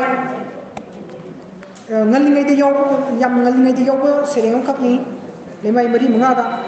ꯈꯨꯃꯨ ꯍꯨꯜꯂꯤ ꯀꯪꯂꯨꯔꯕ ꯋꯥꯈꯜ ꯍꯥꯏꯔꯤꯕ ꯁꯩꯔꯦꯡꯁꯦ ꯂꯃꯥꯏ 3ꯗ ꯌꯥꯎꯔꯦ ꯃꯁꯤꯗ ꯐꯣꯡꯗꯣꯛꯏꯕ ꯋꯥꯈꯜꯁꯤ ꯃꯌꯥꯝ ꯑꯃꯨꯛꯇꯪ ꯌꯦꯡꯕꯤꯌꯨ ꯈꯨꯃꯨ ꯍꯨꯟꯕ ꯍꯥꯏꯔꯒꯗꯤ ꯑꯩꯈꯣꯏꯒꯤ ꯑꯔꯤꯕ ꯃꯅꯤꯄꯨꯔꯤ ꯁꯥꯍꯤత్ꯌꯒꯤ ꯂꯣꯟꯒꯩꯗꯒꯤ ꯑꯩꯈꯣꯏꯅ ꯊꯦꯡꯅꯖꯒꯗꯧꯔꯤꯕꯁꯤ ꯌꯦꯅꯤꯡ ꯍꯨꯟꯕꯗꯨꯅꯤ ꯑꯗꯨꯕꯨ ꯑꯩꯈꯣꯏꯅ ꯇꯅꯧꯕ ꯑꯗꯨꯒꯨꯝꯕ ꯑꯥꯁꯥꯒꯤ ꯌꯦꯅꯤꯡ ꯍꯨꯟꯕ ꯍꯥꯏꯕ ꯄꯣꯠꯇꯨ ꯊꯑꯣꯏꯅ ꯑꯏꯕꯤꯅ ꯁꯤꯖꯤꯟꯅꯗꯗꯨꯅ ꯈꯨꯃꯨ ꯍꯨꯟꯕ ꯍꯥꯏꯗꯅ ꯈꯤꯇꯪ ꯑꯩꯈꯣꯏꯅ ꯉꯁꯤꯒꯤ ꯃꯤꯔꯣꯜꯅ ꯇꯥꯕꯗꯗꯤ ꯌꯦꯅꯤꯡ ꯍꯨꯟꯕꯅꯤ ꯍꯥꯏꯕꯁꯤꯅ ꯍꯦꯟꯅ ꯆꯨꯁꯤꯟꯅꯔꯕꯒꯨꯝ ꯊꯣꯛꯑꯕ ꯃꯇꯝꯁꯤꯗ ꯀꯔꯤꯒꯤꯗꯃꯛꯇ ꯈꯨꯃꯨ ꯍꯨꯜꯂꯤ ꯍꯥꯏꯗꯅ ꯊꯝꯕꯤꯔꯤꯕꯅꯣ ꯍꯥꯏꯕꯗꯨ ꯃꯌꯥꯝꯇꯪ ꯌꯦꯡꯕꯤꯌꯨ ꯁꯤꯒꯤ ꯁꯩꯔꯦꯡꯁꯤ ꯑꯃꯇꯪ ꯈ꯭ꯋꯥꯏ ꯇꯔꯥꯒꯤ ꯄꯨꯡꯅꯤꯡ ꯆꯤꯡꯁꯤꯟꯖꯕ ꯑꯣꯏꯅ ꯑꯏꯕꯤꯒꯤ ꯃꯍꯨꯠ ꯁꯤꯜꯂꯒ ꯄꯥꯊꯣꯛꯆꯒꯦ ꯑꯩꯅ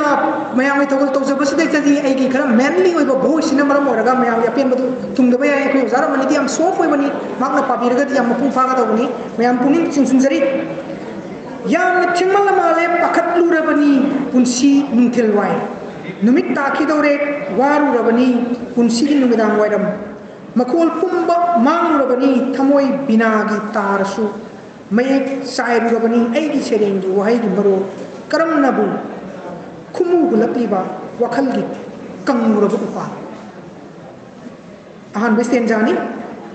ꯆꯤꯝꯕꯥꯜꯗ ꯀꯪꯂꯨꯔꯕ ꯃꯤꯅꯣꯛꯅ ꯂꯛꯅꯔꯤ ꯍꯪꯂꯤ ꯀꯔꯤꯕꯨ ꯈꯜꯂꯤꯕꯅꯣ ꯅꯣꯐꯦꯠ ꯅꯣꯐꯦꯠ ꯑꯩꯅ ꯍꯥꯏ ꯈꯪꯗꯦ ꯊꯃꯣꯏꯁꯦ ꯏꯊꯛ ꯏꯄꯣꯝ ꯍꯧꯔꯛꯂꯤ ꯏꯅꯤꯡꯕꯇꯅ ꯉꯥꯎꯔꯤ ꯁꯩꯔꯦꯡ ꯃꯈꯜ ꯃꯈꯜ ꯀꯂꯝꯅ ꯈꯣꯡꯖꯦꯜ ꯇꯞꯍꯧꯔꯤ ꯋꯥꯈꯜꯅ ꯌꯥꯡꯃꯟꯈꯤꯕꯅ ꯃꯤꯅꯁꯨ ꯍꯥꯏꯅꯩ ꯉꯥꯎꯔ ꯃꯥꯜꯂꯦ ꯃꯁꯤꯕꯨ ꯀꯔꯤꯅೋ ꯏꯃꯥꯟ ꯍꯦꯛ ꯃꯥꯟꯅꯗꯦ ꯅꯍꯥꯟ ꯃꯈꯩꯒ ꯌꯥꯝꯅ ꯃꯉꯥꯎ ꯊꯤꯔꯤ ꯋꯥꯈꯜꯒꯤ ꯏꯊꯛꯁꯤꯡ ꯌꯩꯔꯔꯤ ꯏꯊꯛ ꯄꯨꯛꯅꯤꯡꯒꯤ ꯇꯣꯔꯕꯥꯟꯗ ꯉꯥꯛꯊ ꯊꯦꯡꯊ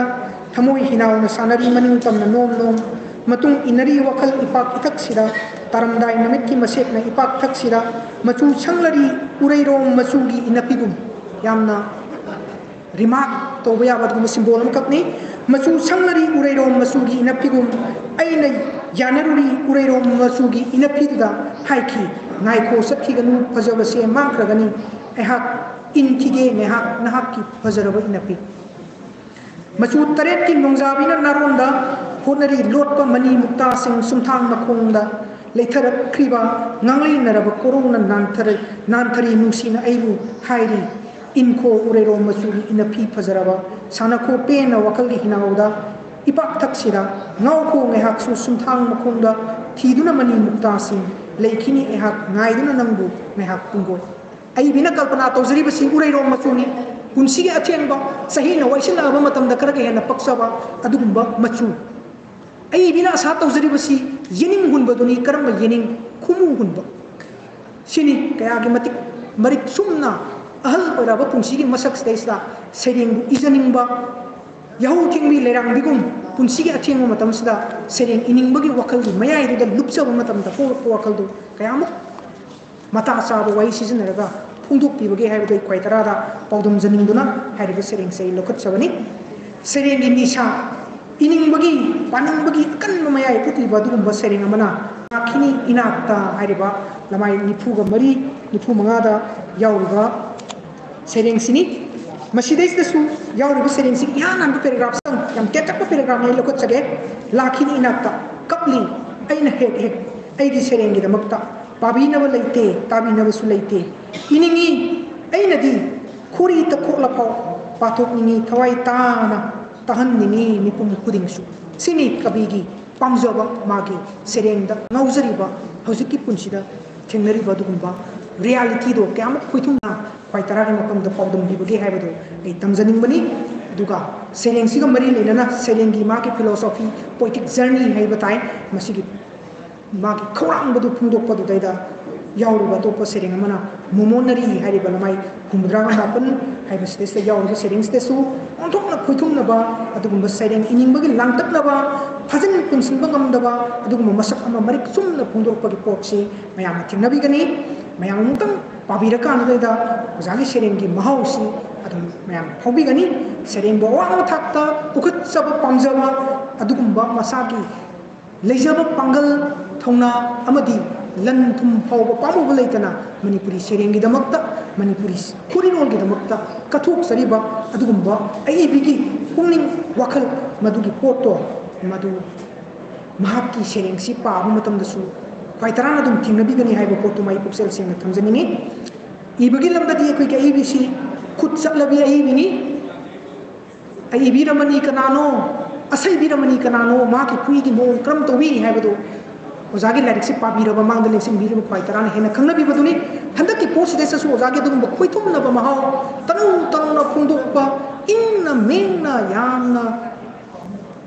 ta in na phungdukpa gi masak tumadi handak ki matang du so dum sa sana thenagani ozagi ngasi puthui ba larik si aina hendukna haizaningai kar su lejade masana dum mapung phajaraba adugumba paaba yaraba adugumba larik amani mana matum kaya su koi ki landam sigi kurirol gi lup kaya na pibiduna ozagi wari masa gi larik sing serengi larik sing da pangbikrabani ngasi phungi ba larik sigi su adugumba mangalama mapam mama koi apa basingna koi nainaroi singna suidana pibigani haibagi thajabadu aingonda lejai larik sigi magunna mayam punama amtang pabiu yengbiu ozagi kari change kari continuity kari maturity lera abagi haibadu mayam ubigani aigi oinadi ozagi serengi larik si tudumna mapung pharaba paaba yaraba lumlum lawba mahau ningthijana yawaba larik amani haibadu ai mayam da tentakna paudamjari kharaga hena paudamjari mani adu mayamna hanjan nang sakna nangapagi awabado khangbi gadobodo aina kitang mayam share tawjaboina bear tawjaboina tension jare punang puthara jare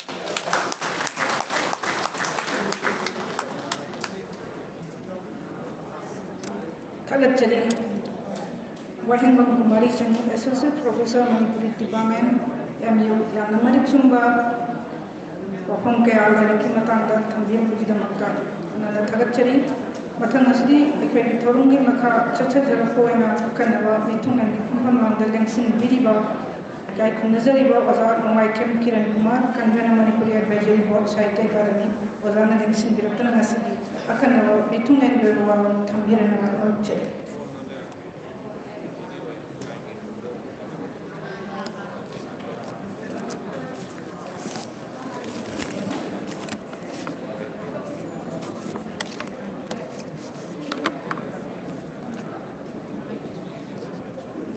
Ngasi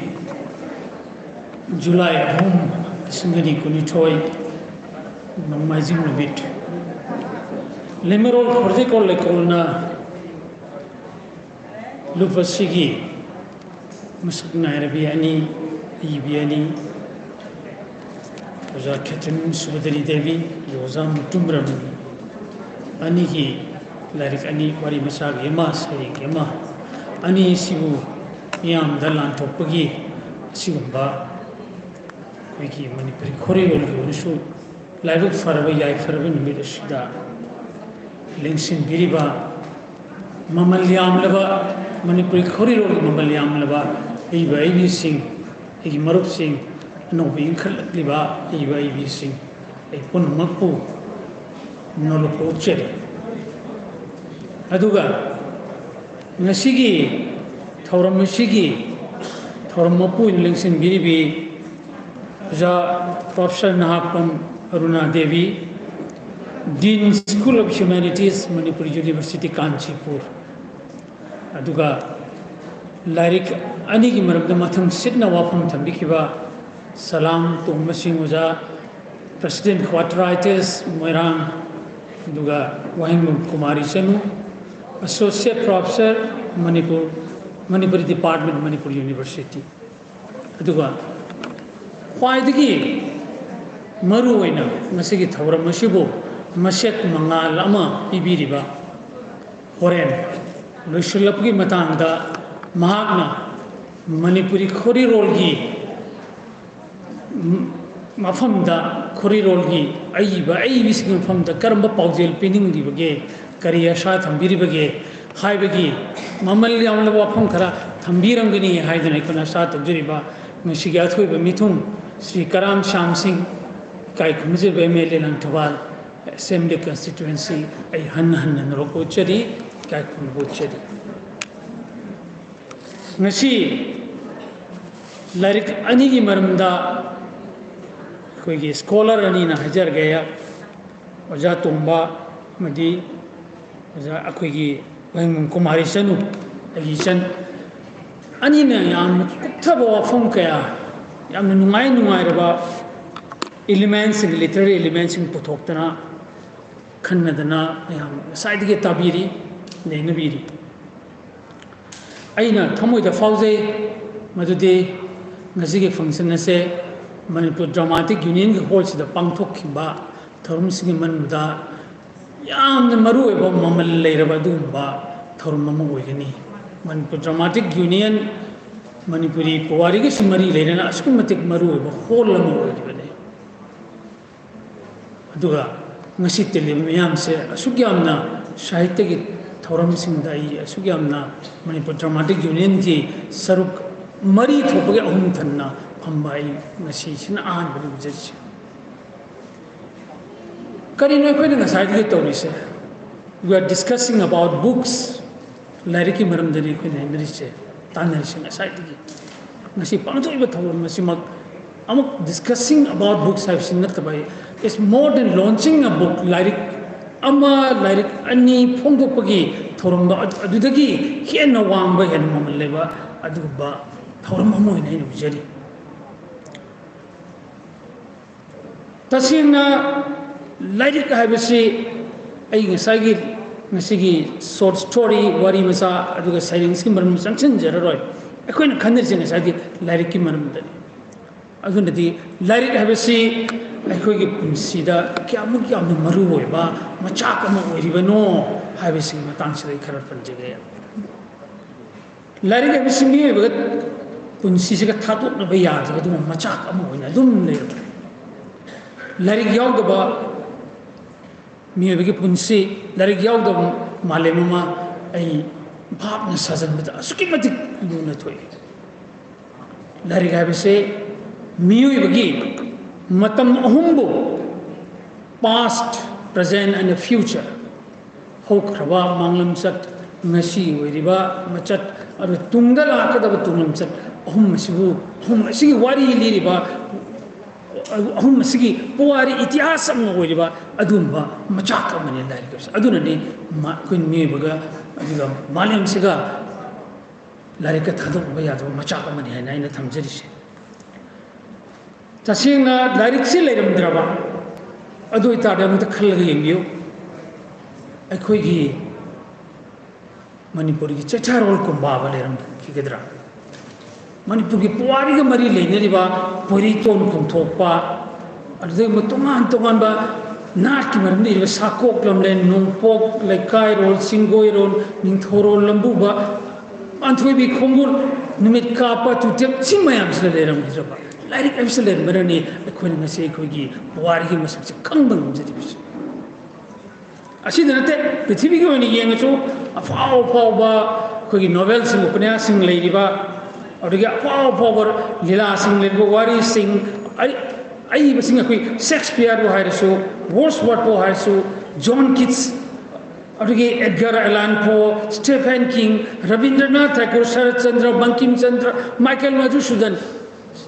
aduga Manipur gi wani muk yengachu khoi gi angang halu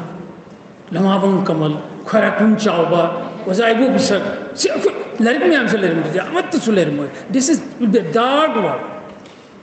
Lyric Leram Javadi, Prithvi share, I could emotion, I could intellect, I could knowledge with the Lumasimachi, Sakapamam Java Adumba. I cannot imagine a book, a world without books and Sidishan and Niger Shaduna. Like Yabba Laitaba Malem, Karba Malem Werangri. Karamani iba papa tam narangani ko karamani amaga aina ningam se kamai to mayang phun phung pangani si mayam se angak prithvi mathak makau no amada lerangani school lermanu library lermanu tam nabagi kari communication am tale tourism tale sini aduna amambagi masakni aduna lol khori rol amsum lari ga se saina hajeriba matamahum हाइबे हौख्रबा हौजिक अमसुम तुंगलम चतबु समनहनबा पाउ फाउनालिबा चाखटपगी पाम्बैनि मसी असेंबनि अचुम्बनि मिउदु हौजिक क्वादे अमु like थिरिदि असुगाम मरु ओइरबा असुगाम मरु ओइबा Sumb like से मिसिंग कयाना क्या यामना लाइक पाल बिया बिस्तलाय याम लुरिसिदा अदुना पृथ्वी के ममिंग लेरबा कोगी नेशनल पब्लिक रेडियो आयना हंदक तनी मगन तोबा सर्वे से सी पाउदो ममाई थमजगे नेशनल पब्लिक रेडियो ना यूएस ता बेस तोने मोइना सर्वे म तोरो यमसे कमाइन तोगे दा जनरली पृथ्वी सिदेसदा not only in US or UK or France in तबा पृथ्वी के ना जनरल सर्वे म तो मोइना करे हाइगे दा मी मरी मरी खुदिंगी मी मम दिलारी से सुपा पाद्रे मी मरी मरी खुदिंगी मी को कम हमसे दिलारी सुपा पाद्रे बा और ये मुक्सो मुक करम्बा डाटा मु मने पी गेदा मी को मरी की मनुंदा लारी है बसे पादबा अमी मी सोइदरे यावरे अदुगा मी अहुम ममना मी एवरी के नो से सही अमदा चमचते एवरेज दा कोई लारिक पारी चांस मी पानरी से मरक से मुसो पारी से सही अमदा मी ना लारिक मरी दगी हेन पादरे सिम फिल्म से लाइने टेलीविजन इंटरनेट से माय वन सुनरपा स्मार्टफोन अदि थोकै बे टैबलेट अदि तोंगान बे डिजिटल प्लेटफॉर्म सि मैम दि थोलपदि मीना लारिक पाबगी चांस से अस्कुमति हंतखरे मरुइन होजे केना प्रिंटेड बुक्स सिगी मरम सिदने आइना हजिक पुसलै से सिगी मरम याम लै मी खरना पैसा लेतबदगी पानिंग ना लारिक लेब ngamde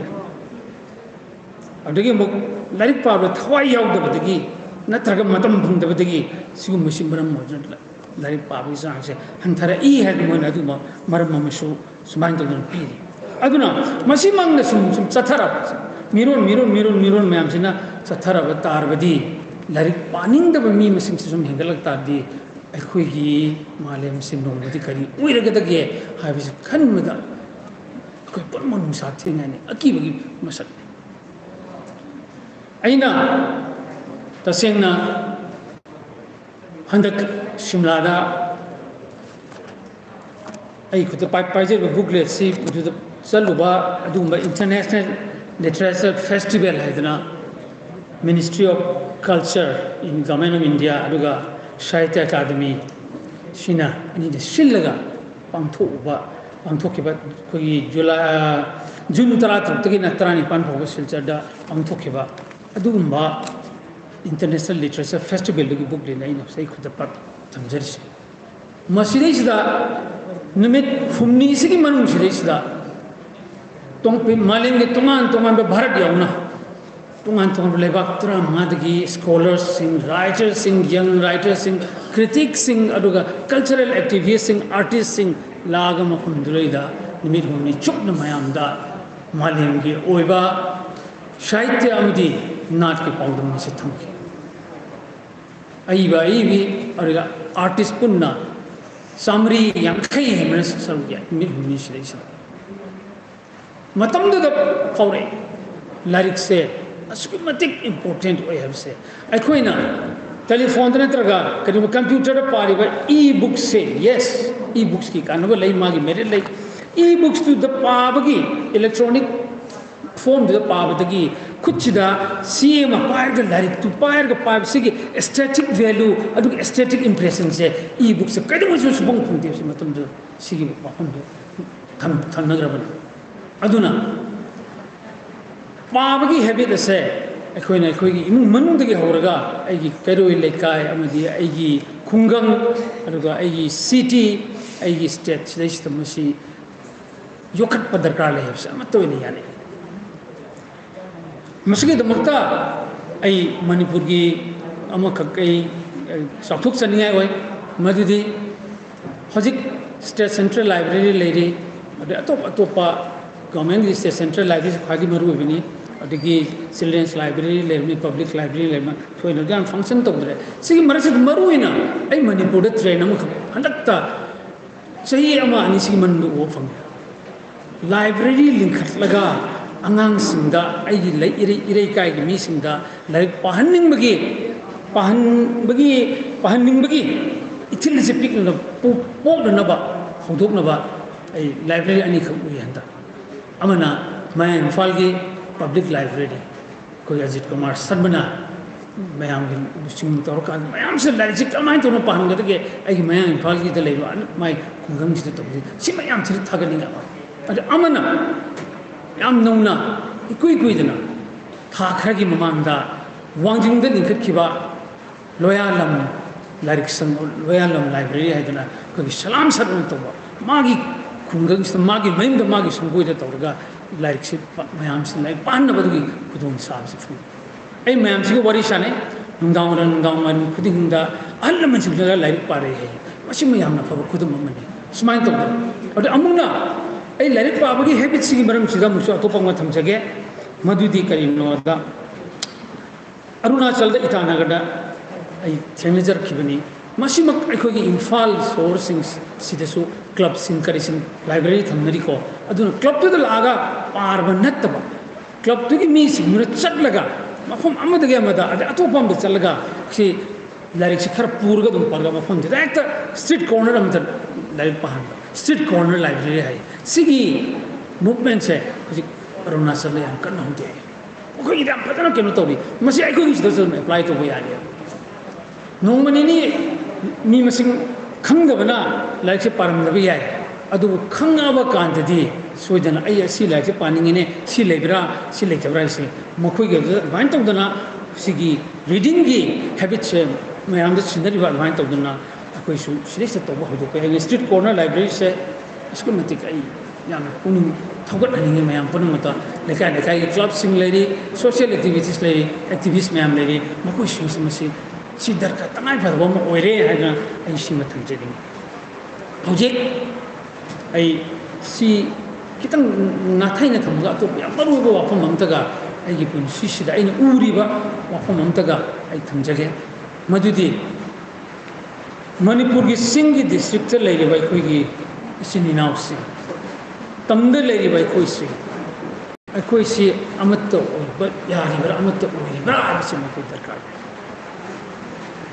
Munna yang biu, horat lagi fizet saksa kene, sejak kene re, fizet kene re,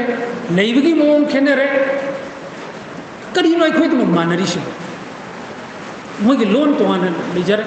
magi tuan bet tradition lejar, kari noi kau itu amat tu risi bo, keramana kau amat tu orang berjaga lagi, si amat tu orang berjaga lagi, pamai amati. Koi language loan is bagi to ni Islam kan thum is thawja maramdi tongan artising tongan ba kunai sing fruit sing sina lingua franca ni sin nariba loan di mite loan ne nan Manipuri loan highways sini aduna ai koi gi loan la se hoji kyamuk yam sathiyo khil yo bage da ukul le le sina mite loan wang ngre Mokoi masan wari sanaba matamda Ingraji da chalaba matamne Sanjel da Palel da leba kuki thadau singna akhoi ga wari sanaba da mati londa wari sanana bon ta English to sanani non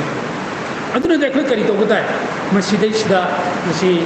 honorable MLA Selenchin diri Manipuri lega ki yang influential leba matik leba adu malu chingmani tumde so hena awa matha takar kinya ga sa thanjer beni Aku ini tahu kita mesti lengak sejaina noto ini se macam lo se makoi kudu mata ngang bagi satu sebab pina ba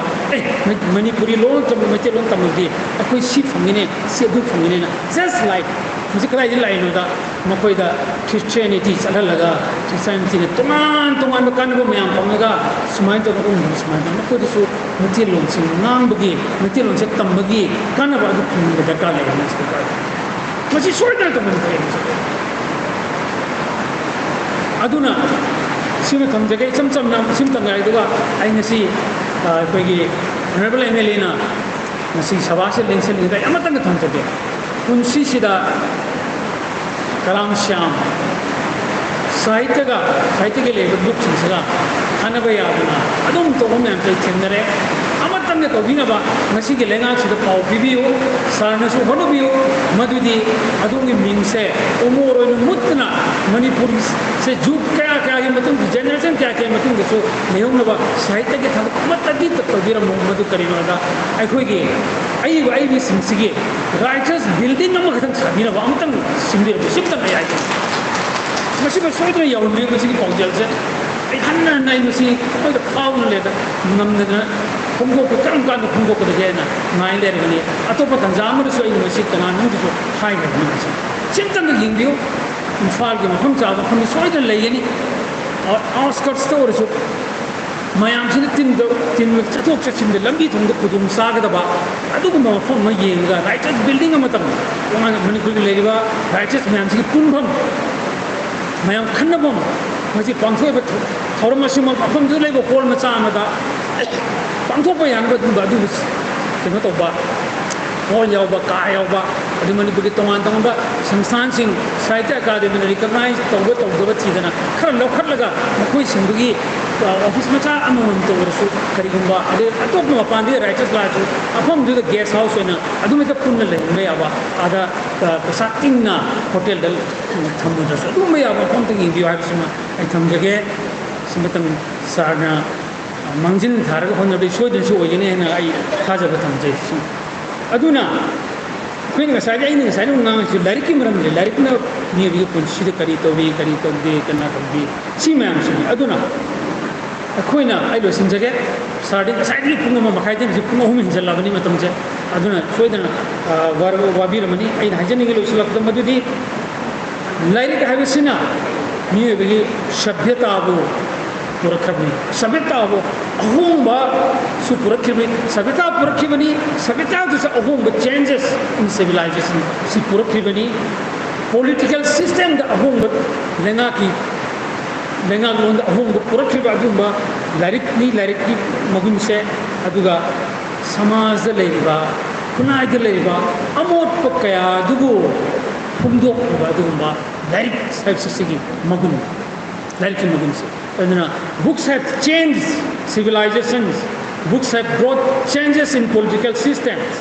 and it has exposed injustice all over the world. See, aduna masi sigumba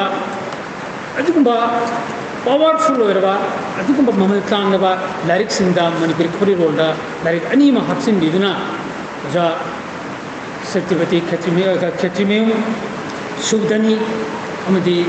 ja mutum ramani anina manipuri khorirol bo hena mayek masak tohan ba mangal na henba si kuro ji tambi gi dongta anima ko hanna thagachari larik si pongdu ko hin mai ba phungdok chari aruga ngasi thormasida mayam punmana lingbiratna lemero project ko le kolna sinjeriba sumba launching of the books and more than launching of the books I jagre launching of the books gi helabani ngasi thormase अभी थोरमसु हेना my पाखन बेवा सिगी दमका एना हनन थागचरी ma'am पुन मुते फम दव है करसुई विदाय करसु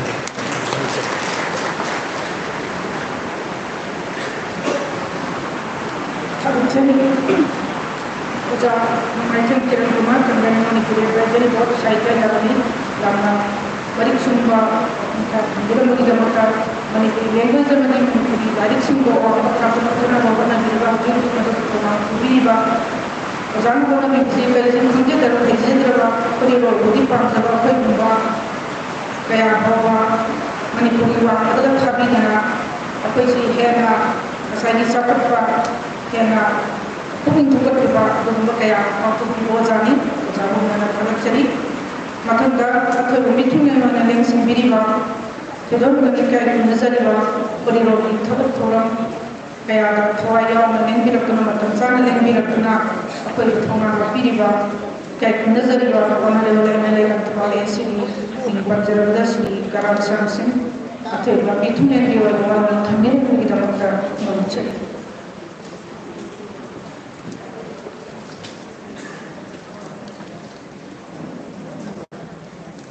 aige source specific ngi mamangda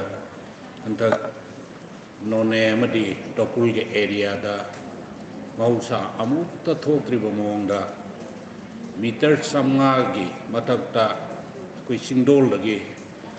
landslide ठोकना लाइखिद्रबा हवाई सिंधुगी मफमदा इकाई खुंगनबो उत्सवगा लोइनना इमुंग मनुंगी अवाबदा सरुक याजरी अदुना थोइबा थौदोकसिगा मरी लैनना अइना अमखक अपील तौजनिंगबना अखोई मणिपुरदा साइंटिस्ट स्कॉलर मयाम अमा लैरे अदो सरकारगा फजना टाइड अप तौबिरगा मसी थोलपगी मरमजे मसी याम फजना डिटेल्स ओइबा मा मणिपुर की मियामदा खंगनभम थोई अदि लमसमदा एत भावना सारगा दुना थोकने दाना थोकने हाइबा पोटसी अदि थंबीदबा तुंगी मणिपुर खुनाई की फ्यूचर की खल्लगा असेंग रिपोर्ट अमा अदि अथुबा मतमदा पीबीबगनी हाइबगी आशा अमा आई मणिपुर की लेजिस्लेचर आई लंगबाल केंद्र की मणिपुर की लंगापदा यावबा Moina मदुगी वखलोंदो I चिंचिंजरी ngasi laimarol khorjai kol laikol na sinbi ba egi taima ni aise maitai gi chanabi mingau kai kai se dum yam pamjaba hai tare aduna thak thongba anjing na sumnam ju kya pamdaba kana gumana di yam khunung gi lon oina ga di khanba aduna ketremem subadani na iba asengba iral wari masa aduga igi teima mutum ramani na iba karam na thiangani saireng lari khongbagi thoramasida lengsin biriba akhanaba mitung wairangthem kiran kumar convener manipuri advisor board site economy ayamba kanda sei sia pet londaw in sutawe adu nomai them kiran kumar asuki mati di saite ki thoramga thawai yobi ba tawimal khangbo chari kai khumna butchari loina na oja thorumapu professor nakpam aruna devi koi lai su hai ba yamna scholar oiraba singsina di saite ki maramda front da tholakna yobi base di suki mati tawimal khangbo chari kai khumna butchari aduga masai oza suiba salambi kaka tomba president kwat retired writer moirang slarik masak ta kudu hekta aroi bida ta khramina paning bai wakhalon ju phawre adu amurom ganang upadra fiare khala hawudi loi ta khramina aduna yam marik chumba oe daga tawimal khangbo chari kai khumna chari wahemam kumari chanu Associate Professor, Manipuri Department, MU, koi lai shu haiban Harol Singh Sina, di nupida nupada, mayama masaita ilam na kungdarak pa, koi kuding magi sautok seningai ni, to bimal kanggut cari,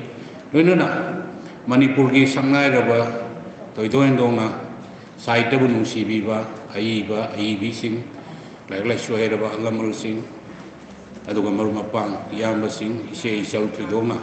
Media ki melompang punamat ai ikai khunu chari tasembadi saita ki saur ipak amada saita karino khangjadaba aina saita ki ipak sta lakgi maroi ba maramdi amakhak lai ai gi wakhalonda aibi singsina iri besina Manipur ki samaj da awon ba apaba kunai ema porak pada soba mating pangi hai bo wakhalon si thajaba thamaga aina saita gi thoram dai yawgi mapung we ba pandam ni habadi pungning thogat pa darkar lei habagi wakhalon da aduna haukiba akoi assembly da phongba lari phongwi thoram ada itei masubadini na aingonda tang ahumda itei maramani ga ani gi lari phongba gi thoram amakak MDO da tawdori July gi ahumda Honorable MLA su khara yopiyo haigana adi khudak tu da thengna bada hai doina site bu pamjaba site bu nungsi jaba mayam bu phungning thogat padagi khudak tu da adi unaba mafam du da aina hoi harmi ya thomi adu gi wadu ne na kip tawjari se amuk kai kai gum matam da ai sibu yam mamal laitana khan gidra gaina amuk khalak tab sunati adu mayam nungsi jaba mayam ni mating pangning wa adu kaigumba kandadi maram jadana wa haibagi wari aina wajada adu dumadu deinu paningre aduna hekta yagan badi oide ada yamna aina nungai jaba ama khangna ai ngasai waja nomai tem kiran kumar ga su aina wari sajabada 2018 dagi manipur da yamna machin thauna phana adi sahitya gi lam sida koi gi se Sama kundagi na sama kuntra muki swaida amna di kumang sauksan na khut tharuk pagi pot ama adi lei haidan aingon na haibiba masiam akoi manipur khunai ko ino di sauthok chaningai ni maramdi akoi na nupana yengma mienga nupini yengma mienga ani sikhani day to day life ta moina thengnari ba magi nupa mapuroi ba phatta bagi masa phatta bagi mau thengna bagi Samaj te moina thengnari ba awan nungai gi wari ayam se moida adi alaitana thokpa moida khang ba kan bagi shona pirakpa magun madu namthal laga thambi ba madumak adi corridor gi column da tharga adi miyam da khangan na bagi madu da thengnari ba struggle mayam du gi adi phongdok na bagi tanja se adi phangye ana nupi sing na mating thong irakpa kanda Saita ki lamda Manipur da yamna sauna awonba hongba amade sung shoi dana porak pangamba gani haibagi thajabadu dani aduna khara akoi Impal Sorgi natraga surrounding area Gatra Impal gi natraga na municipal area da lairiba lagla sho heraba adi education gi mangal phangaba ai bi singsina adi ngasai gi laimarol khorjai kol laikol gumbagi khuthangda tai te onai sindi mai bil sindi siam leirian hai manipur gi na di sumaina leibasi di sina han mani hai dana takpi aduna khungang punjada adi nupi masa sing na thengnari ba awaba mayam gi wari or natraga moini iraga thammi ba lairik sing adi phungdok pangamda sumba sing se phungbi radi adi yamna magul leiba sahitya gi machallam oigane na khale ai sama kabi sunati ai bu sunati adugo ai samaj di adi kusam naraga sale adum kanaumba ai buda waragadi wari masa amadum thokpa yaba pone adu aina ai social media da Facebook da yam tena share tawi ai punsi da in practical oina tena adi magi mapa lalobo yoromla nomain masing khangna pa laba adi aroi ba hing yare tam lairaga nongala ga sirena adi yeng bala ko kana siram da di laikan naraga magi punsi hingraba adu mama du cancer patient oiraba hujiksu adu lupa lising ani khakparga adi tharo yondana bora kango yolaga nomagi sama satu khamnaga adi mama amadi mapa thakwa pi masa thona phabugi wari adu da khoin angam mating piraga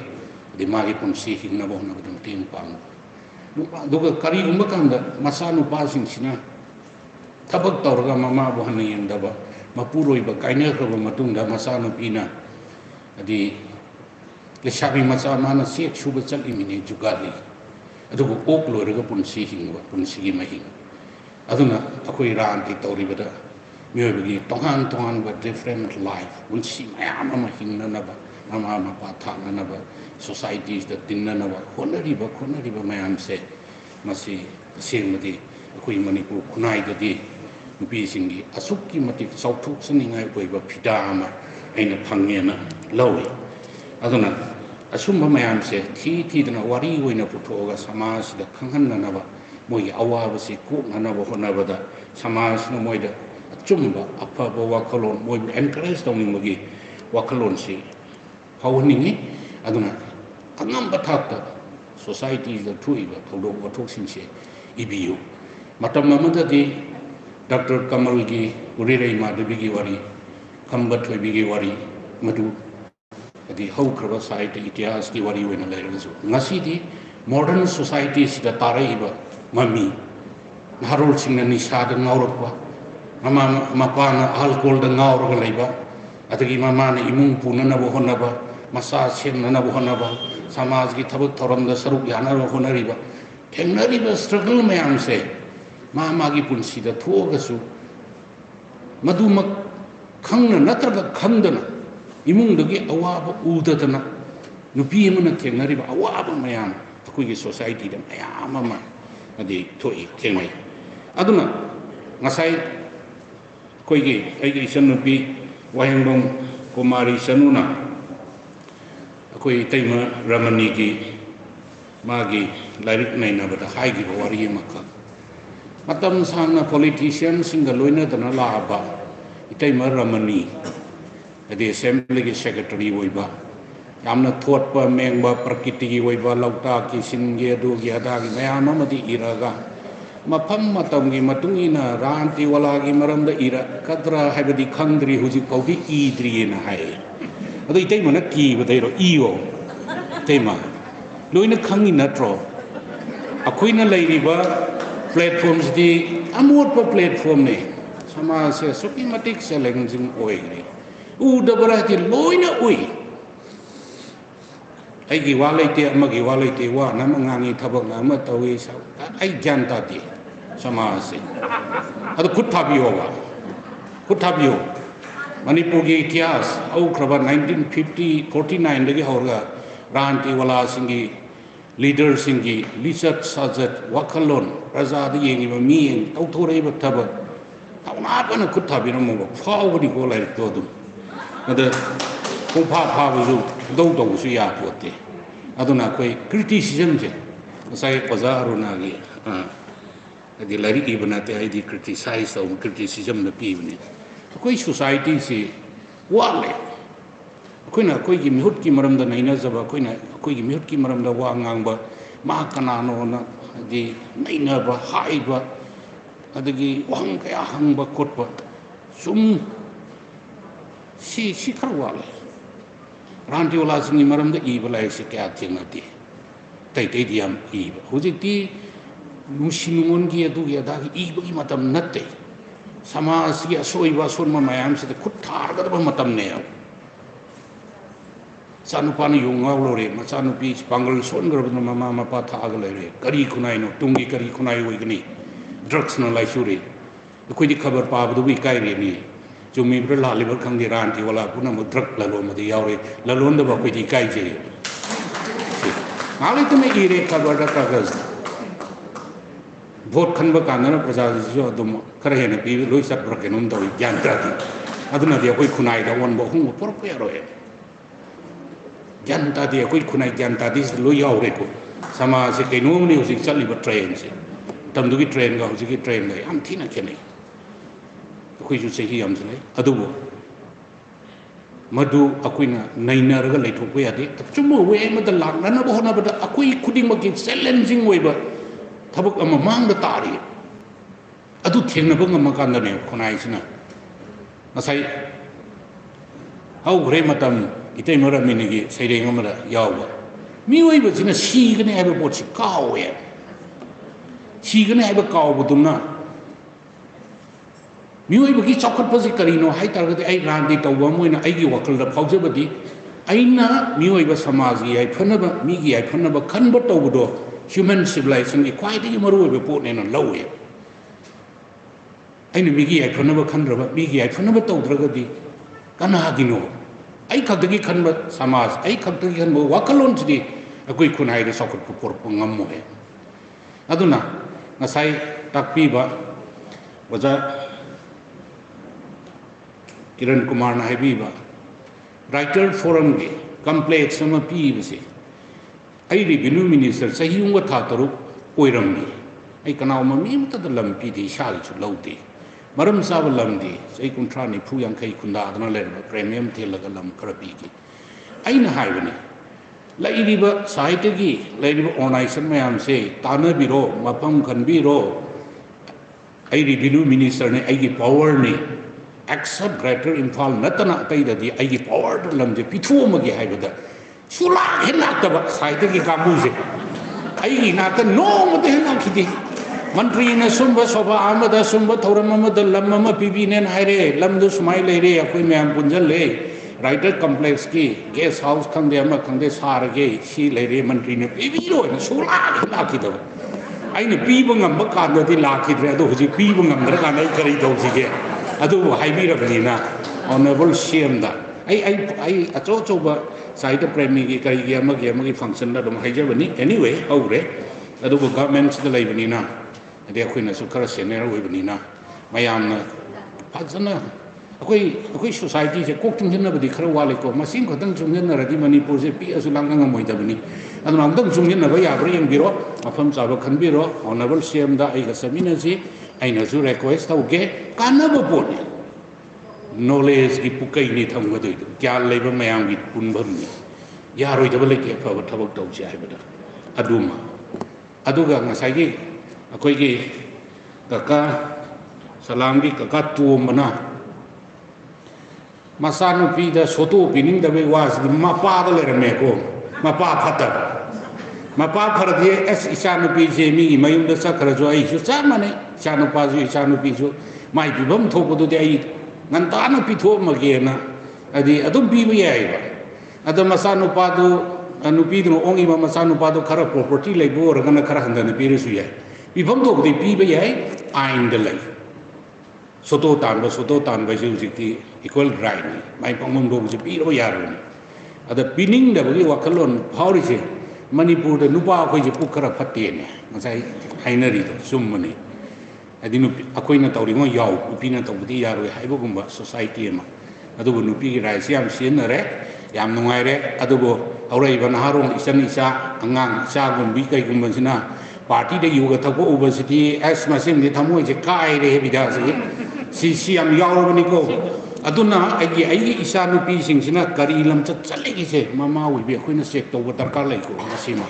kaimo any party ma satwa yaw gi ba khot gi ba lai kan da halak pada manam maha kari nami koli karai gi akoi si english society na ti ni akoi ni isa nupi sing je any party de farak tare ko ma se si bhavana ti hotel nung del gi wa to tai jaga sing aduna mioi gi kwai maru re morals magi character adagi magi lisat sazat migi integrity mangun na thami ba bebar aina aingonda any kanau ma da natraga kanau ma misa ma ai koina thamga dori ba pot se magi lisat to na bebar thamaka doi ne ai achoba mantri were har ga bebar da thamga da banate ai lebak sigi luchingbo were har ga ta thamga da banate aina tau thorei ba ngang thorei ba sat liba lisat sazat mai am da ponna yenga kan da voice ma la kane adu akoi leader sing bi ta ba darkar le ai kanam ta ki criticize so nati ana wapong khrasi thambag loina na manipur bu kumang soksan ba saukhat balam dam mama oina na bo hona bata saiter gi tawbiri ba mayam sina ade ai bi sing sina lauri ba daita aduki matik sing than ngai oi madugi tawbimal khangbo chari aduna yaninga saiter gi thorum sing da yawge na khale ngasi simaksu yamna di manipur gi nupi saknai bi ai bi ani khaki le lari khongban mista thorom yawge ba suki mati pen ba ngai ba khongdok chai idea pian ba fawi aduna aroi bada sum sa nung thang na ba khona na anga ma khitang ni mating pangjaram ge khuji ki am pang ba sungam dre wa re bo lo ni ki an wa phang khara si tam jaraga puno bu khorom jari puno bu thag jari thank you to bimal ki bo chari kumang dare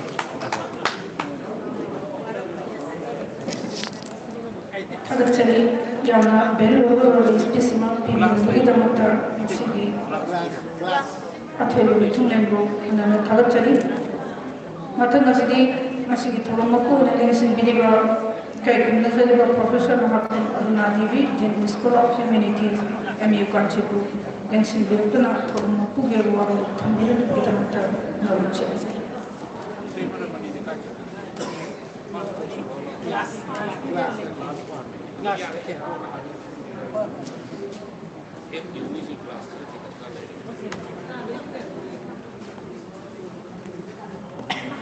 Ngasigi Laimaron Khojekon Laikona Sunjaduna Larik Ani Pongbagi Thorom Asida Thudokna Ikai Kunazaraba Athoiba Mitungoina Insin Biriba Siri Karam Samsing Ikai Kunazariba MLA Langthaman AC aduga akhanaba mitungoina Insin Biriba Numaitem Kiran Kumar Singh Convener Manipuri Advisory Board Saite Academy aduga ngasi pongiba lairik anigi maramda mathang manau naina yamna akutpa warol thambikraba kai nazaraba khoigi oja Sri Salam Tongda Singh President Quad Writers Moirang amadi Dr. Wahembam Kumar Sanu Associate Professor Manipuri Department MU aduga ngasai pung ama makhai dagi na khawbada lingsin biduna ngasigi thoram asibu thodokna mapung khan biriba laiburu oja sing aduga saitabu korirol bu nusi biriba puna mapu han bada kai na ro uchari hakidi presidential speech nina thodokna sangjararo ngasi si laikon gi lairik ngasi phongiba ani siga tharaga di kun sujare laikon si 2001 dagi linkachabani imasi MK Binodini Maharaj Kumari Binodini sangaida ai bisinga punjalakanda imasi gi tampakta chawjarakani haijabatare ngasi phongiba lairik ani si tharakanda kun sure ngasi se thudokna numaijabadi aikoi laikon gi member ngaktagi lairik ni ani phongi base makhan su tongan ba thenabiri baduni amana wari masani amana saideni hairi ba tongan ba jonar ani si oibada natana wari korirol gi pothok ani sigi makhal si khena bada natana makhal khenari ba makhal wari masana karamba konthokama saidendana karamba khonhayama lingsin biliba puna makna muji reviewer bo biki basina ngang gi badu thenabira bani aikoi taimpa haibisi opposite oiba khenaba kolam anina ayambada sai haidi ayingba asaba akanba athotpa nupi adugumdana ngasigi laikon gi lairik phungbagi thorum sida amana feminist tonda aikoi president oibiribi khetoi mayum subadani gi wari masa sisina khajiktam kenoda feminist ton nama yauna hongdongna ba honarakpa adagi amaronda aikoi mutum ramani gi na environmentalist ama oina mausagi khal kaitharakpa aduga mausagi tampakta leiriba hairangi akoibagi mutharakpa loktak pati turel gi singgi mangi masisu taibangsi sembada yawribani khal kaitharakpadani aikoi mioi bana awaba nangiba tamelong gi se karigino haiba maramsi akhang ahina pinaba matamda epicenter su oire adu mathakta singdu maru moina kopagi maramda su haidi aduna yamna aikoi mutum ramanina yamna amengba atappa suda phungdoi basing masisu mathel amani korinol haibasida aikoina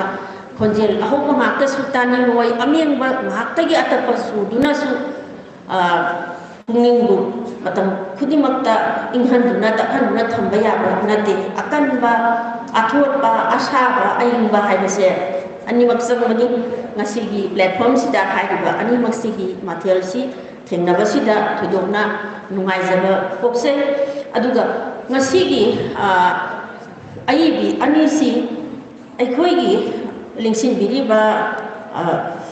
athoiba mitum oibiribana akhoi nupi aibi singse kaya yamabano kaya leirabage hadana yamna pungning samna hangbibani aduga thudokna akhoi siri karam sam masigi akhoi saitagi lup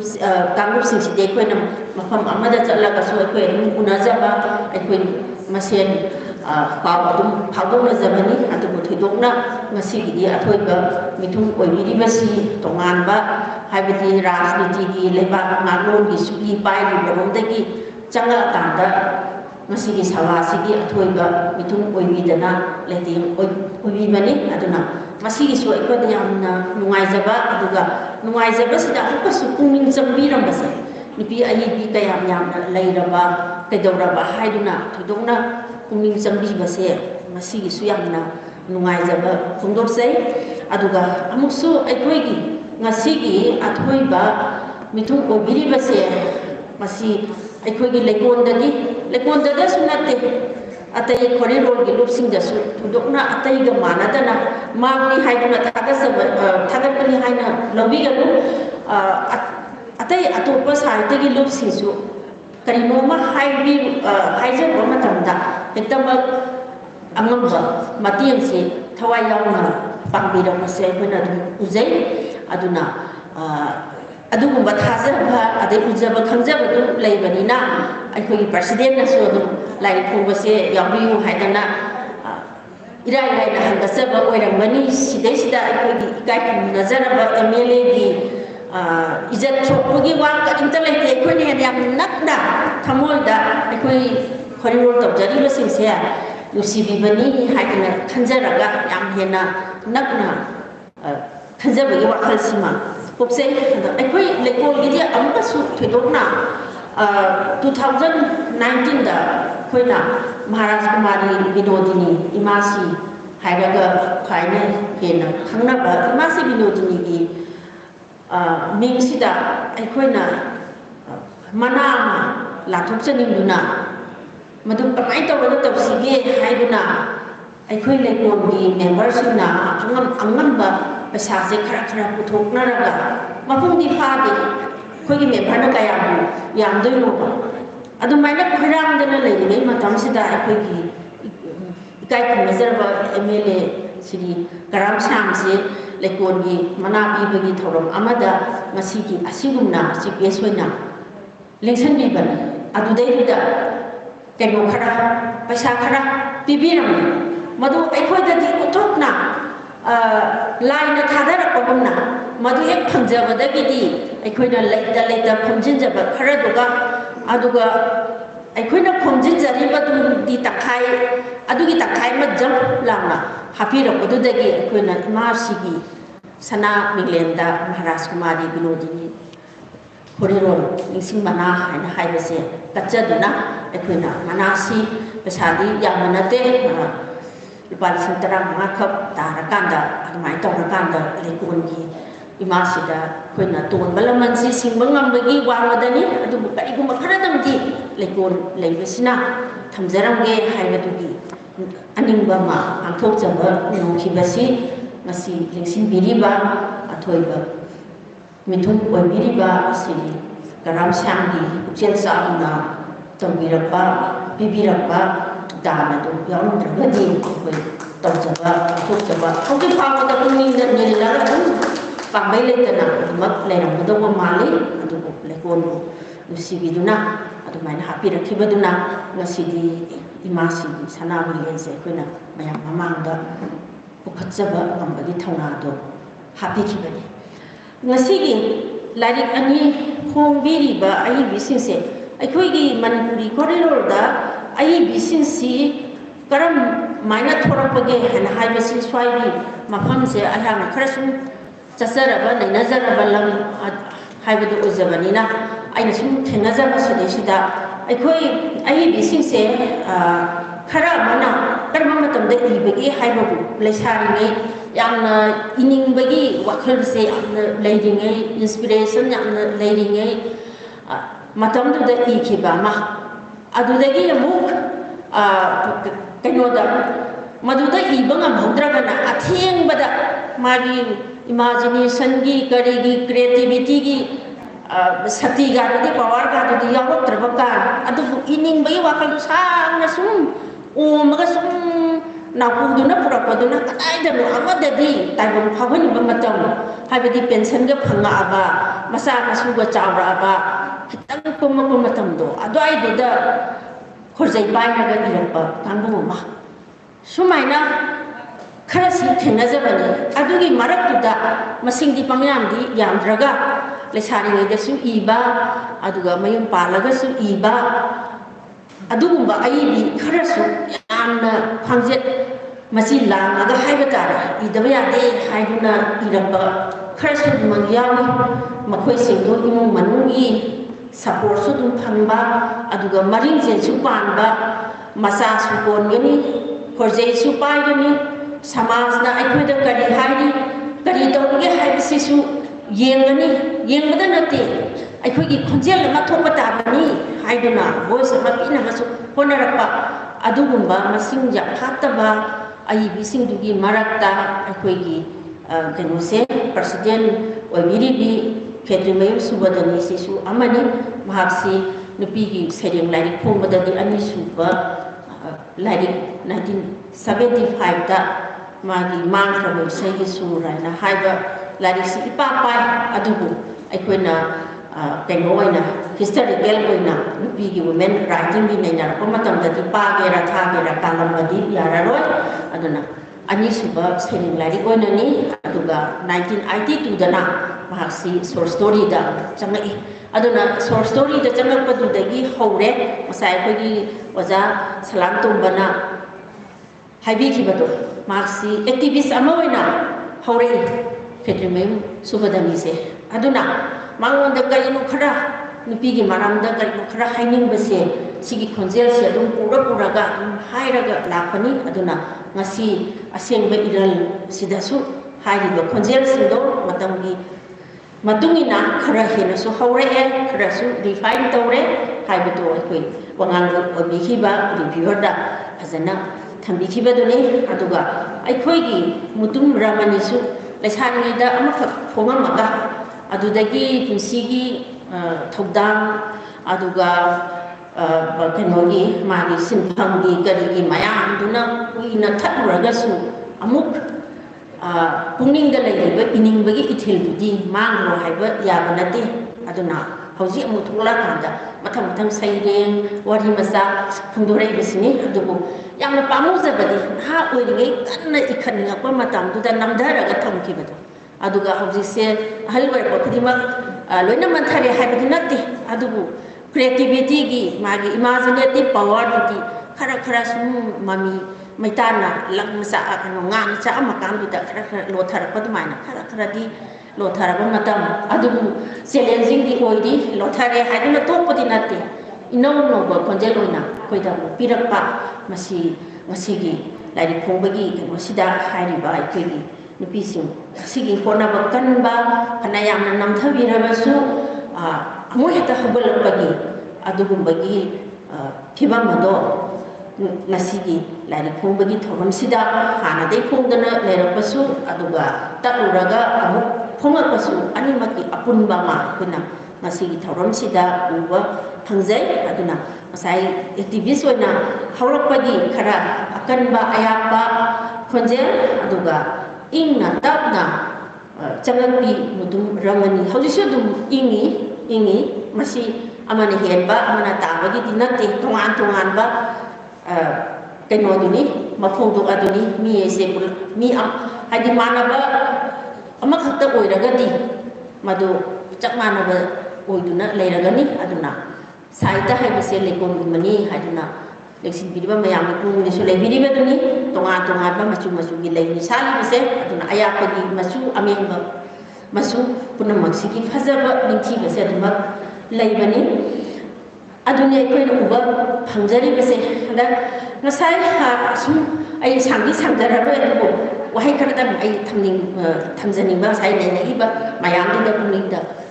phaurakpa society na nupi si kram hain thammi ana haiba nupi si kitang nupi na buto rabadi ana haibi di miyeng se mamang de gi sum khara puraga lapa aduna nupi sing sina khorjai paira kanda huji haira isi nupa ga nupi ga se nupi na nupa onthok na ko na masu natte nupa ko gi haiba su natte tawada mu society na paibi riba aikoi gi leibak nai na paibi riba khalla se masi balance oide nupi na haira ga na yang lobby ba nupa haira ga na sagai du lep ka dori banina sagai gi nak tu hallo dori ba mana lep ka dori banina ma gi sagai gi i mari du nga ra chak ka dori banina ai ba side sida nupa hara na khal du khare lumba adu gi kan wasida masigi balance masi taitha ba se kaira ga lei ba tong to ba se balance sanabiu nupa su nupi su ani ma se koi kong oyet food oyet si pullaga chatlaga ikoida mapung phaga mi ama haiba du koiba adugumna ikoi society sida su oyese maka lamna chanminasi haina haibigi khonjel je khara haurambani masidai kainose asigumba nupa nupigi wase khatang haibo matamsida thoisi nomangkhagna khai ngangiba khoibudi adum 90s gi matamdagi hauna asigumba hiramsida khara sum amuna khatang khonjel hauna haijaba amuna tapne haiba tawra smaina 90s gi matamde hauna sum ngangdana laksarabani ado masi suktani kainogumban nomangkhagumban khabani na ayambana tabi ningde kari hairo tu haidana tabi ningde tasengna akhuna feminism gi matangda ngangna sikai na hairaga kanam hoba lenga oi aikoi ani matek kumba bhau pharoi aduna masi nomangkha gumani aina he ngangjai nomangkha gumani adubu ngasidi aikoi gi oja salam tombana aidi aikoina ngangjabani oja salam tombana ga ngangbi dana nomangkha do kitang sutani ga sagat pirak basi sida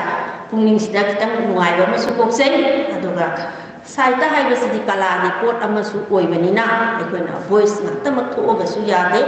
madi art ki pot amanina masida su khalla masu sangi bani aikoina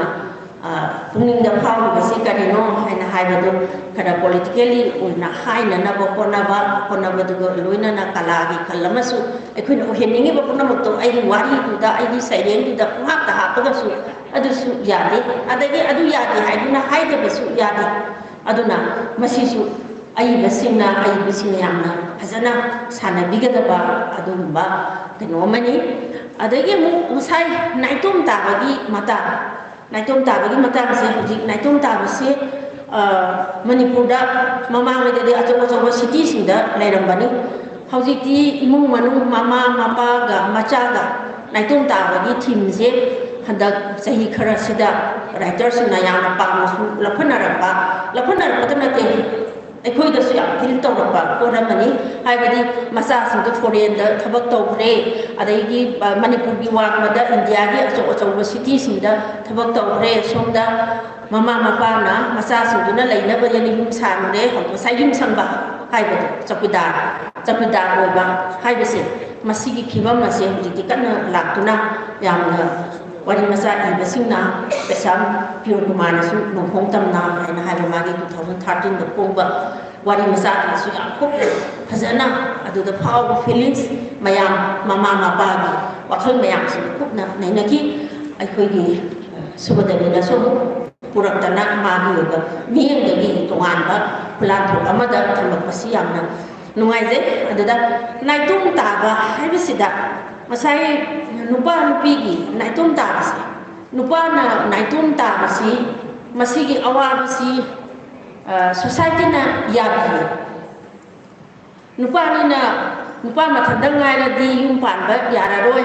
haibuna mayam sangdana karoi lekai sangdana mawama chijinbina ba adu tawna ba adagi sahi phana di raba bawada su aikoi sum ngangarabani aikoi yamna ikai phuna ningai oiba achoba politician ama maming di panjararoi sahi yamna kana ma se sol kana raga leiba dagi sahi kunmari kunmanga di nurse oina thamki di ma wife ni haiduna masi aina paper da pabada thinajabani aina haijari basi lingsin biriba singi pungingda taba matamda soidana ningsing bigani yamna aso sang politician amagi kanoda adum haina tawki aduna amane aduga hojiti saita da su sange kaksingda nahan da su khetri biragi magi pawkhum maina haiba novel da ahal oirabasingna naitum hingba matamda wabadagi magi thamoigi marup ama thibagi thimduda ibani novel da aduna sida wari masa sida su amaboire naitum tabagi masak simati yi naitum taba hairapasida nupa singi oinadi naitum taba haibasida adugi magi naitum tabagi awabase khangbi banina wahidi phajadre sabani kitang ngabigani mangumba karakpada amapurai hai sumaina dum hainabi ado nupigi awabase phongdoknadi mana phongdokriba makai nupidu fajabani nupidi aduga amuksu mapa laitana mamana masa kun basiga mama laitaba mapana masa kun basiga anisi masa sida khara nuaijabasi mamana kun buduna di heli hoi panjau thorba matamda mapa laitabadugi ahangbudu di kanana melugani aduga sai mama laitaba mapa duna masa du ken bada kon matamda di khara thakna base adumak lei adugo masi nupi singadi akhang kanba naitom taba haibise masi khangna nabagi thauna sakti si tailon sembiba mapuna pibirak para samasna pibibara si masu nainaba chumbra ai bisingi wakhanda chumbra kaina hoji keno singi di atopa tang amagi di masi sumde magi damak keno krat tau sumi haina emotional support ama piba sumi haina hai aduga nupi singi di madu hek tangtho matamda ona tainaba negative ta chali adu di laira duna hadak si judi webegi thaba ama yaujanu bani duda ai bi ama khakna apam sigi wakhal si phongdok pada khitang makalamna phongdok pani adaida judi amana haibi is nupi ai bi su weraga sumaina mana ti siana do juri wajaba do ai thandana adaida ai na ngam godong do nupi do tawraga ngam godong do makhoi gi mentality du puning de yomaga pure aduni hauzik dai si aduna masai gi ai khoi gi kan mona ikai phna jara ba emile na habi gi badu jak sumi khoi na feminism hai rasu masai khal mana bi wana hai rasu yu thak bada ni sa sa bada jada cha bada mana si hai na chale vi si di khoi su ya jai ba mama du faraga phadori bani mama du na suru beri kai mu singana lairaga napu ko masa du karmana phadu hai ba aduna masigi kan wase aikuna chakhat pagi wahan thok feminism gi wahan thok se lakna han thom thokte mase aikuna yamna chumna feminism he haira kanda nupa da kimsingna ba yamna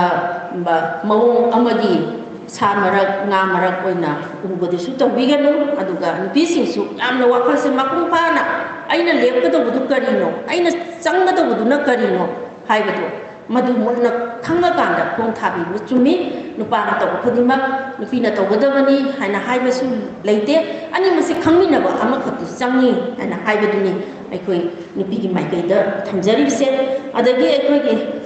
ngasi ikai khunjara ba MLA na lingsin kan sida aikoi si hojiki politics sida thamo yam suksaba singi manunda hasu amani hausi se warubigano mantri gi wasak hairaga aikoi da kai ngok leigre impression nama masisu magi microphone da samba wasak to kaina haiba ma koina singnaru ba hairu badi ngamde puning gari dum admai sum kan ba se adagi muk aikoi gi ganatantra democracy vote lakpasi da saksa haijana ba nakathing ba lakpa tanga aikoi voters na to bugi mentality se kong tingai di aikoi karimta yaroi aduna masagi afaba misang apa ngamaroi karor party millionaire duna adu pairaga leikrane ba power do aikoi gi lengak subi do pairaga leikrane ba aduna drug na lolakanda karor party oi baduna tum pai hi bata asumana aduna aikoi gi ai basina kari to ge hasi jisi tombrana yangwanna madi ganatantra se khar tantra hai ganna devi si pasagi lairem bini kan ma yamna satirically hairamne adubu drama nei najaba saida tawjaba aikoi kharada da tombrana nu khiba khar tantani ganatantra nate citizen na nagrik sesna bhata ringhei ganatantra gi wahan thok sung lei roi haibado aikoi kharagi kokta da leizaba natana ataida lanthok ngamdaba election lakpa matamda nakhathing bagi chak chana bagi wakhal da lupa masi leiba makhaidi aikoi lengak lona sum luptha ki base aikoi gi natana paisini lekti adubu ngasi sumaina puning sengdoknabagi tanja amakaksu aikoi saita tawjaribana kari khaliba lebak ngak kanogi lebak ngakpagi wayang sugi paibiriba na kari khanba haina haibadu fodoknabagi khudong chabadusu lairi phongdagi thorom sida phangjare aduga athengba bawada lengsinbiriba punomakko amuksu hana khurumjaraga kari na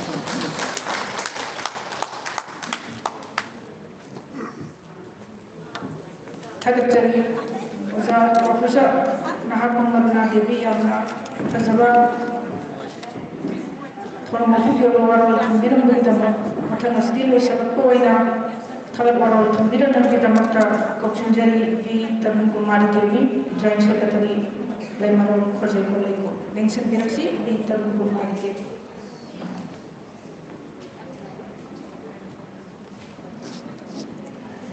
Nasi Laimaro Khojeko Leko Panga Sinjalam Pangok Sariba Lai Ani Mumuki Thoram Wari Mazada Catherine Subadan Iba Assemba Iran Haiba Lai Asi Pongok Sabaniaga Ani Subada Mutum Ramanana Iba Karam Tembani Haiba Saying Lai Asi Pongoki Thomas Pangok Sabani Haiba Thomasida Atoy Mitungi Pam Lam Lingsin Ibu Haina Haizer Bomatamda Rao Yakuna Nasiki Lai Ani Pongoki Thomasida Akoi Mitungi Pam Lam the Lingsin Ibu Kai Nazetiba Honorable MLA Nantabang AC Nimu Panjarabada Sri Karam Siam Singhana Akoi Mitun Wabiduna Hansanasi Nubapawa Lengsin Bibaki Kai Mochari Tobiman Mochari Tagachari Matanga Akana Mitungi Pam Lam the Lengsin behind Haizer Bomatamda Haram Yabuna Akana Mitun Wabiri Bangasi Toramasiki Mumena Panjarabada Mumaite Kiran Kumar Gandhera Advisory Board Saitari Garden Busu Kai Muchok Urmana Thana Perform Sati Learning Nasiki Toramasiki Toramaku from Panam Lexin Viva Ikai Nazenda Professor Nahakam Arnade Dean School of Humanity MU Kanchipur was our Sunkai Japagamana Document Muchariam Tagachari Nasiki Lai Ponga Sigi Laiki Maramanda Danabi Kiba Wangam Vikiba Ahan Deka Zagoza Salam Tomba Ozana Ketramin Subadan Iba Asin Mudan Hai Bawan Majas Maramda Laiki Oba Nayawara like Masataki Kibakamata Ikai Nazagoza Salam Tomba Singer President What Writers Mudan Musu Tagapo Galoina Naka Chedi Chedi Lena Nasiki Mutum Ramana Iba Karam Gani Haiba Siren Light Asik Maramda